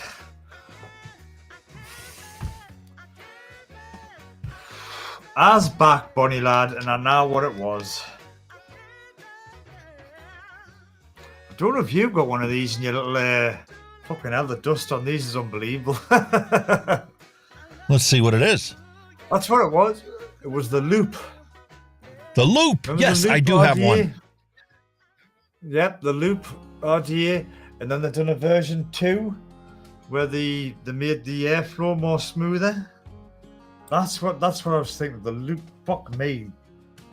This is disgusting. This, like, I'm not fucking shitting you, right? You want to see the look at all the dust. Fucking hell, mate! I think you need to wash them. Fucking hell. Hey, that brings up an idea I need to do. I did a video on how to actually create a stand, a build stand, not so much a build stand, a display stand. You know, what threads and taps you need and what, drill bit you need to be able to drill it out. Shit, man. But that box that I have here, I need to find the boxes they go in or build a display stand to screw them onto. You used to be able to order them from the Chinese websites, but the government cracked down on that when they labeled them all cigarette product. I used to love it. I bought plexiglass. It was $3. $3 is all it cost for a plexiglass display stand with 510 threaded stainless steel collections for it. I've got a couple of them on top already. RTA. There's a blast from the past. Mike Vape's recurve. Remember the recurve? RTA? Yeah, I got one sitting right here. Yeah, the recurve. I'm just looking at some of the shit I've got lying about. Fucking hell, man. What is that? I got Grim Green's goat. That one there is the Nest. And that was designed by a guy from Nature Vape over here, Mark. And that was the one I was telling you about with the rebuildable coil in, like a sub-ohm coil. You build your coil for it. It was the Nest. Yeah, I don't know if I can take the top off. Like, fuck me, man, off these O-rings must be solid. Everything's just sat. This has been sitting on my shelf for about 2 fucking years, man. I've just. I need to have a spring clean, mate. I don't even know if I can get this top off. There's the drop, 1.5. Holy shit. There it is. That was the Nest. You built your own coil, like you do with a sub-ohm, and then you packed all your cotton around the side of it, and it soaked it all up. It's clever. It was clever design. It was very nice. But that jib there's got a coil in it. I might have to have another go at that one day. It's really clever the way he done it. What, the Rage RTA? What's that one? You remember when this That came one out there. and they got a bunch of flack over putting out a mod that was a Bluetooth speaker? Oh, yeah, Wismic you put give this us that. out, the Wismic Active. And they got a bunch of crap and a bunch of flack over, oh, that's designed for kids. Like adults don't use Bluetooth speakers? What? I sometimes think that the vape industry is cutting its own throat one slit at a time. Bitching about this company or that company. How about we all get on the same frickin' page and, like, you know, go back to our original fight on what got us here in the first place? That one's the Loop V2. That's the V2 version. They put more air holes in the deck. They kind of put the honeycomb airflow away. And that was the Loop V2, and that was good. That still is good. I might have to fucking wick that up one day. Holy shit, man. I'm surprised some of these are still coming apart. They're sitting there, surprised they haven't welded shut. What's that? That is the... There's the mongrel. You've got the mongrel, haven't you? I actually have it ready to go for today if we need it. There's the mongrel. I've got the mongrel sitting there. What's that one? That is...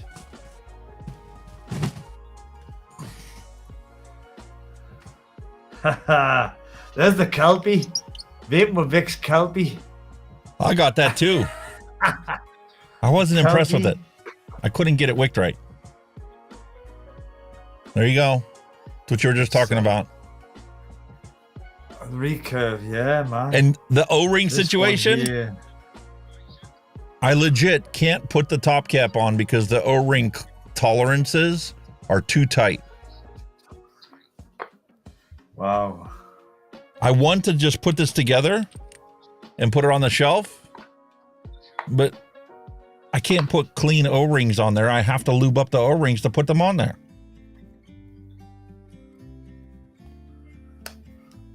That is a very dusty Kelpie RDA. That's the Kelpie RDA. Oh, I never got the Kelpie RDA. I had the tank because that's all I wanted was tanks. Again, oh god. That's a single coiler. But it's like, it's still got a dried out wiki. It's still got a dried out wiki. It was quite good, the actual RDA. It was really good, actually. The RDA was good. What's that? That's the loop. What the fuck's that? The nest. All right, mate, let's get back to this random recipe we got mixed up here. We do this all the time. We start making a random recipe and you and I start chatting about tanks and mods and all this other stuff. What do you think of this? My sugar teddy bear. Cinnamon Danish swirl, French vanilla, marshmallow, and sugar cookie. You taught my language already. The only thing missing is sweetener. Yeah. Yeah, you definitely put need it some with of that those in, recipes, those flavors. Holy mother of God, eh?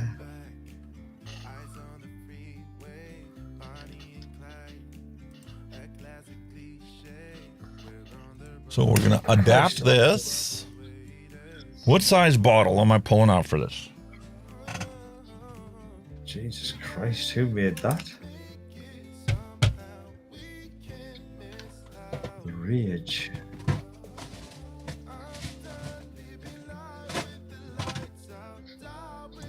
I'm going to go with 30 mils.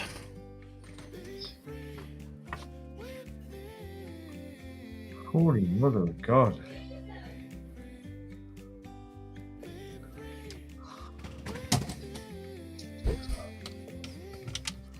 Can't remember what that looks like. Rage. God damn. That's a trip from memory. I really do. Nowadays, I've got boxes. I've always kept all my boxes. I think I need to clean these out and maybe put them back in their boxes because that is disgusting. There's an inch of dust on all of that. It's disgusting.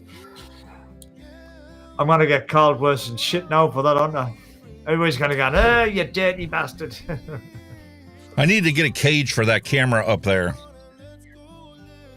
I got a boom arm for the overhead camera, and I'm always afraid to pull it too far forward because it'll break the HDMI cable coming onto the camera.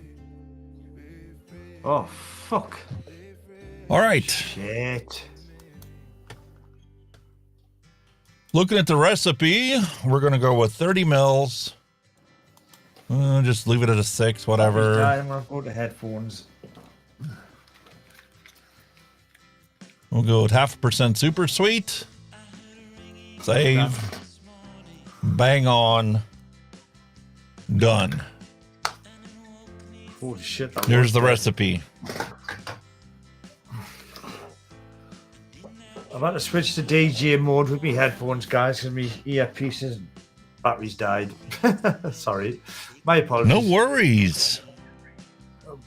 If I look like a proper DJ, like obviously DJ Alex, then so be it. And I'm using version 1 of the Cinnamon Danish swirl. Oh, I have both of them here. Is there an actual difference between the two, is there? Yes, the buttery component is different. It no longer uses the diacetyl base flavor component. They come up with an alternative. So which is the one you prefer? The original. And looking at the scientific studies out there for diacetyl content, what I consumed every day from a single cigarette was far more than would be present in this e-liquid. So it's called harm minimization, not harm elimination. Yeah. That's why I'm using V1. And nobody can tell me what I can and can't put in my own body. All right, 1.1 grams.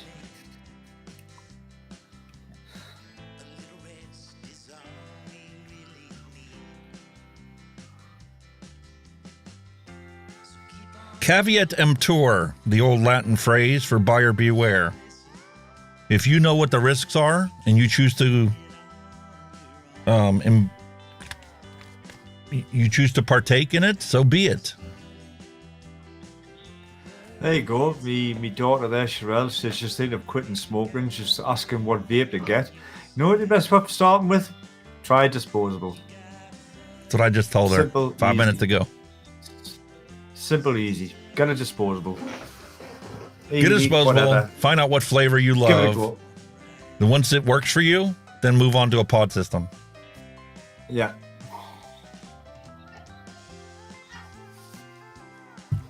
You need to find your flavor profile first, what you like and what you don't like. And then people are wondering, there was that one vape advocacy thing that was trying to eliminate banned disposables in the UK. Like, I don't understand why you guys always call it prohibition. And I didn't have a chance to reply back to her. But the reason why we call it prohibition is because vaping is not a solution that's one size fits all. Some people like drippers. Nope. Some people only like disposables. Some people like pod systems. Some people like burrows. Some people like to try all different things and migrate around between them. The beauty of it is you're spoiled for choice. That's the thing. But if they were to ban disposables, how many people you know for a fact can't be bothered with a pod system? That little bit that it takes to fill up your pod and only swap the pod out, they can't be bothered. They'd rather go back to smoking if they eliminated disposables. That's why I call it prohibition. Because for those people, that's what it is. Speaking of burrow tanks, have you seen Mike Vape's latest video? They've now actually released a burrow tank.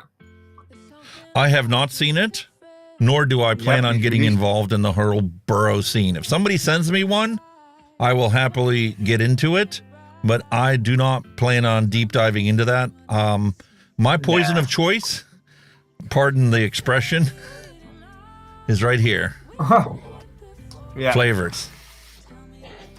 That's my deep dive that I've gotten into for the hobbyist aspect of things. And one day I'd like to get proficient on this whole, making my own coils. But right now, flavoring is my agenda to master. I guess, I'm not too, but I've never ever tried a burrow tank because I just didn't like the look of them. Don't get us wrong, everyone their own that might be good, but I've just never tried them. Seems an awfully expensive proposition to get into with no added benefits to what's already existing available on the market. This is it. Is it a hobbyist road I can see certain people going down? Oh, sure. There's car collectors that go out and buy rusty old buckets from people's, backyard and legit completely rebuild it to make it better than factory original. You can spend your money on whatever you want to spend your money on, but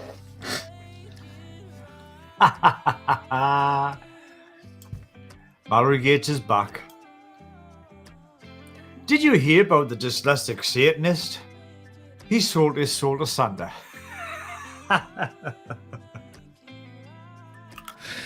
Did you hear about the dyslexic person that wrote a letter to the wrong Satan? Oh, Didn't go to Santa, went to Satan? Gave a whole new definition of being on the naughty list. Wow. 1.25.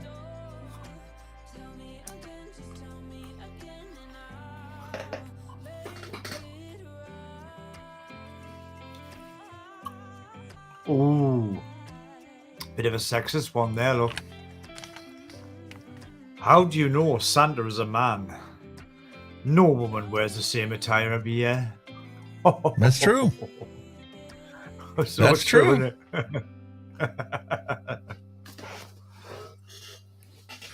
it? You know somebody that did wear the exact same attire every single day of his adult life? Mrs. Santa Claus wears the same clothes? What you talking about? This is a real person. Oh. Albert Einstein. Oh, God, Albert Einstein was just like Monk. Wore the exact same thing every single day. And was spoiled for choice. My friend's the same. He buys T-shirts and shorts. Not all the same design. T-shirt, shorts, T-shirt, shorts. That's all he ever wears. Even winter, he's walking around in a pair of bloody shorts. You're like, what are you on, mate?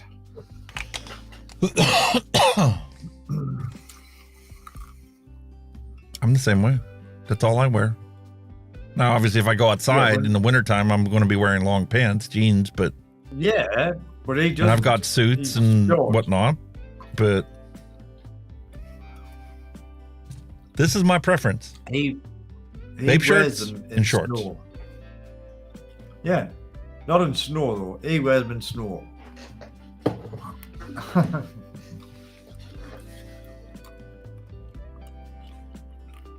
Ooh. There's another one for you. What do you call Santa's helpers? Subordinate clauses. How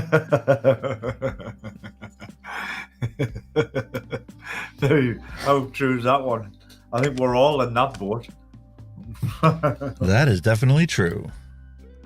Look at that. Talk about sloppy mixing. How did I get flavor outside of it? Yeah.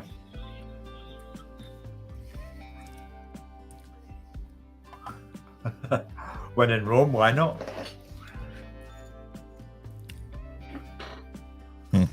Don't know. Didn't even put any secret sauce in. I need 1.86 of that.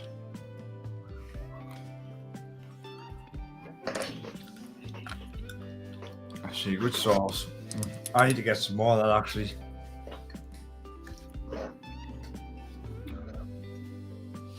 Well, there you go, a lot of stuff, actually.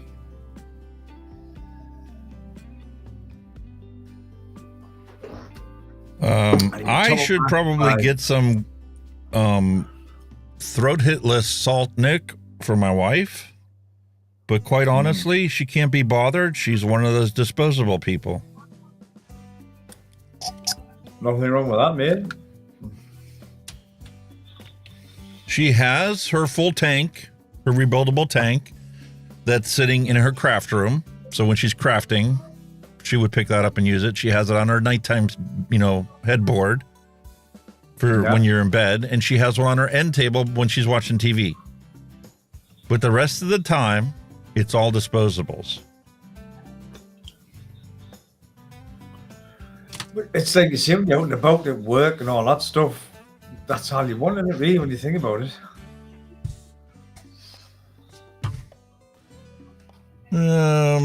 This is an 80-20. I need to change that. I can see the logic behind it, you know what I mean?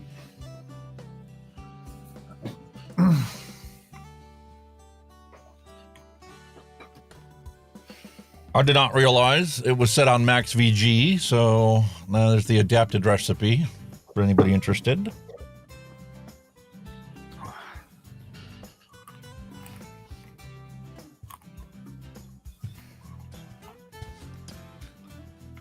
So essentially we need 3 grams.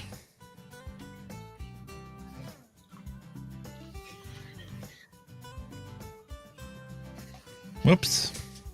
People ask me, why do I insist on a 70-30 mix for all my recipes? And that's because I can't adequately and evenly compare them if sometimes I mix up an 80-20 and sometimes I make up a 70-30, because the PG is a flavor carrier in your vape. And just, if you make 2 bottles the same recipe, right? One's 70-30, one's 80-20, and you let them sit, they will take different times to steep out, to ripen. Yeah. Don't get us wrong, I like the old 80-20 juice. I mean, I think my 2 favorite butter ones were Max VG, which was 80-20, and honestly, the flavor on them was fantastic. Oh, I've done it. Amazing. I've mixed up ones like that before, but as a general rule of thumb, I try to make all my recipes 70-30 so that the review that I post on ELR is consistent as far as in what the flavor potential is for that ratio. But at the end of the day, it's a popular ratio, most commercials are 70-30, most people make 70-30. The only alternatives is obviously 50-50 for pod kits or MTL kits, so yeah. It's pretty much the standard, I suppose, what people go for. And I've done that. I've taken recipes and I've reformulated them for a pod system. And people are like, well, what do you need to do to make it for a pod system? Some recipes, you can just strictly change it to a 50-50. And just the fact that, you've got more PG in there and less VG makes more of a carrier. It can be just a perfectly fine recipe just like that. But if you make it that and it isn't strong enough flavor profile for your pod, because pods just put out a minuscule amount of vape, so you have to crank up the percentage. Then you look at the percentage of the recipe and you can reformulate that, recalculate that just by, using the simple buttons in ELR. And you can go from, let's say, a recipe that's 14%, you can crank that up to 25% flavoring. I wouldn't go much higher than that, though. If you really need to push the flavor so you could taste it in a little pod system, then that's what you do. It's very easy. Yeah. One button click and it'll recalculate the percentage to hit that 25%. Speaking of which, so just like that, we're done. Yeah. Grab the right lid.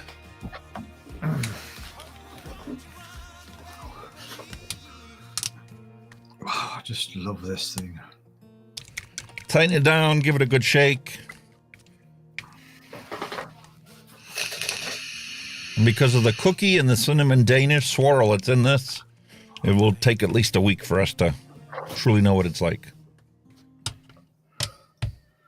Speaking of pods, kid, this Lux thing is probably one of the best ones I've ever had. Absolutely phenomenal.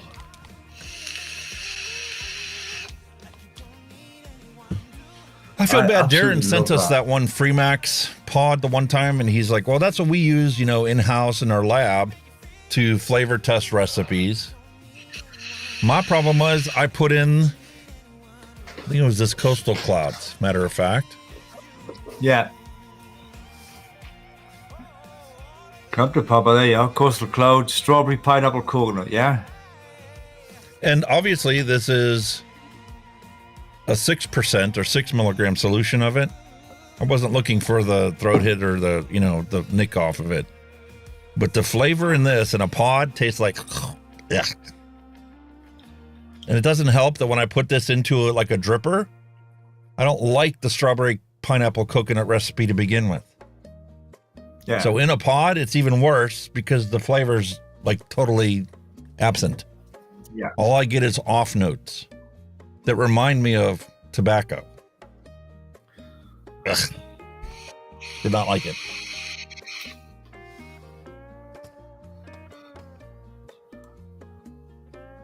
Well, there you go. I mean, for Sherelle, there you go. The Lux XR Max pod kit. That is absolutely out of this world.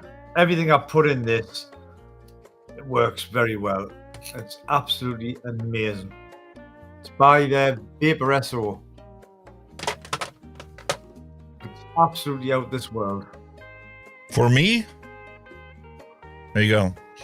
Best Pro Pod 2023. Oxford. Little bling bling. No, I can't knock that like.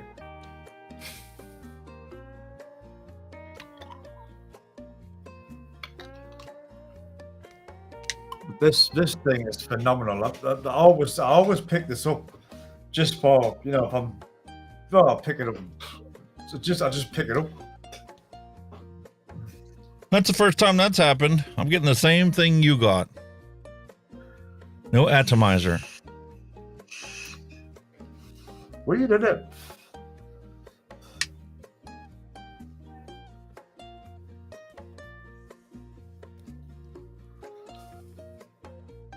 It is weird. I mean, there was a little juice there, like a little bit of seaweed, but when I wiped it off, it still made no difference. It just decided to work.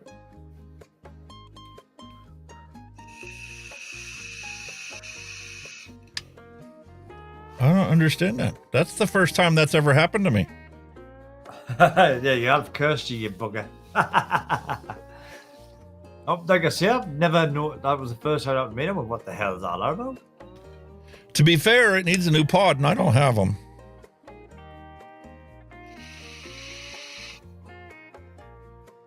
Holy fuck, that's so good.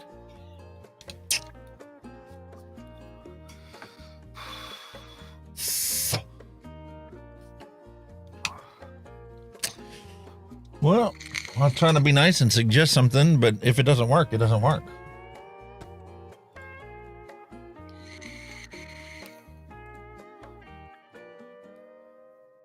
Show mixed. My sugar teddy bear. Even its little brother, the normal looks, that's still quite nice. But the only thing is, you've only got 2 airflow options on it. But bye, it's still good.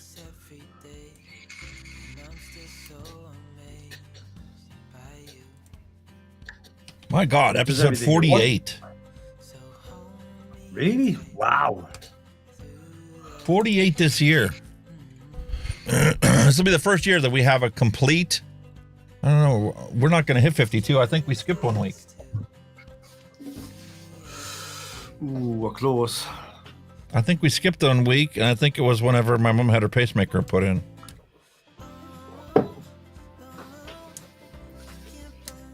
That's right. Did I not make it 1 week and you went solo? I'm sure that could have been a week. Yeah, but that counted as an episode. Oh, without doubt, yeah.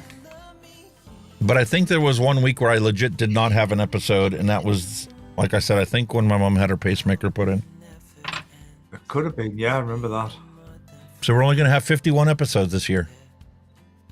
Hey, it can't be too bad, though, can it? You know what I mean? No. When we started, Jesus. That's fantastic. No, 50 episodes. Holy shit, man. 51? Look at the calendar. We're on 48, 49, 50. Yeah, 51. Day after Christmas. Magic 50. Is that going to interfere with any of your holiday plans day after Christmas? Well, Boxing Day. Yeah. What's up to now? I don't think so. The only thing that could cock it up is if I'm at work at the Chinese, but I'll double check on it.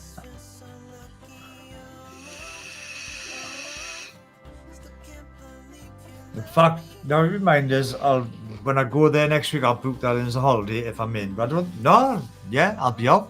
Christmas Day's on Monday, innit? So yeah, I'll be off. Yeah, I'll be off. Yep. I was wondering, do you guys even work on Boxing Day? Retail, I'd imagine us Amazon drivers will be. I mean, you know, everybody's on the sales buying on the, so I'd imagine we will be. I think the only days we'll probably have off is Christmas Day, maybe New Year's Day. I'm not sure. Maybe New Year's Eve. I'm not sure. But New Year's Day, Christmas Day. Yeah, New Year's Eve is Sunday night. Retail. Yeah. Christmas Eve is Sunday night. Yeah. Well, I work a Sunday, so and a lot of shops now work till the last minute, don't they, before the Christmas Day? So I imagine Amazon will be doing the same. We might get an easier run or an early finish of it, a push, but we'll see. The way it's been going at the minute, like I can't highly doubt it. It's been crazy. But Black Friday, we had Cyber Monday. Now we've got Christmas, the run up to Christmas. It's crazy, absolutely crazy. This has been the most disappointing Cyber Mondays, as far as I can remember. Cyber Monday came and went. Black Friday is Cyber Monday. Black Friday, there was a lot of it on the news, but Cyber Monday was very little on Cyber Monday. Then again, it doesn't help that, you know, we don't have the Sunday paper anymore. Nah. I deliver newspapers the whole time I was growing up as a kid, you know, and it's just like, we dreaded Black Friday, the Sunday before Black Friday. The newspaper was this thick, and this much of it was advertising. Yeah, and you got a lot of magazines as well. You fucking magazines stowed you out, didn't they? Fucking hell. Not anymore. Papers. Yeah, it's internet, and it's all online now, isn't it? So I don't even think they don't even have traditional newsprint. I mean, there's a few newspapers that are left that are traditional newsprint delivered to you, but even those are just 10, 20 pages thick for the whole thing. It's pathetic anymore.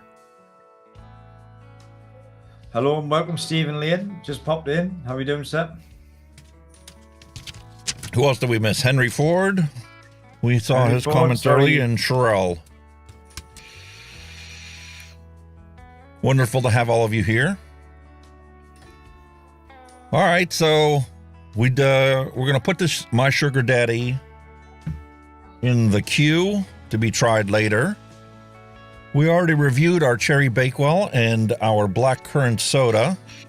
Matter of fact, I'm actually You were craving. impressed that Black Currant had come out. That Black Currant came out okay, yeah? I like it a lot. Yep. It is so different than like anything you would get it soda-wise here in the States. Yeah. Obviously, like you said, the Cherry Bakewell needs a little bit more work.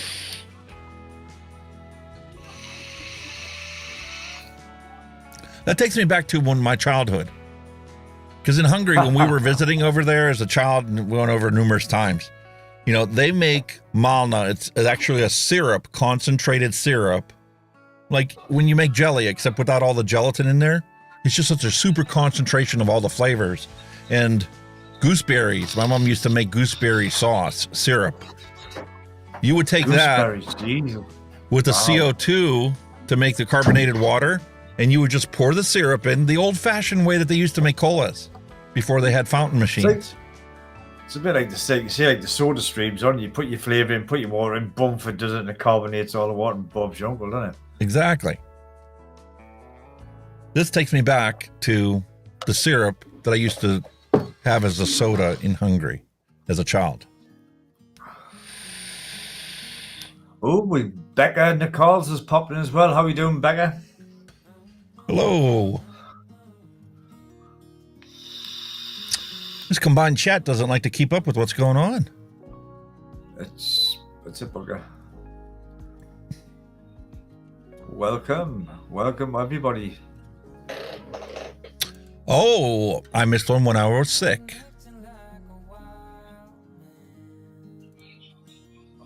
Don't worry about it.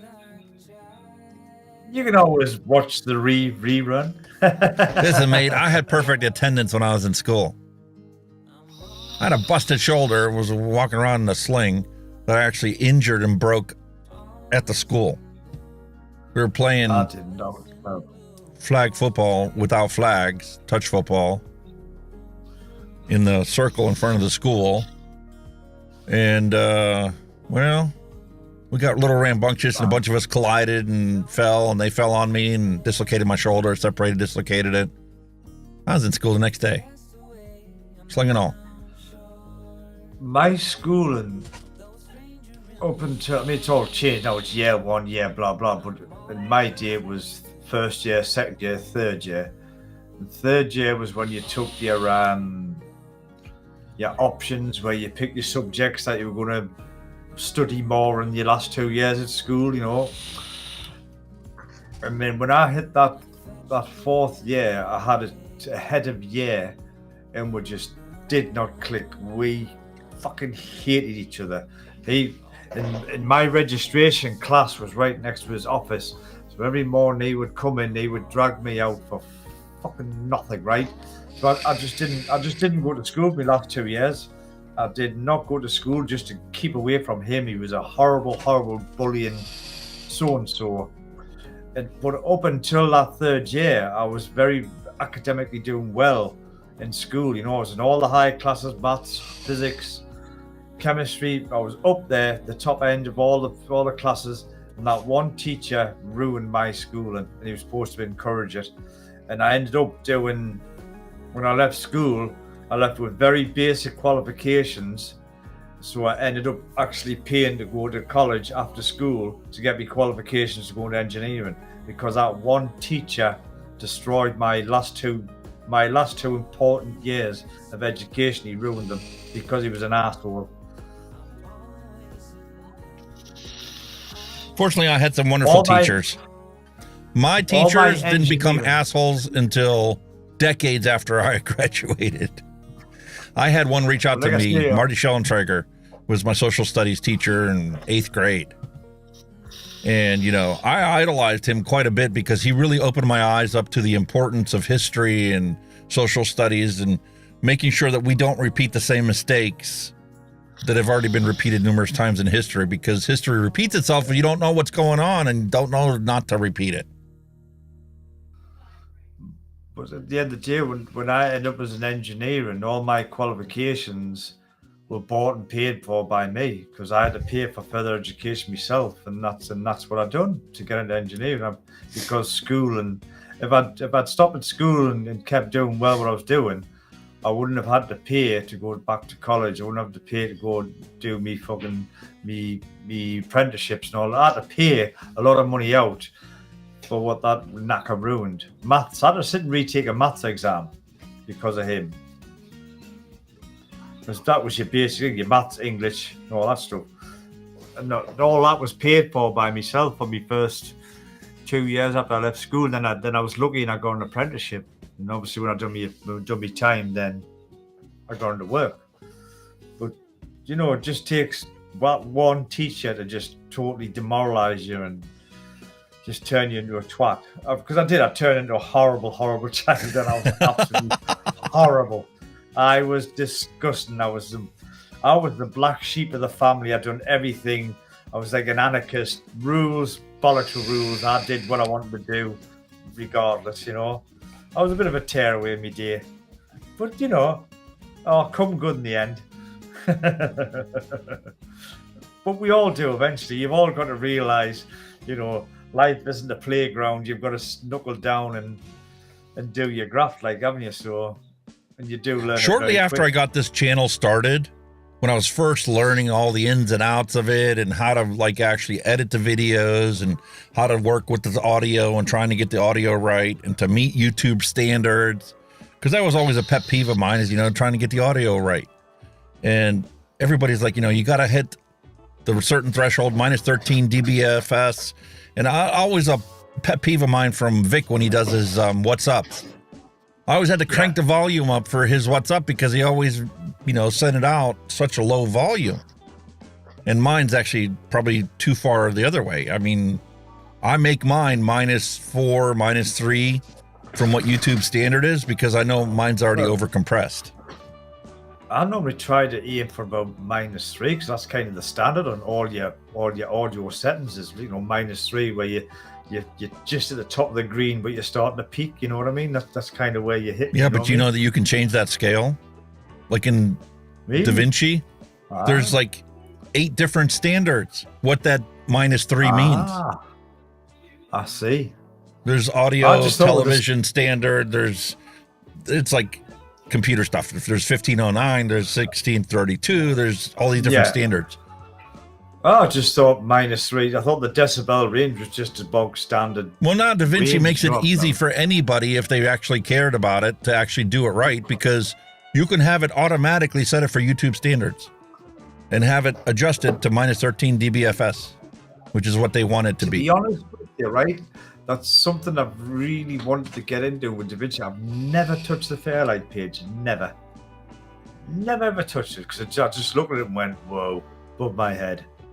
I've always done that, and I've gotten to the point now where I've got 286 VST plugins that I can choose from. Holy fuck.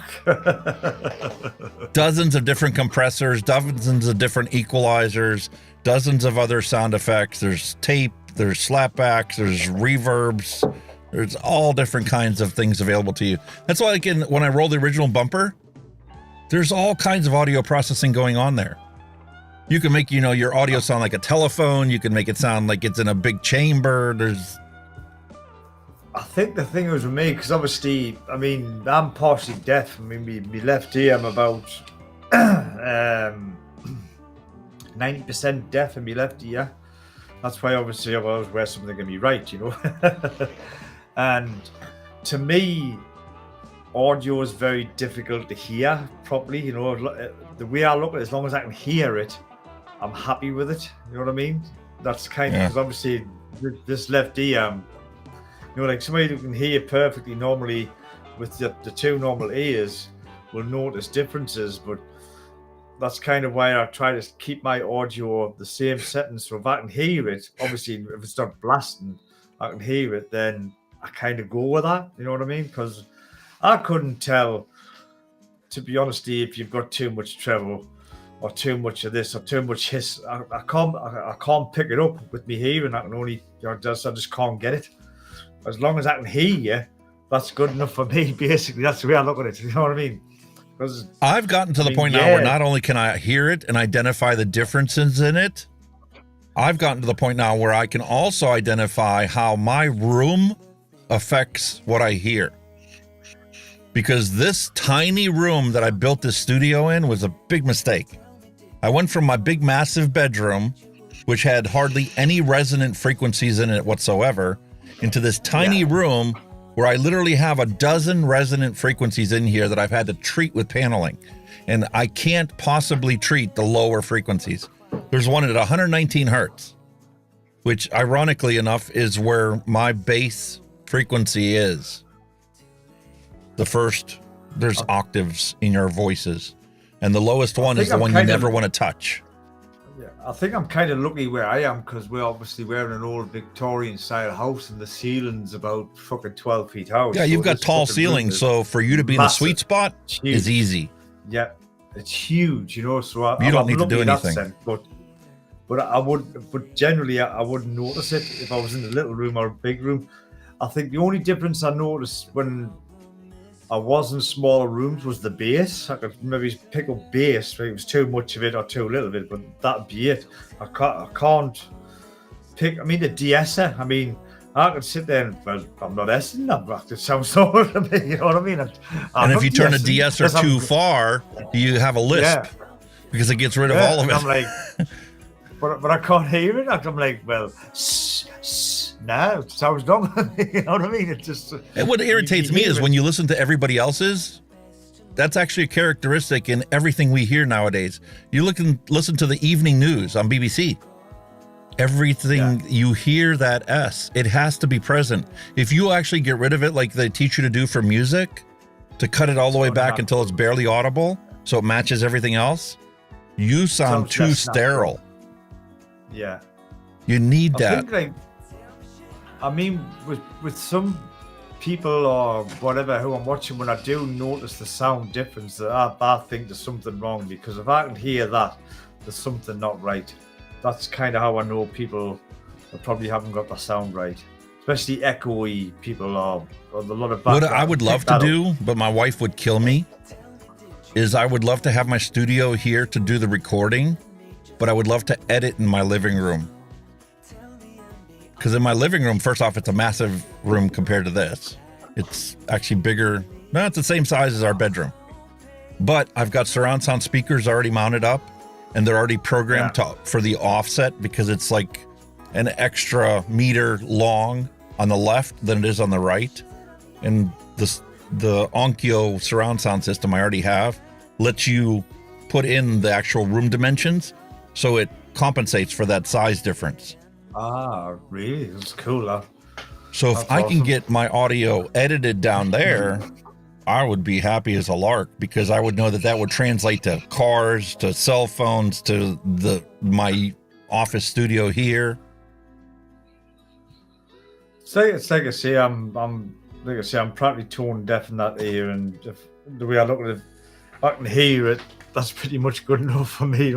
I mean, to me, I just go off site, with your bar meters. If I'm in the middle of the yellow zone, I know I'm safe. If I'm blasting the red, then obviously I'm over the top. But if that's the reality, I do it by eye rather than ear. I sit there, I watch me meters. If I'm sitting in the middle of the yellow, maybe just touching the red, then I know I'm pretty. Unfortunately for you and everybody else out there that doesn't even know the first thing about audio editing, DaVinci Resolve has AI built into it now. Then you can just turn it on. It'll eliminate so they only hear the voice, noise isolation, automatically built into it, noise leveling, automatically built into it. And since version 18.2, they now automatically have it set up so that if you're uploading to YouTube, it'll automatically adjust the volume to match YouTube standards. That's cool. Just as well, because I'm fucking automatic. No extra purchases required. I bought, Wade's Clarity and all these other plugins to, clear people's audio up. Like if you're recorded outside in the wind, it'll eliminate the wind, and all you hear is you talking. Background noise.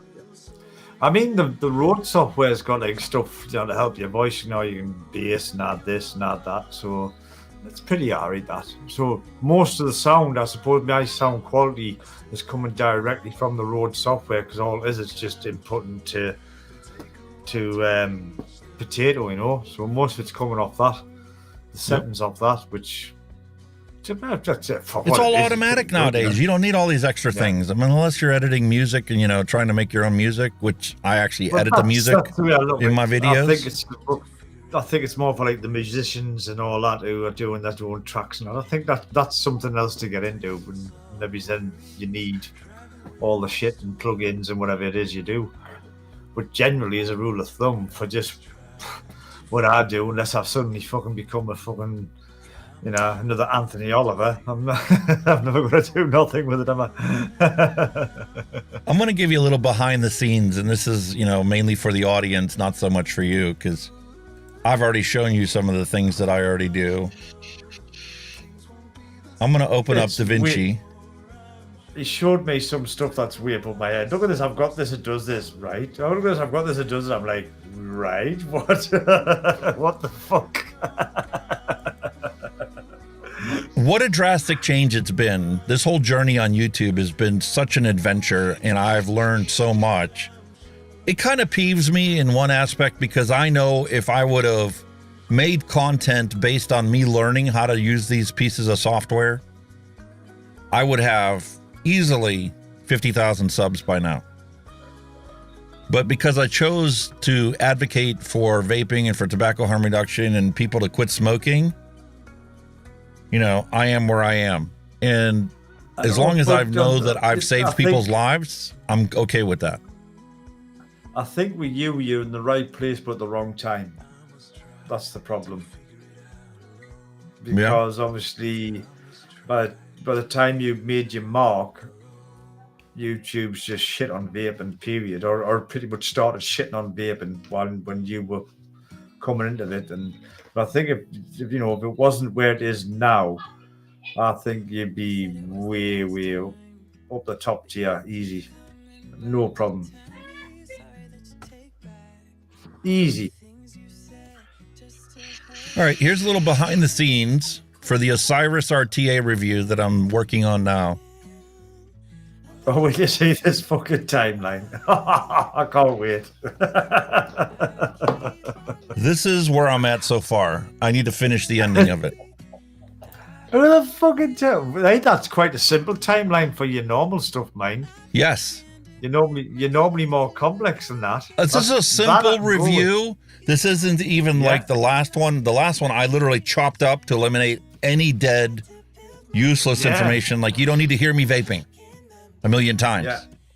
I want to at least keep one so that you can judge the airflow on this sound versus the airflow on the different tank versus this tank. That is very basic for you, I must say. But then again, I'm not knocking it. I'm not knocking it.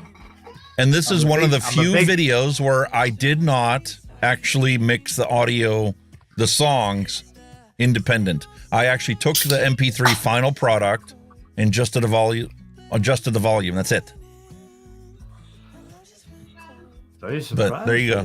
Very surprised. But I'm a firm believer in simplicity, though. Little effort for as much reward. But this is what you got to do nowadays. It can't be like it used to be. You know, when these vape reviewers got started, 8 years ago or whatever, they literally hit record on the camera. They did their review. Like Steve was good for that. He liked to do his all in one take, right? Yeah. And then just upload that, done. The standards and expectations of the viewers nowadays are so high.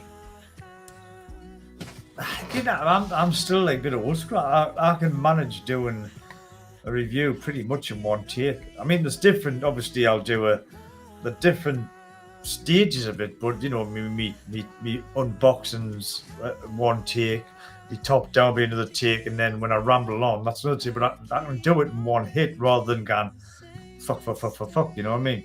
And if there is anything bad, I can wiggle it so it looks continuous, It's the same for me. I try to do it in one hit. But one thing you don't notice is it's only 12 minutes long. The original one take that I did for this was 40 minutes to do an unboxing and review and in my initial impression. Yeah. And I really didn't ramble much in this video. But to get people to watch that's it, my guilt. Yeah, that's you your can't guilt, you expect ramble. people to give you 40 minutes of their time for one review. No. And your rambling is big. That's a massive contribution to make them go. You ramble. I'm guilty of myself. I ramble, I repeat myself and all that. And I'm thinking, I need to end this. You know what I mean?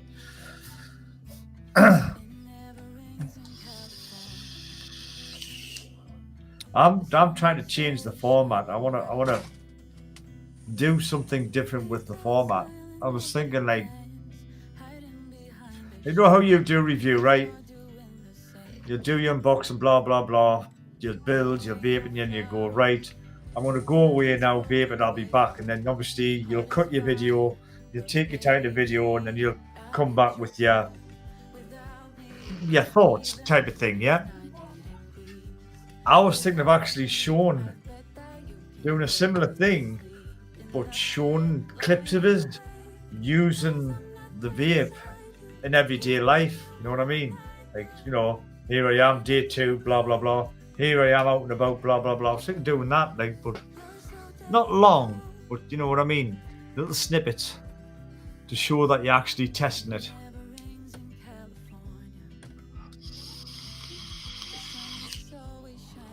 There was my Blaze versus Blaze solo RTA.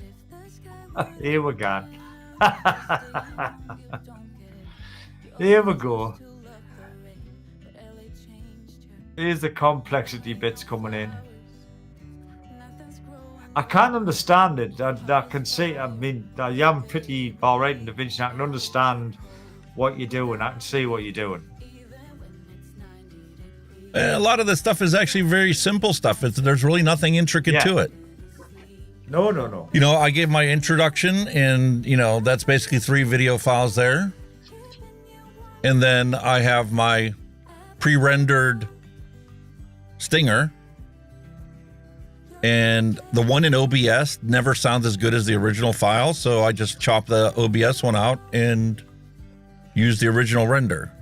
So, are you doing your original recordings on OBS and then you're just importing your OBS footage into DaVinci? Is that how you work? That's it. I've got you. Matter of fact, everything I do in OBS is actually recorded. Like our live streams even. See, I record off the camera and then I put the This is being recorded right now from us being live. Like I see the way I do it off the camera. I record whatever I do on the camera. I take my SIM card out the camera and then I drop it in. I come straight out the camera rather than OBS.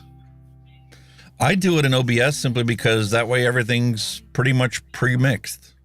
Yeah. Once I got the audio set up and figured out the audio chain, I just put that so it's automatically processed live. But what my brain hasn't figured out is that you can record in 4K on OBS off your camera, and mine that hasn't sunk in. I'm just thinking straight off camera, but then again I record in log as well.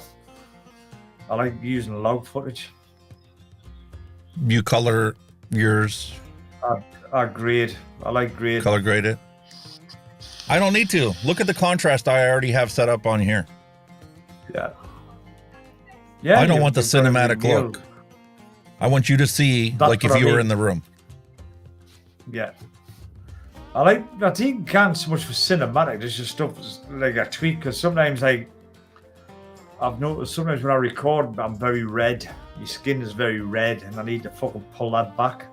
You can do it straight through OBS and go in and color grade it to make adjustments if all you're doing is adjusting it.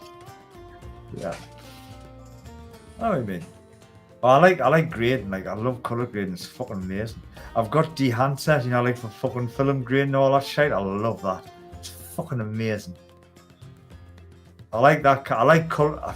I'm not editing. Yeah, I like a bit of editing, but the color grading's when fucking sit up and take notice. I like all of it. The whole process. I do like all of it, but the color grading's the one that jumps out, you know what I mean? Love color grading. Absolutely love it. I love shooting in log to color grade. Just love it. I love having it all done in OBS, and all I got to do is chop out the bits I don't want. And then for me, what makes it even more interesting and like really sparks my fancy is trying to find music that matches what I'm talking about and how I'm talking. I'm hopeless with that as well. I could do it, you know, half a dozen different styles. I could put out a review of all country music in the background. But I know most people out there don't listen to country music. I seen the one that I fancied, but it didn't go. Was like I think it was what Peter McKinnon used, that heavy blues background music. It sounds so good with some of his videos. Like it's really mint, and I do kind of like that music in a sense. You know, the heavy blues, the guitars, and all that. It's fucking awesome. Sometimes it just doesn't go with what you're fucking doing. You know what I mean? Sometimes that's the hardest part, is to find music that matches the pace of your video. I mean, I'm basically my base music preference is, you know, the rock, the old rock music and all that stuff. That's where I'm at. I mean, I like all sorts, but when you kind of play like a Black Sabbath-y type tune, you know, review, it just doesn't work. You know what I mean? So you've got to compromise in some senses.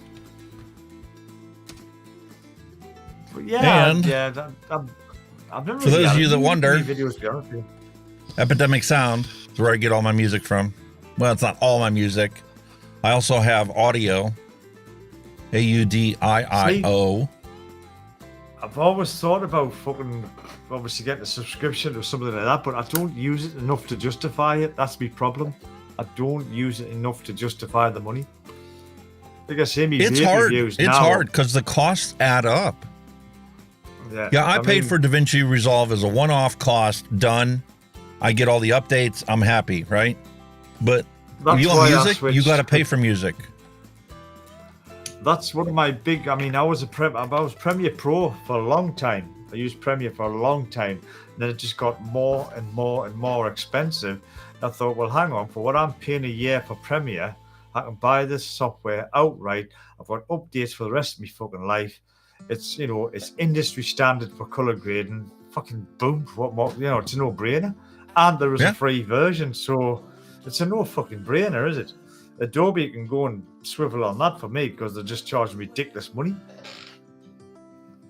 But I mean, I really love it.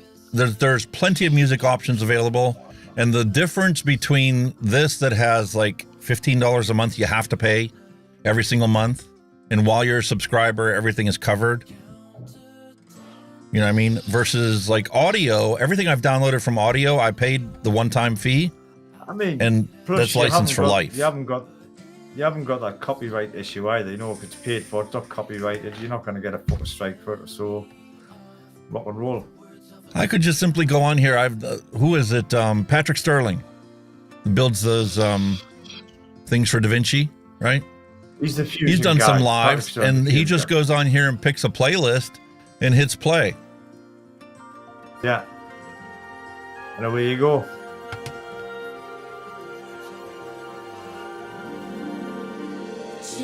Wow. I didn't even know you could do that. Oh, fuck off. Get them. I'm sure Christmas Mallory's saying the songs same now. thing right now. Fuck off with the Christmas shit. Fuck off. Don't want it. Okay, well. This is the only thing. The recommendations page is always changing. Every time you reload that page, it comes up with new recommendations for you to try. And I don't know why it always keeps pushing me towards trap, rap, and hip hop. Oh, God. That's what I mean. I don't like that shit. All the stuff that we have, you know, that I have set up for acoustic playing here, I've legit had to go through, and there's dozens of different styles of music. But then again, I'm also using my one-off subscription that I've used for decades for Virtual DJ. That's what I have set up a playlist for, multiple playlists actually, and so it plays all of our music week after week. And the nice thing is, I've got like 8 hours of music set up in there. Every week I just go in there and hit shuffle once. And I try and find a couple new songs for the intro. That's it.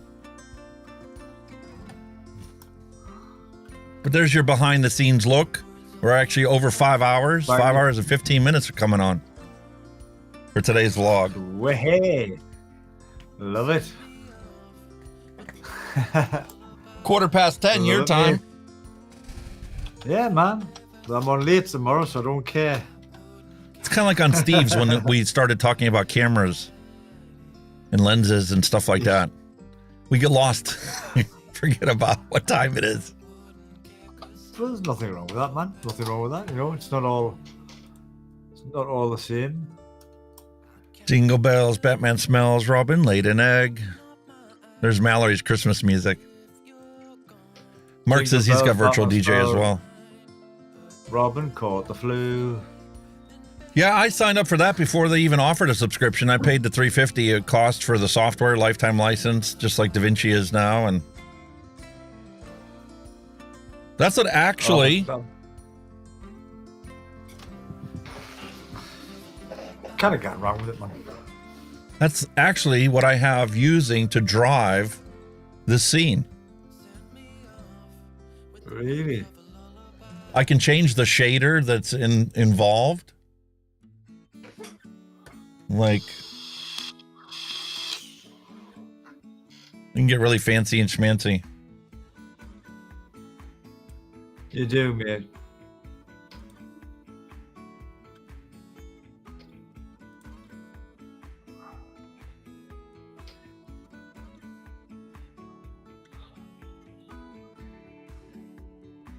Why, thank you. But- That there's a fantastic comment there by Mallory. I like that. Thank you, Mallory. There you go, mate. There's your appreciation.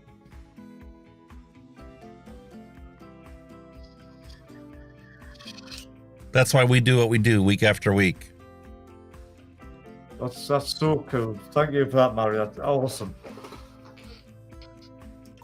Again, you know, hats off to the guys who are doing it. You know what I mean? You know, fighting the foes and still beating the drum. You know. Listen, I was a paramedic for decades. Okay, I put my time in. I know I personally saved lives, but the content that I upload here has the potential to save hundreds, if not thousands of times more lives than what I did actually as a paramedic, treating one person at a time. That's why I got on YouTube. That's why I make the content week after week. It's like you say, I mean, a lot of like viewers will be hobbyists, you know what I mean? Probably very few that are newbies now. But at the end of the day, you know, as hobbyists and hobbyists who want to keep hobbying, you know, they need people like yourself to keep beating the drum, you know, and saying, you know, this shit saves lives, it's better than smoking, so, you know, why we're going through all this crap.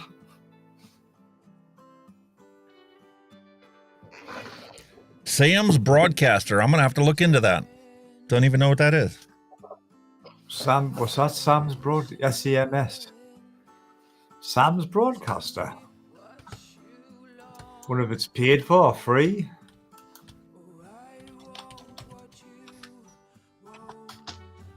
#1 internet radio software. Ooh.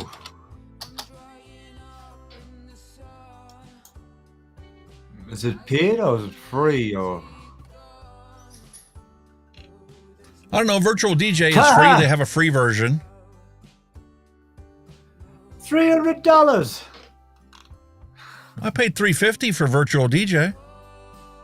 Or you could pay them monthly. Yeah. Like everything else nowadays. They want you to send them $15-20 a month or whatever. Sam Cass, Sam DJ, there's a lot of stuff that you got under it. Jesus Christ. But Virtual DJ allows you to use the software for free on your computer with one output. Ah. It's unrestricted. You want to just use it as to create playlists on your computer? You can use the free version. You don't have to pay for it. Paying for it allows you to have multiple outputs. Got ya. I could also stream a radio station right from my computer, right from Virtual DJ. Really? To SoundCloud, to a bunch of different places. Or even podcasts, for example. You could use it for podcasting, like live podcasts, so to speak. You could, yeah. You could do the recording there. It actually has the capabilities of recording stuff. The problem is when you start broadcasting, you actually have to mix the music to make it your own and not a copyright violation. That's the thing, and as soon as you go live on internet doing whatever, copyright warning. Yeah, and depending on what the platform is, you may not actually be stopped until you get the lawsuits in the mail. Yeah, that's too little too late. Exactly. Ouch. What do you mean I was using it? I was not using this. Fair usage, fair usage. I only played 30 seconds. Fuck off. I used to be able to mix like that down at the club, you know, different parties and events and festivals. Been on plenty of gazebos, playing for thousands upon thousands of people. But wow, technology's taken that over too. They automatically mix it. You can set how you want to do it. It can automatically change the tempo to match the songs and match the key, and we don't need to have any real knowledge to get involved nowadays. You can play it in different keys, can't you? Key of G, key of E, key of F, whatever you want to go for. Yep. But I mean, I used to actually be the real DJ that actually used to mix it on the fly, and the lyrics would be one part of it, and you would mix that with a beat from a different song, do it on the fly and add the special effects. Not anymore. That's an art, mate. It's an absolute art. You know, like Too much work. I mean, you see a lot of the software now that just, you know, you can pick a drum beat, you can pick a fucking guitar, you can pick this, you can pick that instrument, it just blends together and away you fucking go. You know what I mean? It's so clever what I can do now. And Virtual DJ legit actually takes regular MP3 files and processes them into stems on the fly. Wow. So it's very easy to play this song without the vocals, play this song only the vocals, and beat match it and be perfect. Wow. We used to manually have to beat match things on speed, adjusting the speed, and did it on the fly, and there was a bunch of crap that you made that would have 30 seconds of sounding perfect. Now it's all automated, AI controlled. Yeah, but even like I say, when you're mixing the old days with record decks, you know what I mean? I mean, Christ almighty.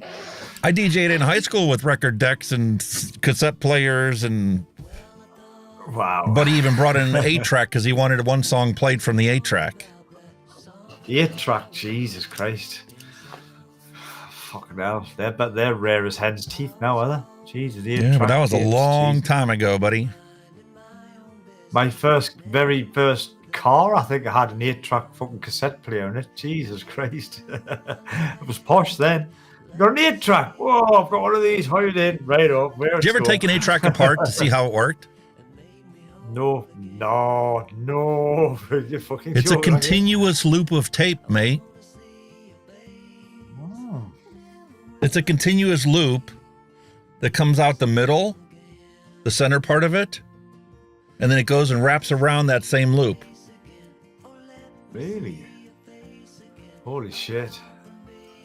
But it's like everything. I mean, you know, people like the sound of an 8-track, like they might say, like, same with vinyls. You know, a lot of people say you can't beat the sound of a vinyl, which I kind of agree with. Like, you kind of beat a vinyl. It just had that. It just had something about it. Even though I was deaf as a post, you could tell a vinyl. You know what I mean? It was just, wow. Here is how much people have admiration for vinyl in old analog gear. Half of the plugins I have are designed to mimic the analog sound from the old technology. Well, that's what Dehancer is. It's mimicking old film stock. That's exactly what it does.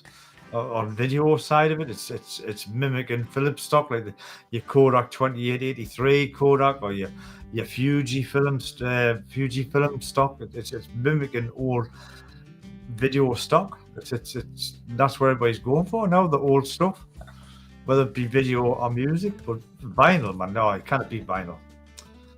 Unbelievable. Well, sir, it's 20 past 10 your time. Almost going on half past the hour. I think we're going to wrap this thing up for today. We're going to hit 5.5 hours. Last time we did that, it was a holiday. Yeah, man. But again, we had a lot to talk about as well. So, yeah. Yeah, especially because we go off on tangents talking about, you know, like mixing and video editing and microphones. And this is it. It's all part of the thing, you know. It's nice to let people know what we're doing in the background as well as anything else. You know what I mean? It's, you know, it opens our eyes to how much work goes into these things. And plus, it's important for people that are out there advocating to let everybody know that you are a human being that is experiencing pain, suffering, joy, and pleasure from all these things that are going on around us.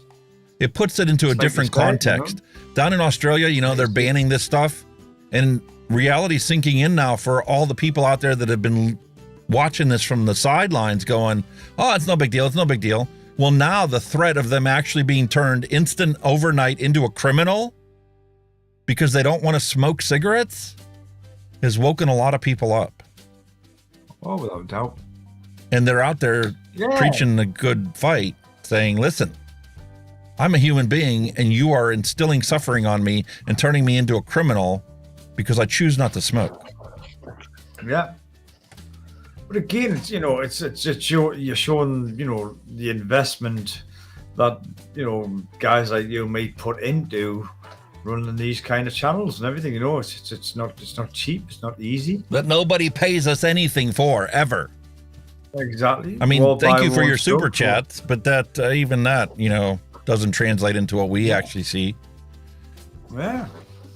someday in the See, future. We've spent a lot of money on the equipment we've got, and you know, sometimes we get a little reward for it, unfortunately. And it's the constant upgrade to keep up with technology. Well, like of you course, found gotta out, do you know, that, DaVinci haven't Resolve isn't as good anymore because your technology's gotten too old. Yeah. And since I've already been ahead of the game, I've got extra. Guess what's coming your way? Hallelujah, man. Thank you for the super chats Oh, today. yeah. Very much appreciated. Would do. Thank you, boys and girls, for that. Absolutely, I was blown away by that. Kenny like, will get that, absolutely blown and away. he's going to be getting this. And Thank he's you got a very water much. cooler, so I don't think I even need to send you this. This is the original one that came out with the stock cooler. Oh, mine's water. It's a water cooled. So if you don't need the stock cooler, I just won't include that Yeah. because it adds a bunch of volume and weight. It doesn't need to be in there. Yeah, whatever. Like I say, I've got a water cooled system, so it'll just pop off, pop that in, and jobs are good. That surprised me. Anyway. When I got this chip, look how big the box is. And Holy you know moly. the only thing that was actually in here, other than this useless paper manual, How there's your not to do it. CPU. Pretty much it. Holy This is moly. what I'm sending to you. Yeah. Look at this. Just take What a out the waste. box and put it in the pocket. If it's easier, just take it out of the box and wrap it in some fucking bubble wrap. You know what I mean? Just chuck it in. Yeah, I'm gonna put this into a bubble wrap. Yeah, just wrap it up with something, man. Fuck the box. The Not me, man. I'll be I've got honest all with my you. original boxes. I'll be honest with you. The stuff I've got no boxes for them now. They're long That's gone, okay. so that'll be getting wrapped. That'll be getting wrapped properly, and you know, I'll send you an envelope. Inside I'll here post it first. is the original bubble wrap that's static free. So you can put the card into there and the CPU can go right into that plastic thingy. Yeah, I'll just put it all. Problem solved. That box you sent it, that big box you sent. If you put it all in that big box, that box you sent to me, I'll just replace whatever and just send you that box back. End of. Perfect. And like I said, that's what drives the thing you see behind me. Whoops. Push the wrong button.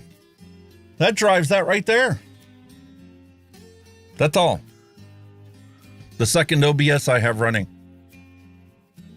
The only thing I've got to check, I'm sure. I was going to check with my son's computer because I'm not sure what was in his. And I think his is still the same chip as mine, but I'll double check because I think he was after it. Going, oh, Dad, put it in mine, but just leave it with us and I'll check. No, that's everything out, fine. but everything's okay. If he's got, Everything's the okay. same era, what is it, AM4? I think he might have I don't know, Ryzen whatever. 3. I think he's That's got fine. a Ryzen 3. That's Has he good got enough. A Ryzen 3. Might have a 3 in his. I'll double check. It's a I'll see what three-way the cop- swap. I'll send you the spec. I'll send you the spec. I'll on it. send you the 7. Your 5 will go into your son's, and then you can send me the 3. Because I don't need a fast happy with that? processor for the other one. If you're happy with that, I'll do that. But I'll double check That's what's in fine. it. I'm sure it's a Ryzen 3. I'm positive it's still a Ryzen. Because that was the first machine I bought. And when I got this one, he got that one. And I'm sure that was Ryzen based. I'm positive it was Ryzen. Because he's just bought, his friends just give him a 1070 card, exactly the same card as mine. So he's got the card in. So, like I say, that's how I can give you the 1070 cards, no problem. But the chip, I'm sure the chip's a 3 or 5, I can't remember, but I'll double check and I'll let you know. No worries. Doesn't matter which one it is. I shall give you the spec. A 3 is I'm more than definitely sure it's adequate right. for just OBS sitting there running 2 screens. One that's actually Is it free used or a fee? to update the Twitch information for our stream and to host a combined chat that I see off the corner of my eye whenever I'm doing the overhead stuff. As soon as I'll double check and then I'll find out when I get the specs. I'll send them out to you. You can see what you're going to do. What I'm looking forward to, not next year, it'll be the year after. I'm looking forward to moving up to the new AM5 platform, because you know how right now you can put basically 2 graphics cards into your motherboard? Yeah. The new AM5 platform supports 3 full bandwidth 16x slots. Granted, it only runs 8x. If you do the secondary and the third one, it'll split that 16. So I could have 3 cards in there. But I'm not doing that until I can buy a capture card that records 8 cameras. Got you. Yeah. Mm-hmm. That's where that's going to come in handy. Is that available now? A capture card that can do that? Not yet. No, I've got the one that captures 4. Got you. But there's new ones that are on the pipeline that are coming out. I've already seen some speculation about it, that are going to capture 8 4K feeds on one card. One card at 8 4K is fucking hell.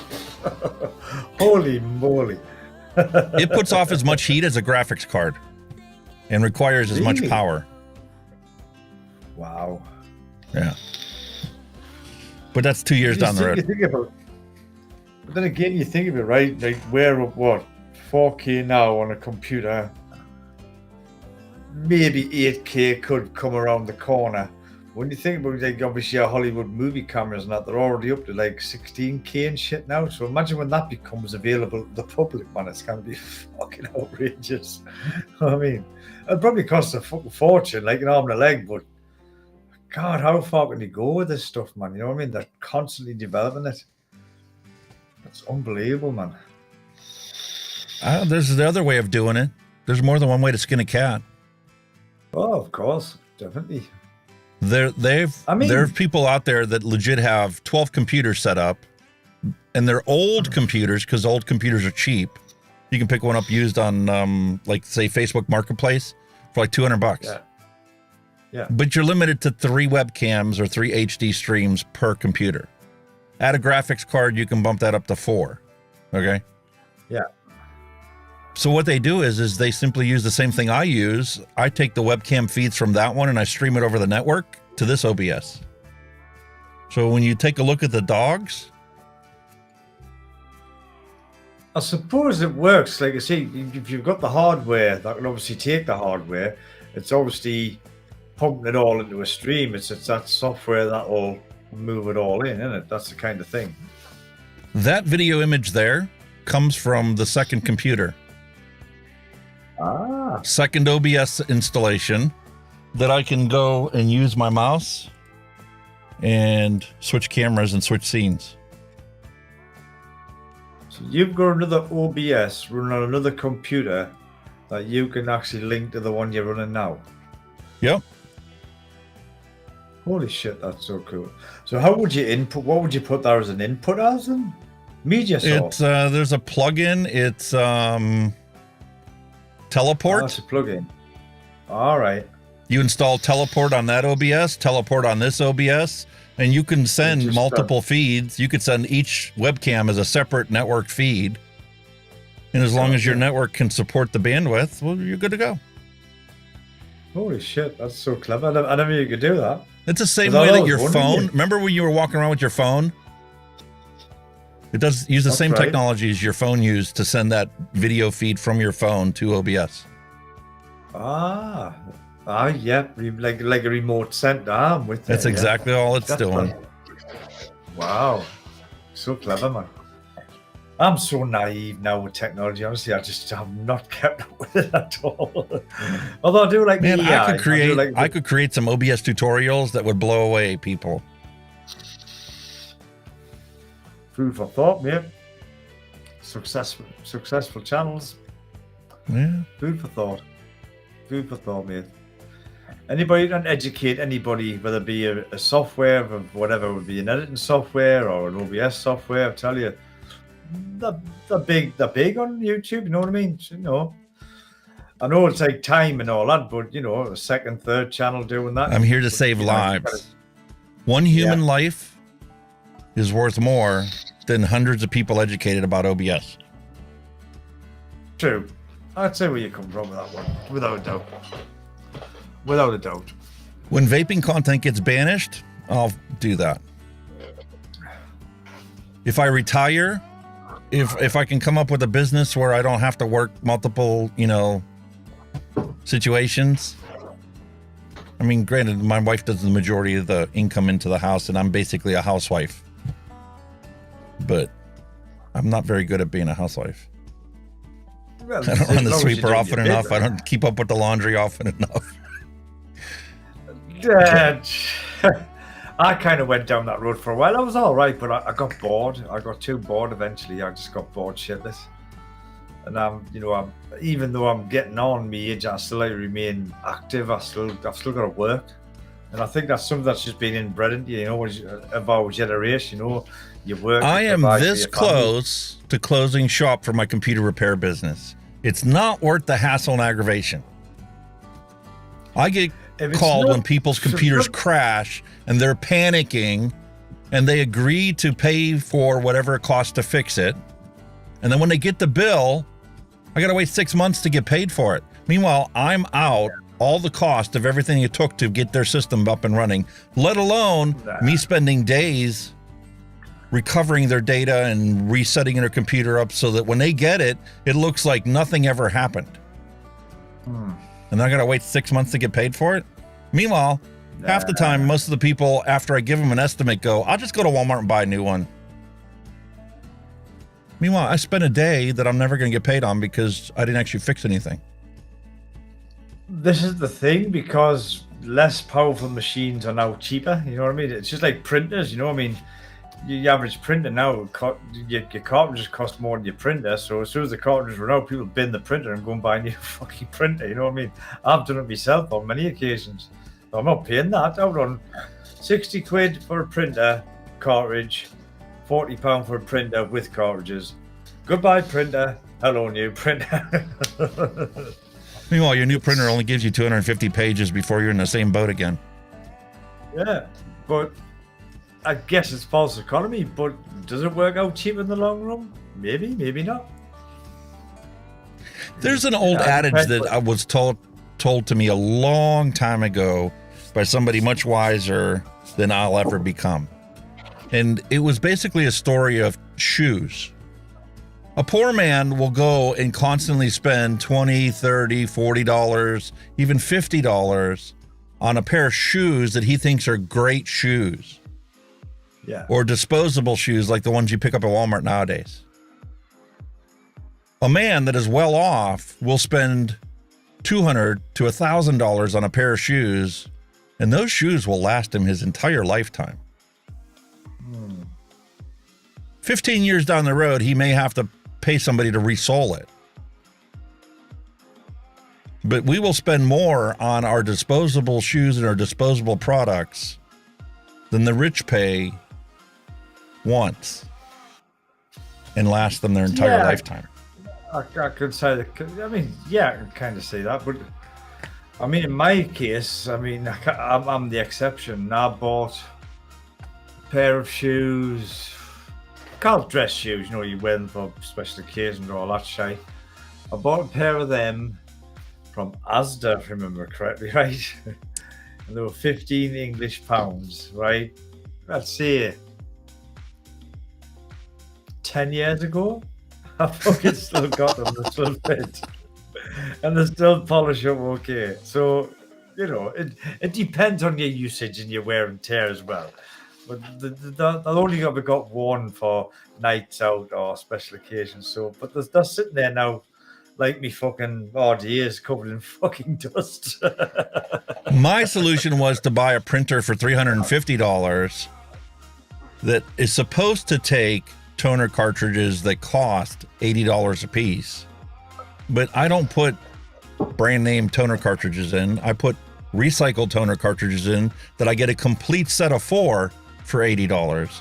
And that will last 8,000 pages. I've only had to buy toner cartridges once, and I went and got 3 master's degrees. You can imagine how many pages I printed with that thing. I mean, the average printer now, we don't really use a printer that much. I mean, to be quite honest, every time I buy a cartridge, they more or less dry out. It's not used to just fucking dry out eventually. But I was contemplating getting a color laser printer because my daughter is into art and tattooing, so she says she's going to be using the printer a lot. But the cost of laser printers, Jesus Christ almighty, especially color ones, fuck me. And they've gone up. They've gone up the last 10 years. That same printer I bought for $350 is probably selling for $800 now. But my philosophy is, if it's going to get used, then it's worth the money. If it's just, like I say, if it's going to just sit idle and print the odd fucking document or fucking shit, it's pointless. But I think for me, it's the last printer I'll ever have to buy. Yeah. Unless it breaks. I think I said, I'm hanging back because I wanted to see how she gets on. If she's going to use it a lot, then, fair enough. If she starts using the print and we're buying cartridge after cartridge, maybe it's something I'll invest in because, if she's doing tattoos and stuff and she prints designs and all that stuff, then fair enough, you know what I mean? Because between you and me, I bought her a tattoo kit for Christmas. Watch this fucking video, shit. Hey, one of these days, when I end up visiting you, you can have her tattoo my wife. Oh, fair. I think she's a fucking damn good. She's good draw. She's fantastic. I don't think she wants to go down the road where you do the template and you stick the template on you. She wants to do freehand. That's a true tattooist. That's where I got my philosophy from, Dusty. With boots, because when I ran ambulance, I had to have new boots, and every year I was putting out money, $150 for a pair of boots, because they kept wearing out between the soles, the lugs, and the toes. They just got worn out. I went out and bought myself a $250 pair of boots that was designed for the military, and that was the last pair I've ever bought. That extra $100 that included a zipper right up the side of the boot so I didn't have to keep lacing it and unlacing it, made my life so much better. But I had to have $250 to shell out for this good pair when I was already struggling. But it's paid dividends in the long run. But sometimes, the big brands are not worth the fucking money either, I mean, I've paid for big brands. Yes. I've paid for some big brand. I'm not going to name them, obviously, in case you get your fucking shit on. But I've paid for big branded trainers, and that haven't lasted 2 fucking minutes. I've paid for. We showed that in the dad jokes last week. Adidas and New Balance made in the same goddamn factory. They mistakenly put the soles of one into the other one, and oops! I guess you found out they're made at the same place, some Chinese warehouse. In the strip district. They're all made in the same place. All they do is stick their fucking name on it and have the other, you know what I mean? We had a thing with my football team when a certain director, he was getting all the replica shirts made in a sweatshirt for China, and they were actually costing about £2 to make, and he's selling them for fucking 70, 80 fucking quid. There was fucking hell on about it, and he got caught out big style. Ding. But there's Mallory. That's the way the world is, isn't it? She spent $300 on her pair of Matterhorn boots. It's lasted her 15 years, and she still wears them. I can kind of see if you pay for quality, you get quality. It's like everything. Not always. Majority of the time, I suppose. Like I said, I do agree, not always. I pay for branded stuff that doesn't last me fucking 2 You minutes. need to do your research and find out which brands are actually better than other brands that are the same price. Because there's half a dozen brands you could pay $300 for and 6 months be looking for new shoes again. Yeah. But you find a good pair that's made right and it'll last you your lifetime. By a lesser famous brand, obviously. Yeah. Some people argue that's the reason why the rich are rich. They buy something Possibly, once and yeah. they never have to buy it again unless they want to. Well, unless they want to show off. Yeah, we keep going out and buying shoes. Oh, it's time for new sneakers. I wore these ones out. I used to do that with watches. I used to have to go buy a brand new Timex watch every 6 months because it would break or the wrist strap would get ripped out and the little pin that was there wouldn't hold it anymore. And then I went out and bought that Casio G-Shock. And the only reason I bought one 10 years later was because I wanted one that still looked good. The amount of watches I've got sitting upstairs with broken straps or fucked batteries or something. That's my latest one, isn't it? I think it still works, actually. That's my smartwatch, right? That's my latest watch. It does all the shit, your heartbeat and fucking all that bollocks, right? But it went dead and I bought a new battery for it, but it's not matching up with the app, so now the app doesn't match with this, and it'll just not connect to the fucking app anymore. So I thought, well, fuck you, you're going on the fucking shelf. Yeah, now you can jump on Amazon for 40 quid and buy yourself a brand new one. And it doesn't require a subscription like the name brand one that costs $300. Well, a friend of mine, I mean, he traveled to Thailand a lot, and we used to get these knockoff fucking brands for fuck all. You know, the Berlin Jab, the Rolex, you know, all fakes, but they cost 15 quid, you know what I mean, for 15 quid. And they did last, you know. I've still got a couple more upstairs. Just need batteries. I mean, just knock up Thailand shit and they'll look the part. And my G-Shock went 8 years before it needed a battery replaced. And it didn't technically need a battery. I just wasn't happy with it not being full all the time. Terra is the best watch. You know, you mentioned Timex. That was one of the best watches I had. You know, in the early days when they were just a wind-up watch and had the little dial on, you know, and the little dial on, and they were waterproof. That watch lasted me 25 fucking years. I think it's still up there to this day. The wind-up watch will last you for fucking ever. Really, honestly. Battery one. Oh yeah. It's off. You get a good one. Timex. I mean, in the day, it wasn't a brand. It was just like a cheap budget watch, you know. And until they started up that game, but that watch lasted me. I've probably still got it somewhere. It probably just needs winding up. I'll tell you one thing for sure. This is the last Motorola phone I will ever own.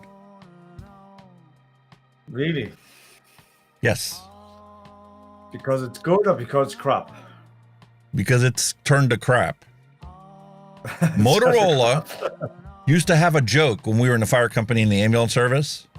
The more you dropped a portable radio made by Motorola, the better it worked.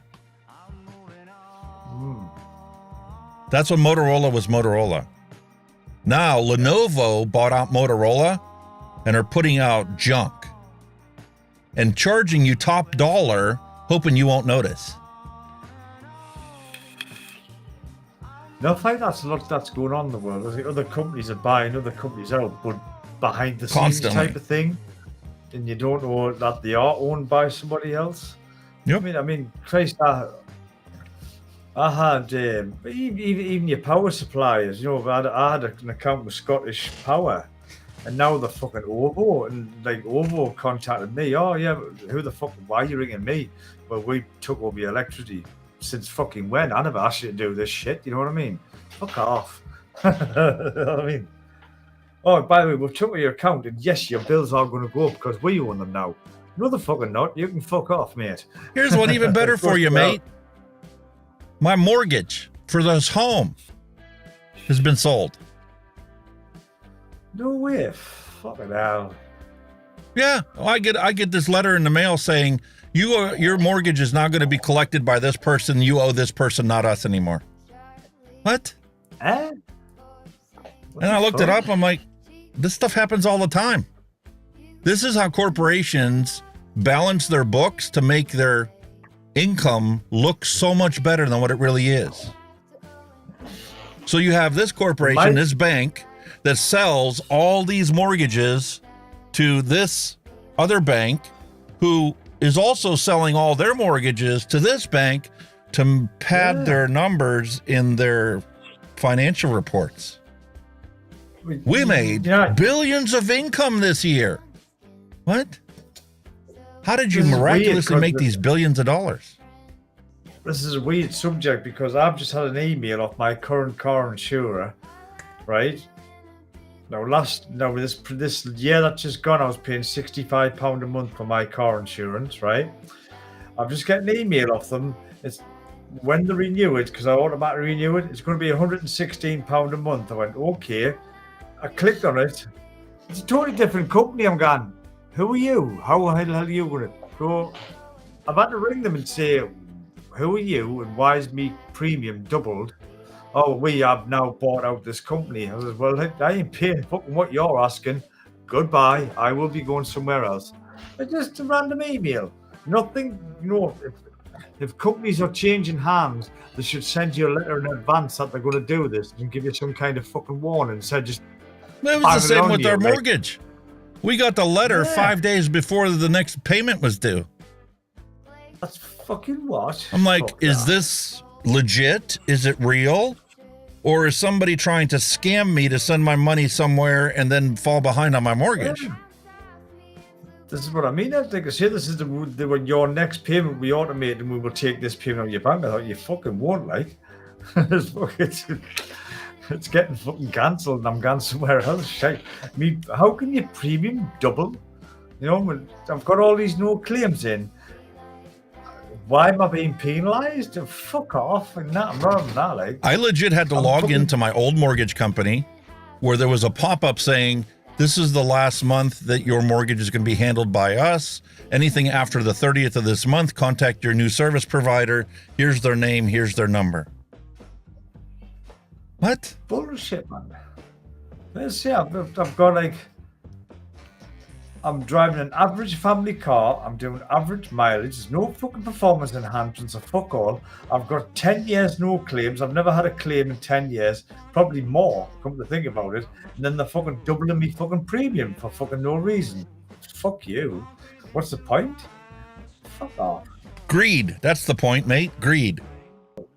See, because the insurance costs going out. I said, well, why don't you penalise the cunts that fucking crashing their cars and not the people that are driving safely and normally? You pricks. Oh, they're getting penalised twice what you got penalised. You're just getting penalised because they're greedy and they want to make more money and do less work. They're going fucking nut the nuts. I'll be looking somewhere else. Fuck off. I've been with them for fucking 5 years and all. So no loyalty, nothing. Just right, you bum, bye, fuck you. Mate, I did the same thing with State Farm because they did the same thing to me, and I'm like, go fuck yourself. Yeah, but why are they blaming this cost of living crisis? How can some of these things go up because of the cost of living when nothing's fucking changed regarding that? Nothing's changed on the insurance premium. I've not done anything different. Why was it going up?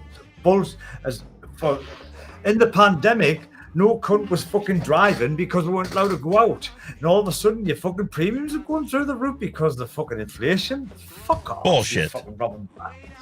Fucking get to fuck. You can go and fuck yourself. As if it comes to crunch, I'll leave that car outside the door. You can go and fuck off. I'll not drive. I'll just drive me fucking works van. Fuck off. Let them get on with the insurance. Fucking bullshit, man, isn't it? Penalise you for fuck all.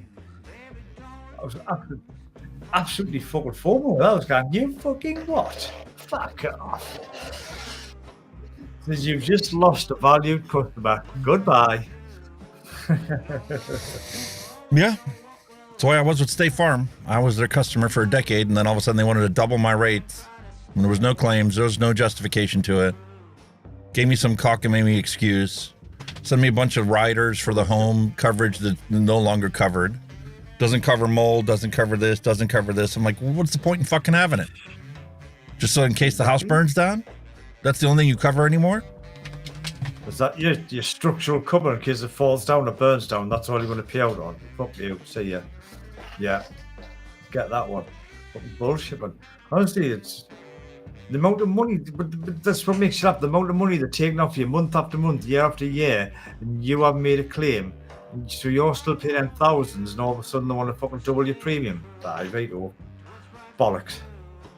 Yeah. Bullshit. All right, mate, we're coming on 6 hours. It is now 5 to 11. I think it's time for us to call it quits for today. We should. I think we should, because we probably could ramble on for hours. That's what we're like. I know we could. We've done it before. However, it's time to wrap it up. With regarding the live stream, yes, I think everybody might be getting a bit bored with it now.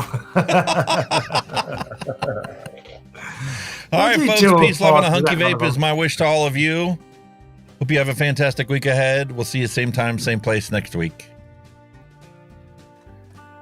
As always, thank you very much to you guys in chat, and thank you the people in Super Chat that did donate towards the postage of my new computer upgrades. I totally fucking worship you, appreciate you, thank you for that. As always, thanks to Alex again. Like I say, we're up to whatever episode of this program. 48. Still going. 48. We're still 48 episodes. We're still going. You think about it, guys. Every episode's averaged from 3 to 5 hours. How many other live shows do that on YouTube? I couldn't even. Let alone do it every week. Hand, so. Exactly. So Okay, go. you're getting absolute value for tuning in, guys. Absolute value, and we do appreciate when you chop in. It's absolutely brilliant. But again, thanks to those super chat donations. Totally appreciate it. And as always, we will see you same time, same place next week. I don't know what Alex has got planned yet for the run to Christmas. I'm sure he hopefully will let me know instead of springing it on us like he always does every week. He's just springs something on us without us knowing. But hopefully we can get something sorted and whatever he's going to do. But until next week, guys, we shall hopefully see you there, same place, same time. Until then, you all stay safe, vape safe, and we'll see you all very soon. You all take care. Bye-bye.